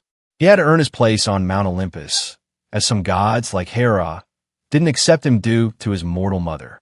Zeus defended him, ensuring he was accepted as a god. There's a cherry blossom tree in the room. While cherry blossoms aren't part of Greek mythology, trees do play important roles in Greek mythology. For example, the oak is sacred to Zeus, the olive to Athena, and the laurel to Apollo. Cherry blossoms are more prominent in Japanese culture, where they symbolize the fleeting nature of life because they bloom for such a short time. Hera turned Dionysus' mother into a bee. Hera didn't turn Semele into a bee in Greek mythology. A woman named Agatha sacrifices herself for Olympus. Human sacrifice appears in Greek mythology, but it's rare, usually shown as symbolic or done in extreme circumstances. One famous story is Iphigenia, daughter of Agamemnon. To win Artemis' favor and ensure safe passage for the Greek fleet to Troy, Agamemnon must sacrifice her. In some versions, she accepts her fate. In others, Artemis saves her, replacing her with a deer. Though no mythological character named Agatha exists, the name comes from the Greek word agathos, meaning good or noble. Dionysus got Zeus a watch, but Zeus already received one from Hercules. Hercules is the Roman name for the Greek hero Heracles, which means glory of Hera. Ironically, since Hera was his biggest enemy. In Greek mythology, Heracles never gave Zeus a watch, as watches didn't exist in ancient times. Zeus tells a ball boy to place the watch near a pig sent from Athens. Athens is closely tied to Greek mythology, named after Athena, the goddess of wisdom and war. Athena became the city's patron after a legendary contest with Poseidon. In the myth, the gods Athena and Poseidon competed to become the city's protector. Poseidon demonstrated his power by striking the ground with his trident, creating a saltwater spring. Athena responded by planting an olive tree, a symbol of peace and prosperity. The citizens, recognizing the value of her gift, declared Athena their patron and named the city after her. The president of Crete is named Minos. Minos is the legendary king of Crete in Greek mythology, best known for the myth of the Minotaur and the Labyrinth. He was the son of Zeus and Europa, and his rule over Crete was marked by both prosperity and major mythological events. Hera eats some toast. In Greek mythology, the gods don't need food to survive like humans, but they consume ambrosia and nectar, divine substances that sustain their immortality and power. Dionysus says he's the only kid who visits Zeus. In Greek mythology, Zeus's children often visited him or lived with him on Mount Olympus, especially if they were immortal or held important roles among the gods. Orpheus' new album is called Muse. In Greek mythology, the Muses are goddesses of inspiration, particularly in the arts, literature, and sciences. There are 9 Muses, each associated with a specific type of creativity or knowledge. They're the daughters of Zeus and Mnemosyne, the goddess of memory. There's a billboard advertising the centaurs. In Greek mythology, centaurs are half-human, half-horse beings, often symbolizing the conflict between civilization and wild instincts. Most were chaotic and unruly, known for drunkenness and violence. However, Chiron, a wise and noble centaur, was admired for his knowledge and healing skills, mentoring heroes like Hercules and Achilles. Centaurs lived in forests and mountains, embodying both strength and the dangers of excess. Orpheus is a musician, which is accurate. In Greek mythology, Orpheus was a legendary musician known for his incredible skill with the lyre, an ancient string instrument. His music was so enchanting that it could charm humans, animals, trees, and even inanimate objects. His talent was a gift from the god Apollo, who gave him the lyre. Orpheus mentions that the Trojans defiled the monument to the gods. In Greek mythology, the Trojans were enemies of the Greeks, as seen in the Trojan War, central to Homer's Iliad. The war began when Paris, a Trojan prince, took Helen, prompting the Greeks to reclaim her. After 10 years of battles and divine interventions, the war ended with the Greeks using the Trojan horse trick to infiltrate the city and bring about Troy's fall. Eurydice is falling out of love with Orpheus. In Greek mythology, Eurydice never fell out of love with Orpheus. Her love for him is clear, and her tragic fate centers on their deep connection. Orpheus has a tattoo of Atlas holding up the sky. In Greek mythology, Atlas is known for carrying the sky as a punishment from Zeus after the Titanomachy, the war between the Titans and the Olympian gods. As a Titan who opposed Zeus, Atlas was condemned to bear the heavens on his shoulders for eternity. Orpheus' manager is named Callie. The name likely derives from the Greek word kalos, meaning beauty, and is linked to mythological names like Calliope, the muse of epic poetry. Prometheus is chained to a mountain while an eagle eats his liver. In Greek mythology, Prometheus, a Titan, was punished by Zeus for stealing fire and giving it to humanity. Zeus had him chained to a mountain, often Mount Caucasus, where an eagle would eat his liver every day. Since Prometheus was immortal, his liver regenerated each night, forcing him to endure the torment repeatedly until he was freed by Heracles, who killed the eagle as one of his heroic deeds. Prometheus is also a fitting narrator for this show, as his name means forethought or foreseer, reflecting his ability to plan ahead. Zeus talks to Prometheus. In Greek mythology, Zeus didn't teleport Prometheus away to speak with him. Zeus got a wrinkle on his forehead. In Greek mythology, Zeus wouldn't have wrinkles since he's an immortal god and doesn't age like humans. While he's often shown as mature, wise, and commanding, his immortality means he doesn't show physical signs of aging. The prophecy mentions that chaos reigns. In Greek mythology, chaos, spelled with a CH, is the first primordial being, not a god, but a formless void from which everything emerged. According to Hesiod's Theogony, chaos gave birth to Gaia, Earth, Tartarus, the Underworld, and Eros, love, along with other primordial beings, setting the stage for the creation of the cosmos and the rise of the gods. Prometheus says that prophecies are for humans. In Greek mythology, prophecies aren't just for humans. Gods also receive them. For example, Zeus was warned by a prophecy that one of his children would overthrow him, which led him to swallow his first wife, Metis, who was pregnant with their child, the future Athena. Zeus says that Prometheus is his only friend in the world. In Greek mythology, Zeus and Prometheus weren't typically portrayed as friends. Their relationship was complex, marked by tension and conflict rather than camaraderie. Zeus wasn't shown as having close friends like mortals do. As the king of the gods, he was usually portrayed as a powerful, authoritative figure. His relationships were more about alliances, family ties, and his role in ruling the gods and the cosmos, rather than personal friendships. The brand of cigarettes Orpheus buys is called Boreas, named after the Greek god of the north wind. In mythology, Boreas is one of the wind gods, known for his strength and cold, powerful nature. Using Boreas as a cigarette brand name could evoke qualities like boldness, intensity, and force, much like the north wind itself. It might also suggest a cigarette with a strong or striking flavor. The newspaper is called Angel and Muse. While muses are central to Greek mythology, angels, as understood in modern religious contexts, aren't part of it. The newsstand is called Zythos. While not part of Greek mythology, Zythos is an ancient Greek term for beer or fermented barley beverages. The Greeks adopted the word from the Egyptians, using it to describe Egyptian brewing practices. Rudy takes a shower. Showers aren't part of Greek mythology, but water and bathing were significant in ancient Greek culture and mythology, often symbolizing purification or transformation. Nymphs, connected to natural water sources, played key roles. Eurydice, whom Ridi is inspired by, was a nymph, further tying her to themes of nature and water. Ridi is also wearing a golden snake ring, a nod to how Eurydice was killed by a snake in the myth. Dionysus says his name is Julius. While not from Greek mythology, The name Julius is prominent in Roman history, most famously associated with Julius Caesar, the general and statesman who played a key role in transitioning the Roman Republic into the Roman Empire. Riddy goes to a temple dedicated to Hera.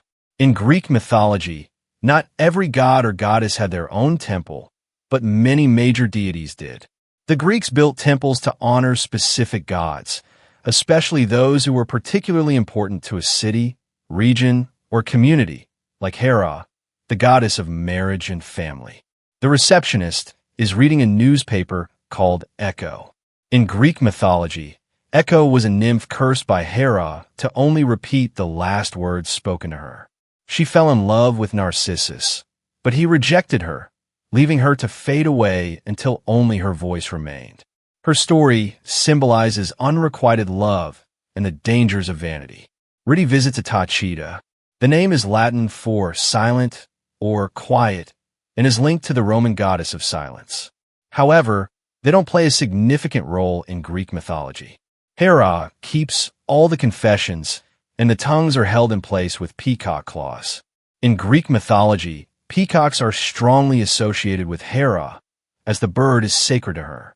According to myth, Hera created the peacock's beautiful feathers from the 100 eyes of Argus, a giant she sent to watch over her rival Io. After Hermes killed Argus, Hera places eyes on the peacock's tail. The statue of Hera shows her holding a staff in one hand and a plate in the other. In some depictions, Hera is shown with a staff and a pomegranate or plate. The pomegranate symbolizes fertility, marriage, and her role as the protector of women and marriage. The staff represents authority and power, emphasizing her status as queen of the gods. Riddy's mom is the Tachita. In Greek mythology, Eurydice's parents vary across versions. Riddy defies the gods. In Greek mythology, Eurydice didn't defy the gods. Orpheus sings about how they're bound for Asphodel. In Greek mythology, Asphodel is linked to the Underworld, particularly the Asphodel Meadows, where ordinary souls, those who lived neither virtuous nor wicked lives, wandered after death. Orpheus also sings about being pulled through the river. In the Underworld, there are 5 main rivers. Each river has distinct symbolic meanings, with the Styx acting as the boundary between the living and the dead. Riddy gets hit by a truck and dies. In Greek mythology, Eurydice died after being bitten by a snake. The truck that hit Riddy is from a company called Serpent Solutions, which is a reference to the snake that killed Eurydice in the myth. Interestingly, this same truck had passed by the club where Dionysus was earlier in the episode, creating a connection between the two events. It stated that no two prophecies were ever the same, supposedly. In Greek mythology, while prophecies often deal with themes like fate and tragedy, they're usually unique to the individuals and situations involved. Though similar elements might pop up in different prophecies, each one is specific to the context and characters, leading to different outcomes. There's a giant golden statue of Zeus holding a thunderbolt, similar to Blood of Zeus, another Greek mythology show on Netflix. In that show, there's also a giant golden statue of Zeus holding a thunderbolt. Orpheus offers a coin to Hades, the lord of death, and places it in Riddy's mouth. In Greek mythology, it was common to offer coins to Hades or his servant Charon to ensure safe passage of the soul into the underworld. This practice was part of funeral rites, where a coin was placed in the deceased's mouth or burial to pay Charon, the ferryman, to carry the soul across the river Styx. Without this payment, the soul might wander, unable to reach its final resting place, highlighting the importance of proper burial rites in Greek culture and beliefs about the afterlife. Dionysus wears a green shirt with tigers, reflecting his connection to wild animals in Greek mythology. Tigers symbolize his untamed nature and chaotic influence, while green represents fertility, growth, and his control over agriculture and wine. Both elements highlight his role as a god of nature and revelry. Orpheus is deeply sad after Riddy's death, and he would do anything to bring her back. In Greek mythology, Orpheus's grief over Eurydice's death is so intense that it leads him to the underworld to try and rescue her. His sorrow is reflected in his music, which moves even the gods and spirits of the underworld to tears. Orpheus buys a gun and plans to shoot himself. In Greek mythology, Orpheus meets a tragic end by the followers of Dionysus. They tear Orpheus apart. Guns are a modern element, absent in Greek mythology, where traditional weapons like swords and spears were prominent. Orpheus accidentally shoots Dionysus, who says it stings. In Greek mythology, gods are usually seen as immortal and invulnerable, so they don't feel pain like humans do. But they can still suffer, especially emotionally or mentally. Dionysus doesn't bleed because he's a god. In mythology, the blood of gods is shown as ichor, a golden, ethereal substance. Prometheus claims Zeus used to be human, but that's not true. In Greek mythology, Zeus has always been a god and was never human. Ridi wakes up in the underworld, which is colorless. In Greek mythology, the underworld is usually dark and gloomy. While it's not typically described as completely colorless, it has a shadowy, bleak atmosphere. The movie starts with Poseidon coming out of the water like some giant sea monster. He's massive for no reason, just standing there like he's showing off. Then he looks at some poor fisherman and randomly changes into a normal human. What was the point of making him a giant? It adds nothing to the story. All it does is scare the guy who was just trying to fish.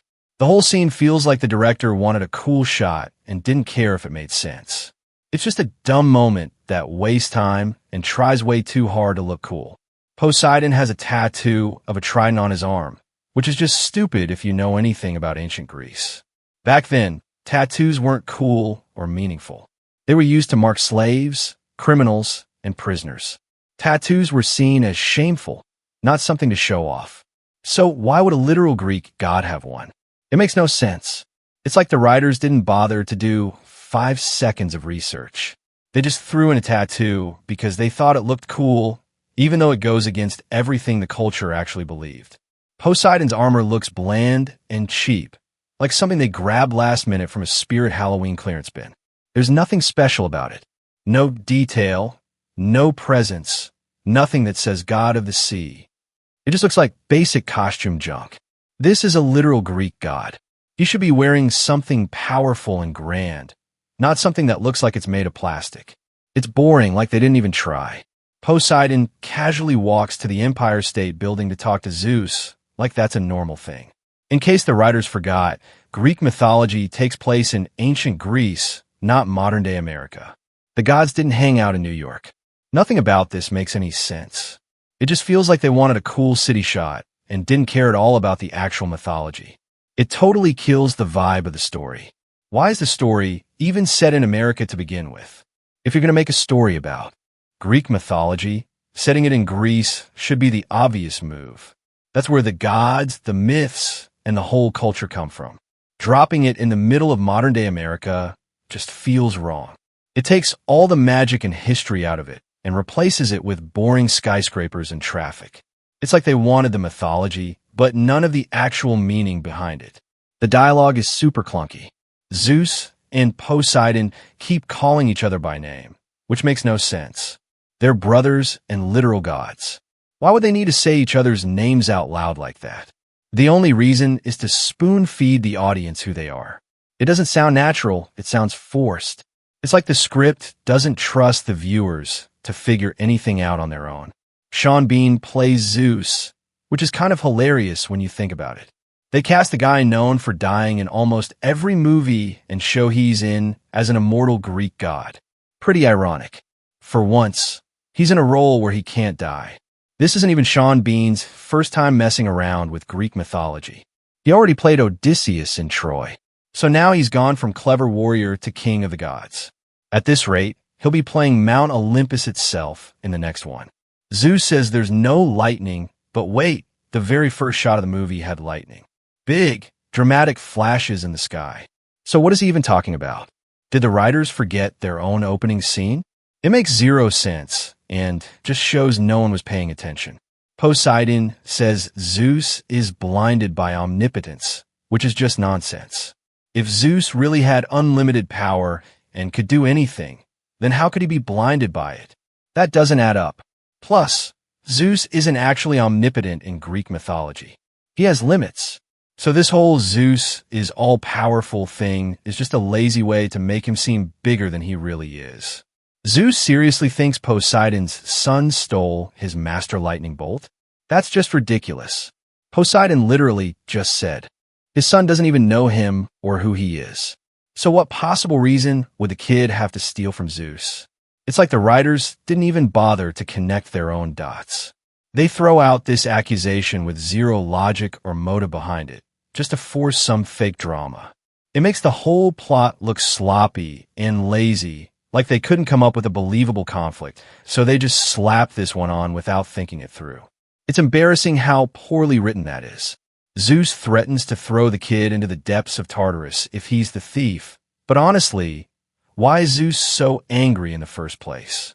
If he's supposed to be this all-powerful god, then it's his job to keep track of his own stuff. Losing his lightning bolt isn't some big mystery. It's just bad responsibility. Instead of blaming a kid who has no idea what's going on, maybe Zeus should try not to lose the most important weapon in the universe. His temper just makes him look petty and incompetent, not powerful. Zeus demands the master bolt be returned in 14 days by midnight on the summer solstice, or there will be war. What's with this random, completely pointless deadline? If Zeus is immortal, then why would he care about waiting 2 whole weeks? Time shouldn't matter to a god like him. So this just feels unnecessary and dumb, like the writers ran out of ideas. It makes Zeus look small-minded and the whole story feel forced. We meet the protagonist Percy Jackson underwater, and the movie acts like his whole parentage is some huge secret. But seriously, why? It should be obvious right away. Poseidon just spent time talking about his son, and then we see a kid underwater. It's not exactly subtle. Like, who else could it be? The movie even shoves it in your face with a trident as the Y in the logo. Treating it like a mystery just wastes time. It's like the filmmakers thought the audience would be too clueless to connect the dots. Percy was underwater for 7 minutes, and the movie acts like, that's some kind of amazing, world-shattering feat, really? The actual world record for holding your breath underwater is over 24 minutes, set by some guy in Croatia. So 7 minutes is nothing. And Percy is supposed to be the literal son of Poseidon. He should be able to do way better than any regular human, not just barely hold his breath for a few minutes like a beginner swimmer. Percy's friend Grover says it's like high school without the musical. That joke doesn't even land. High school without the musical is just regular high school.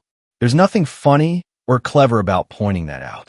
It's a tired line that feels like it was thrown in just to fill space.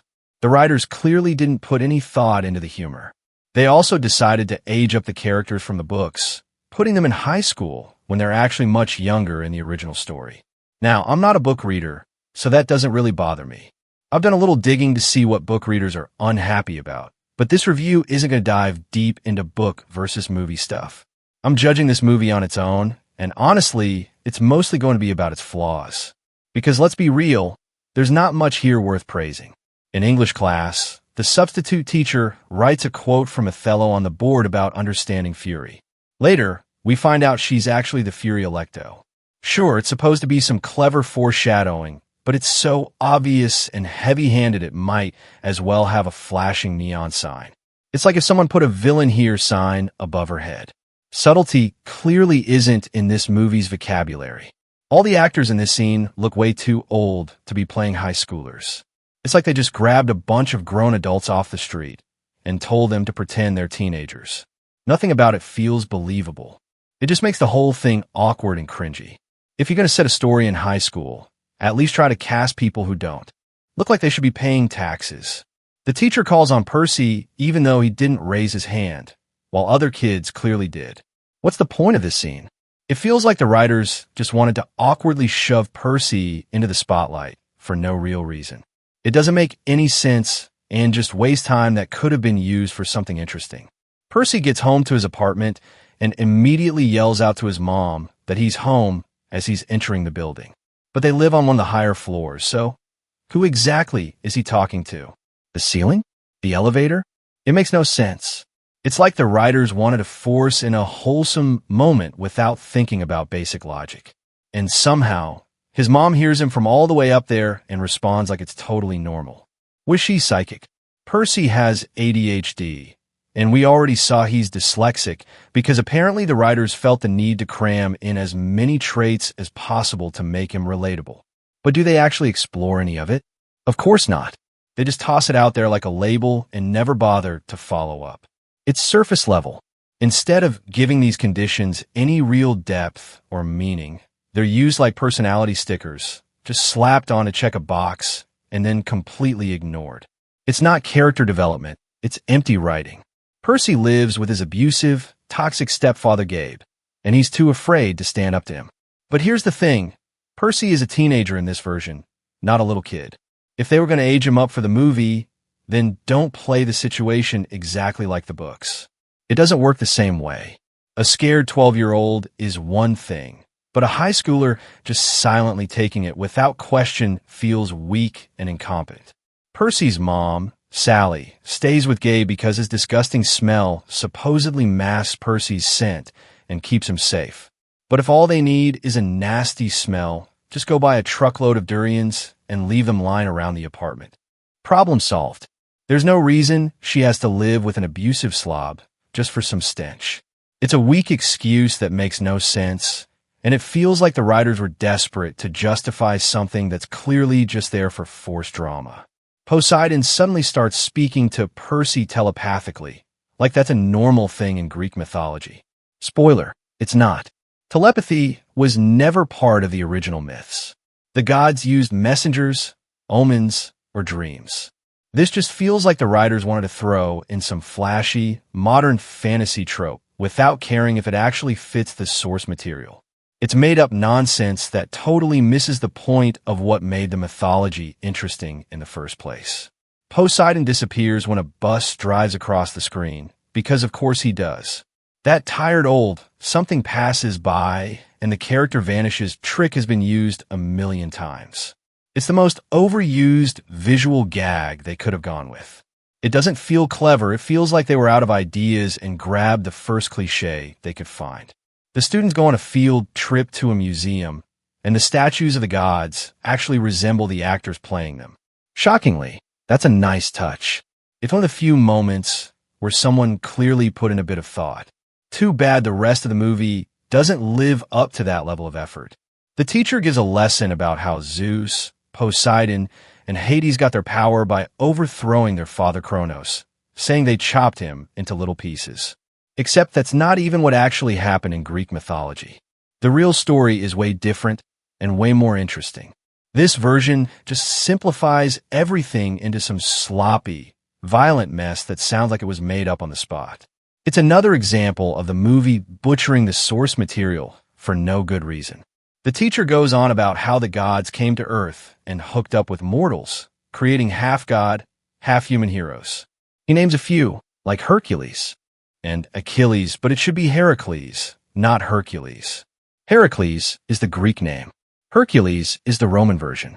It's a basic detail that anyone halfway paying attention should know, especially in a movie about Greek mythology. Slipping up on something so obvious just shows how little care they put into getting even the basics right. Percy is named after Perseus from Greek mythology, but Perseus is the son of Zeus. So if Percy is Poseidon's son, why would they name him after one of Zeus's kids? That's like naming the son of a lion after a tiger. It just doesn't make sense and feels like another careless detail the writers didn't bother to think through.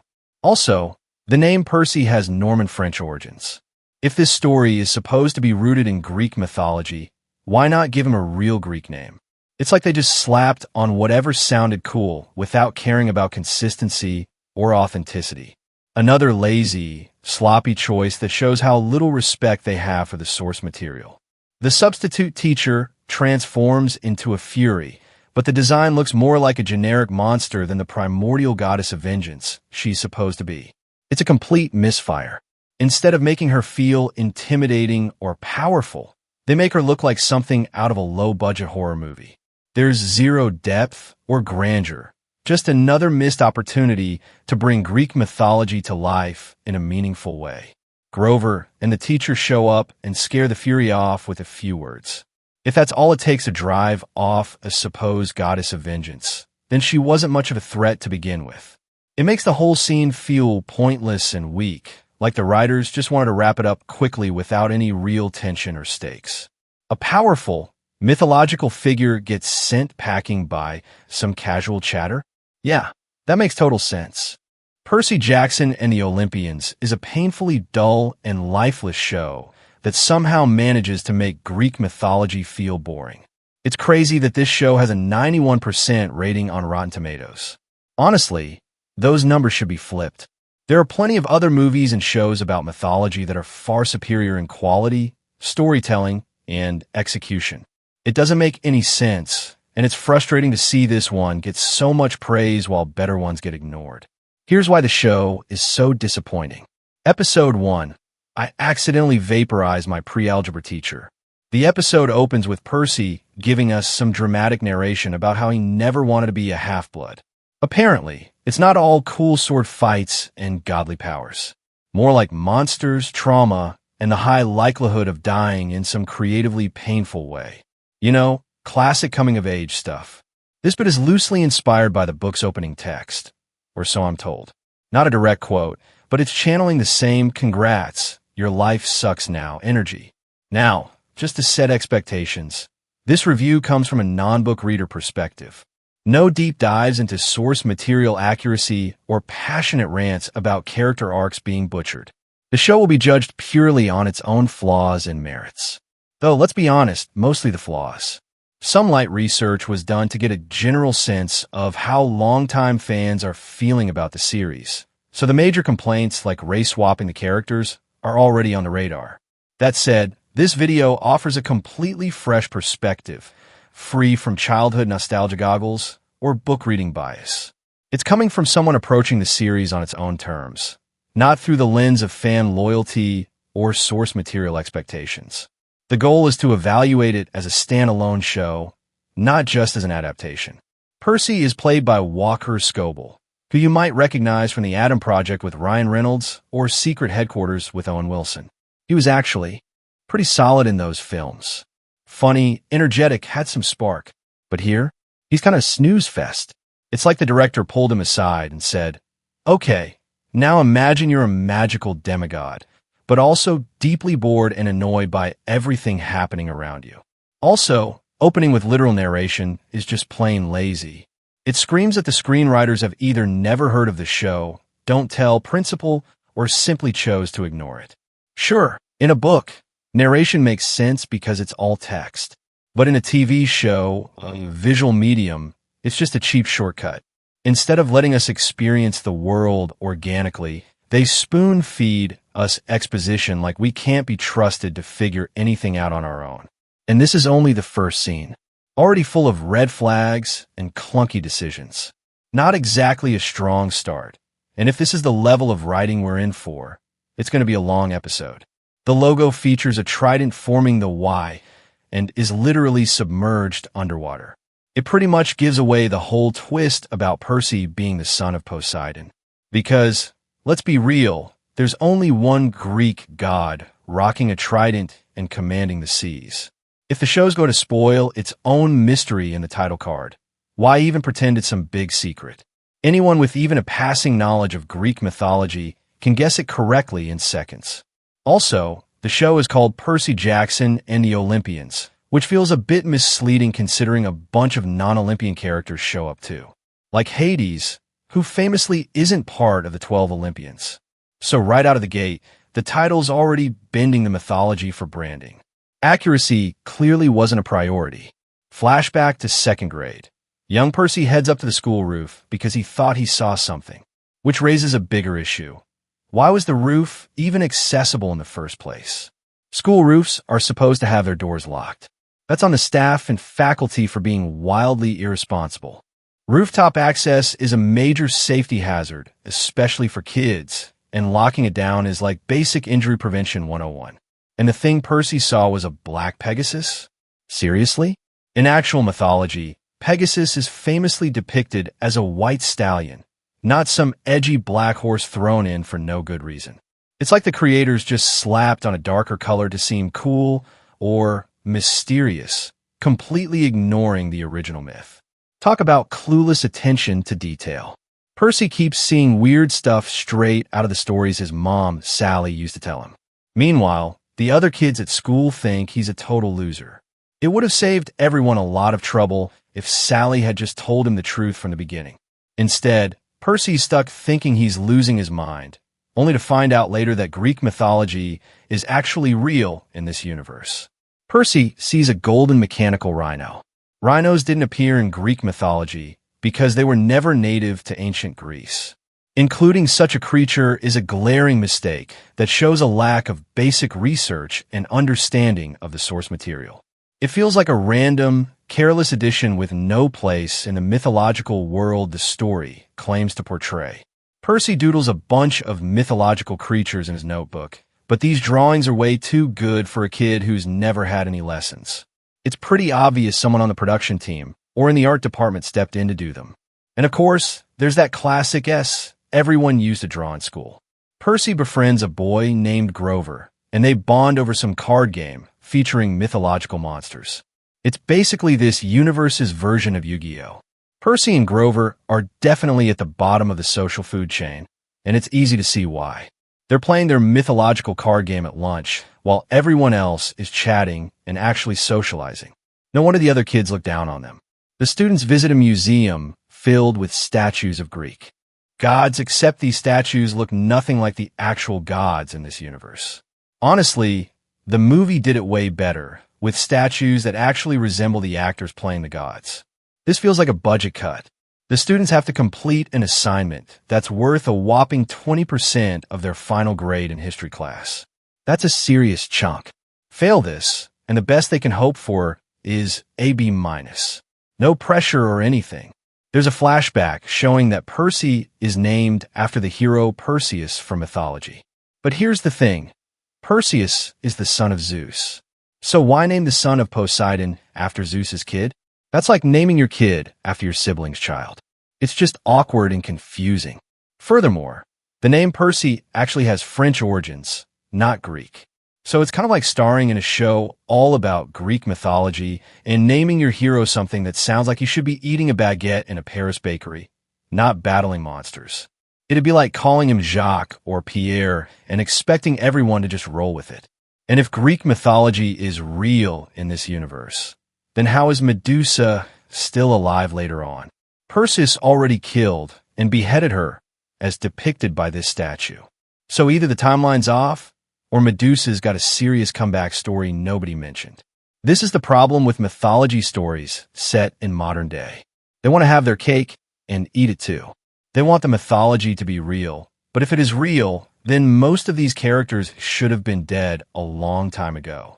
Percy is being bullied by a girl named Nancy, and his first instinct is to shove her into a dumpster. Fair enough. But then Grover steps in, telling him he shouldn't stand up to bullies. Apparently, letting people walk all over you is the moral high ground here. Percy and Grover switch sandwich ingredients. Percy takes the meat from Grover's sandwich, and Grover takes the cheese from Percy's. What's the point of this scene? Is it just to show us that Grover is a vegetarian? Because if that's the case, it's completely pointless. The meat has already touched Grover's sandwich, so it's been tainted anyway. Percy pushes Nancy into a fountain, which should give away his parentage immediately, considering, he's the son of Poseidon. Water manipulation isn't exactly a subtle power, but somehow the whole fountain dunk moment slips under the radar. Percy's pre-algebra teacher turns out to be the Fury Electo. Of course, nobody else can see what's happening, because why wouldn't there be some secret magical world hiding in plain sight? It's a trope so tired, it's practically a cliche at this point. Magical beings lurking among us, invisible to the average person. Been there, seen that. Electo's character design looks pretty goofy with her human face still visible. It would have been way scarier if she had fully transformed into a monster like in the movie. Keeping the human features just makes her look awkward and takes away from any real sense of threat.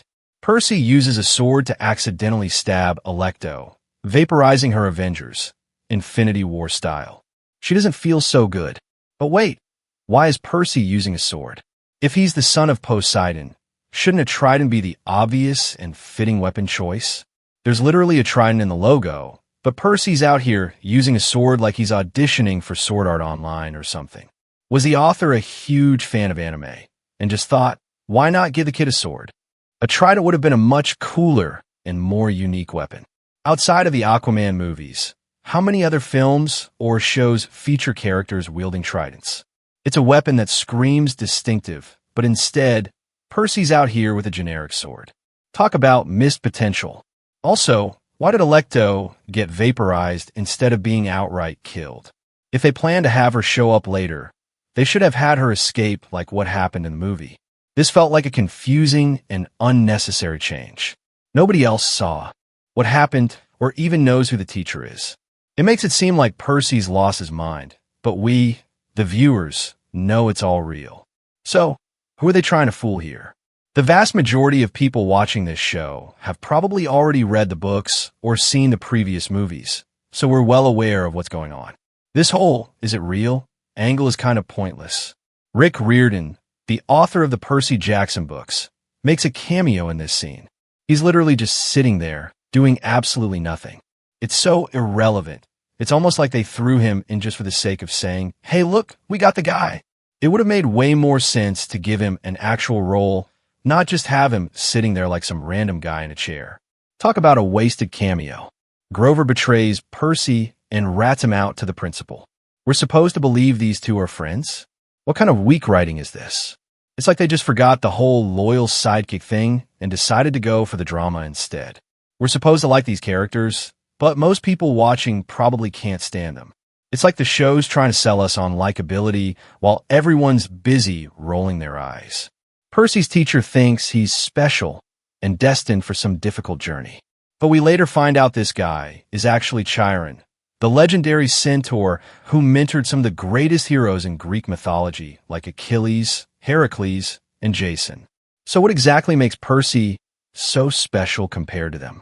The kid can barely hold a sword, and now he's in the same league as those legends? Nice try. Percy heads back home and talks to his stepdad, Gabe. But honestly, this version of Gabe isn't even that abusive. He's just kind of a jerk. The Gabe from movie, played by Joe Pantoliano, was a full-on sleazeball. This one feels more like your average grumpy stepdad, not the toxic and vulgar mess he's supposed to be. That's yet another downgrade from the movies, and yet everyone acts like the show is automatically superior. Do we watch a different show or something? Because this feels like selective memory fueled by nostalgia goggles in reverse. Gabe drops a reference to Nostradamus, the French astrologer, apothecary, physician, and all-around doom prophet. Cool, but most people watching probably have no idea who that even is. So why bother? This is a show about Greek mythology. It would have made way more sense to say something like, I'm not one of the fates, or literally any reference from the mythology the show is actually based on. Sally is just sitting on the balcony in the rain. What's the point of this scene? Percy is the one who's supposed to have a connection to water, being the son of Poseidon and all. If anyone should be enjoying a dramatic rain moment, it's him, not Sally brooding like it's a perfume commercial. You could say Sally was trying to get closer to Poseidon, but Poseidon isn't even the god of rain in Greek mythology. That would be Zeus. Sally gives Percy some blue-colored candy, which probably means something to people who've read the books, but for everyone else, it just feels totally random. Like great blue food. Is this a heartfelt tradition or just a strange obsession with food dye? Without more context and backstory, it's just sugary confusion. Sally drives Percy to Montauk for a little vacation, but he just got kicked out of school. Shouldn't he be punished, not rewarded? Most kids get grounded for bad behavior, not beach trips. Gabe is actually polite in this show, which doesn't fit his character at all. In the movie, he was supposed to be rude, gross, and basically unbearable. Here, he's just mildly annoying, like they nerfed his entire personality. Percy has this weird dream where someone warns him to run before he gets hurt. It would have made way more sense if the actual dream gods like the Honoroi were involved, similar to what happened in Blood of Zeus. Instead, this random dream just feels forced and contrived, like they needed a spooky moment but forgot to write a decent setup. We're embarking on an exciting journey into the Red Pyramid from the Kane Chronicles, exploring its ties to real Egyptian mythology.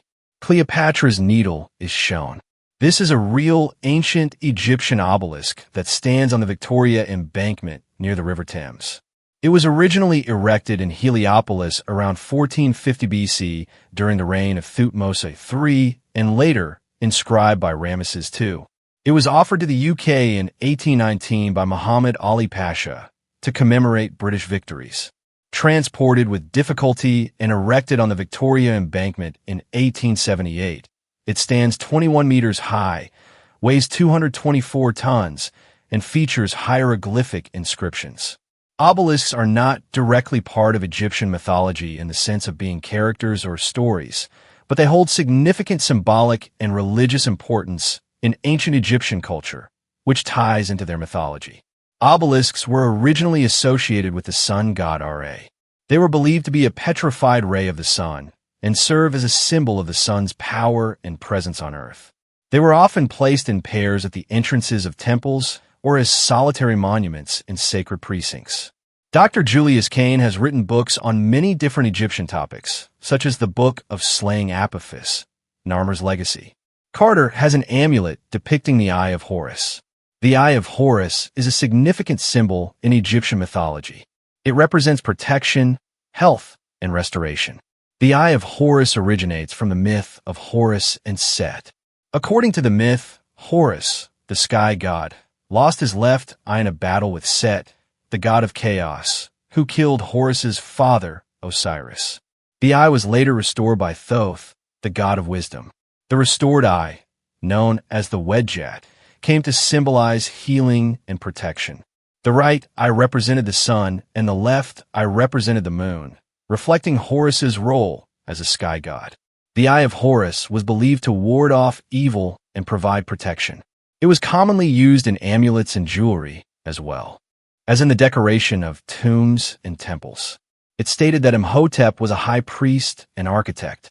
Some say he was a magician and he designed the first step pyramid. This is accurate. Imhotep is one of the most renowned figures in ancient Egyptian history. Imhotep's legacy endured for millennia.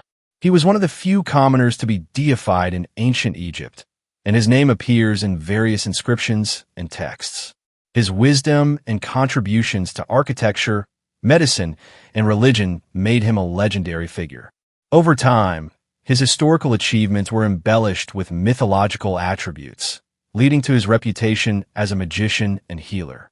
Julius orders the fiery man to go back to the Duat.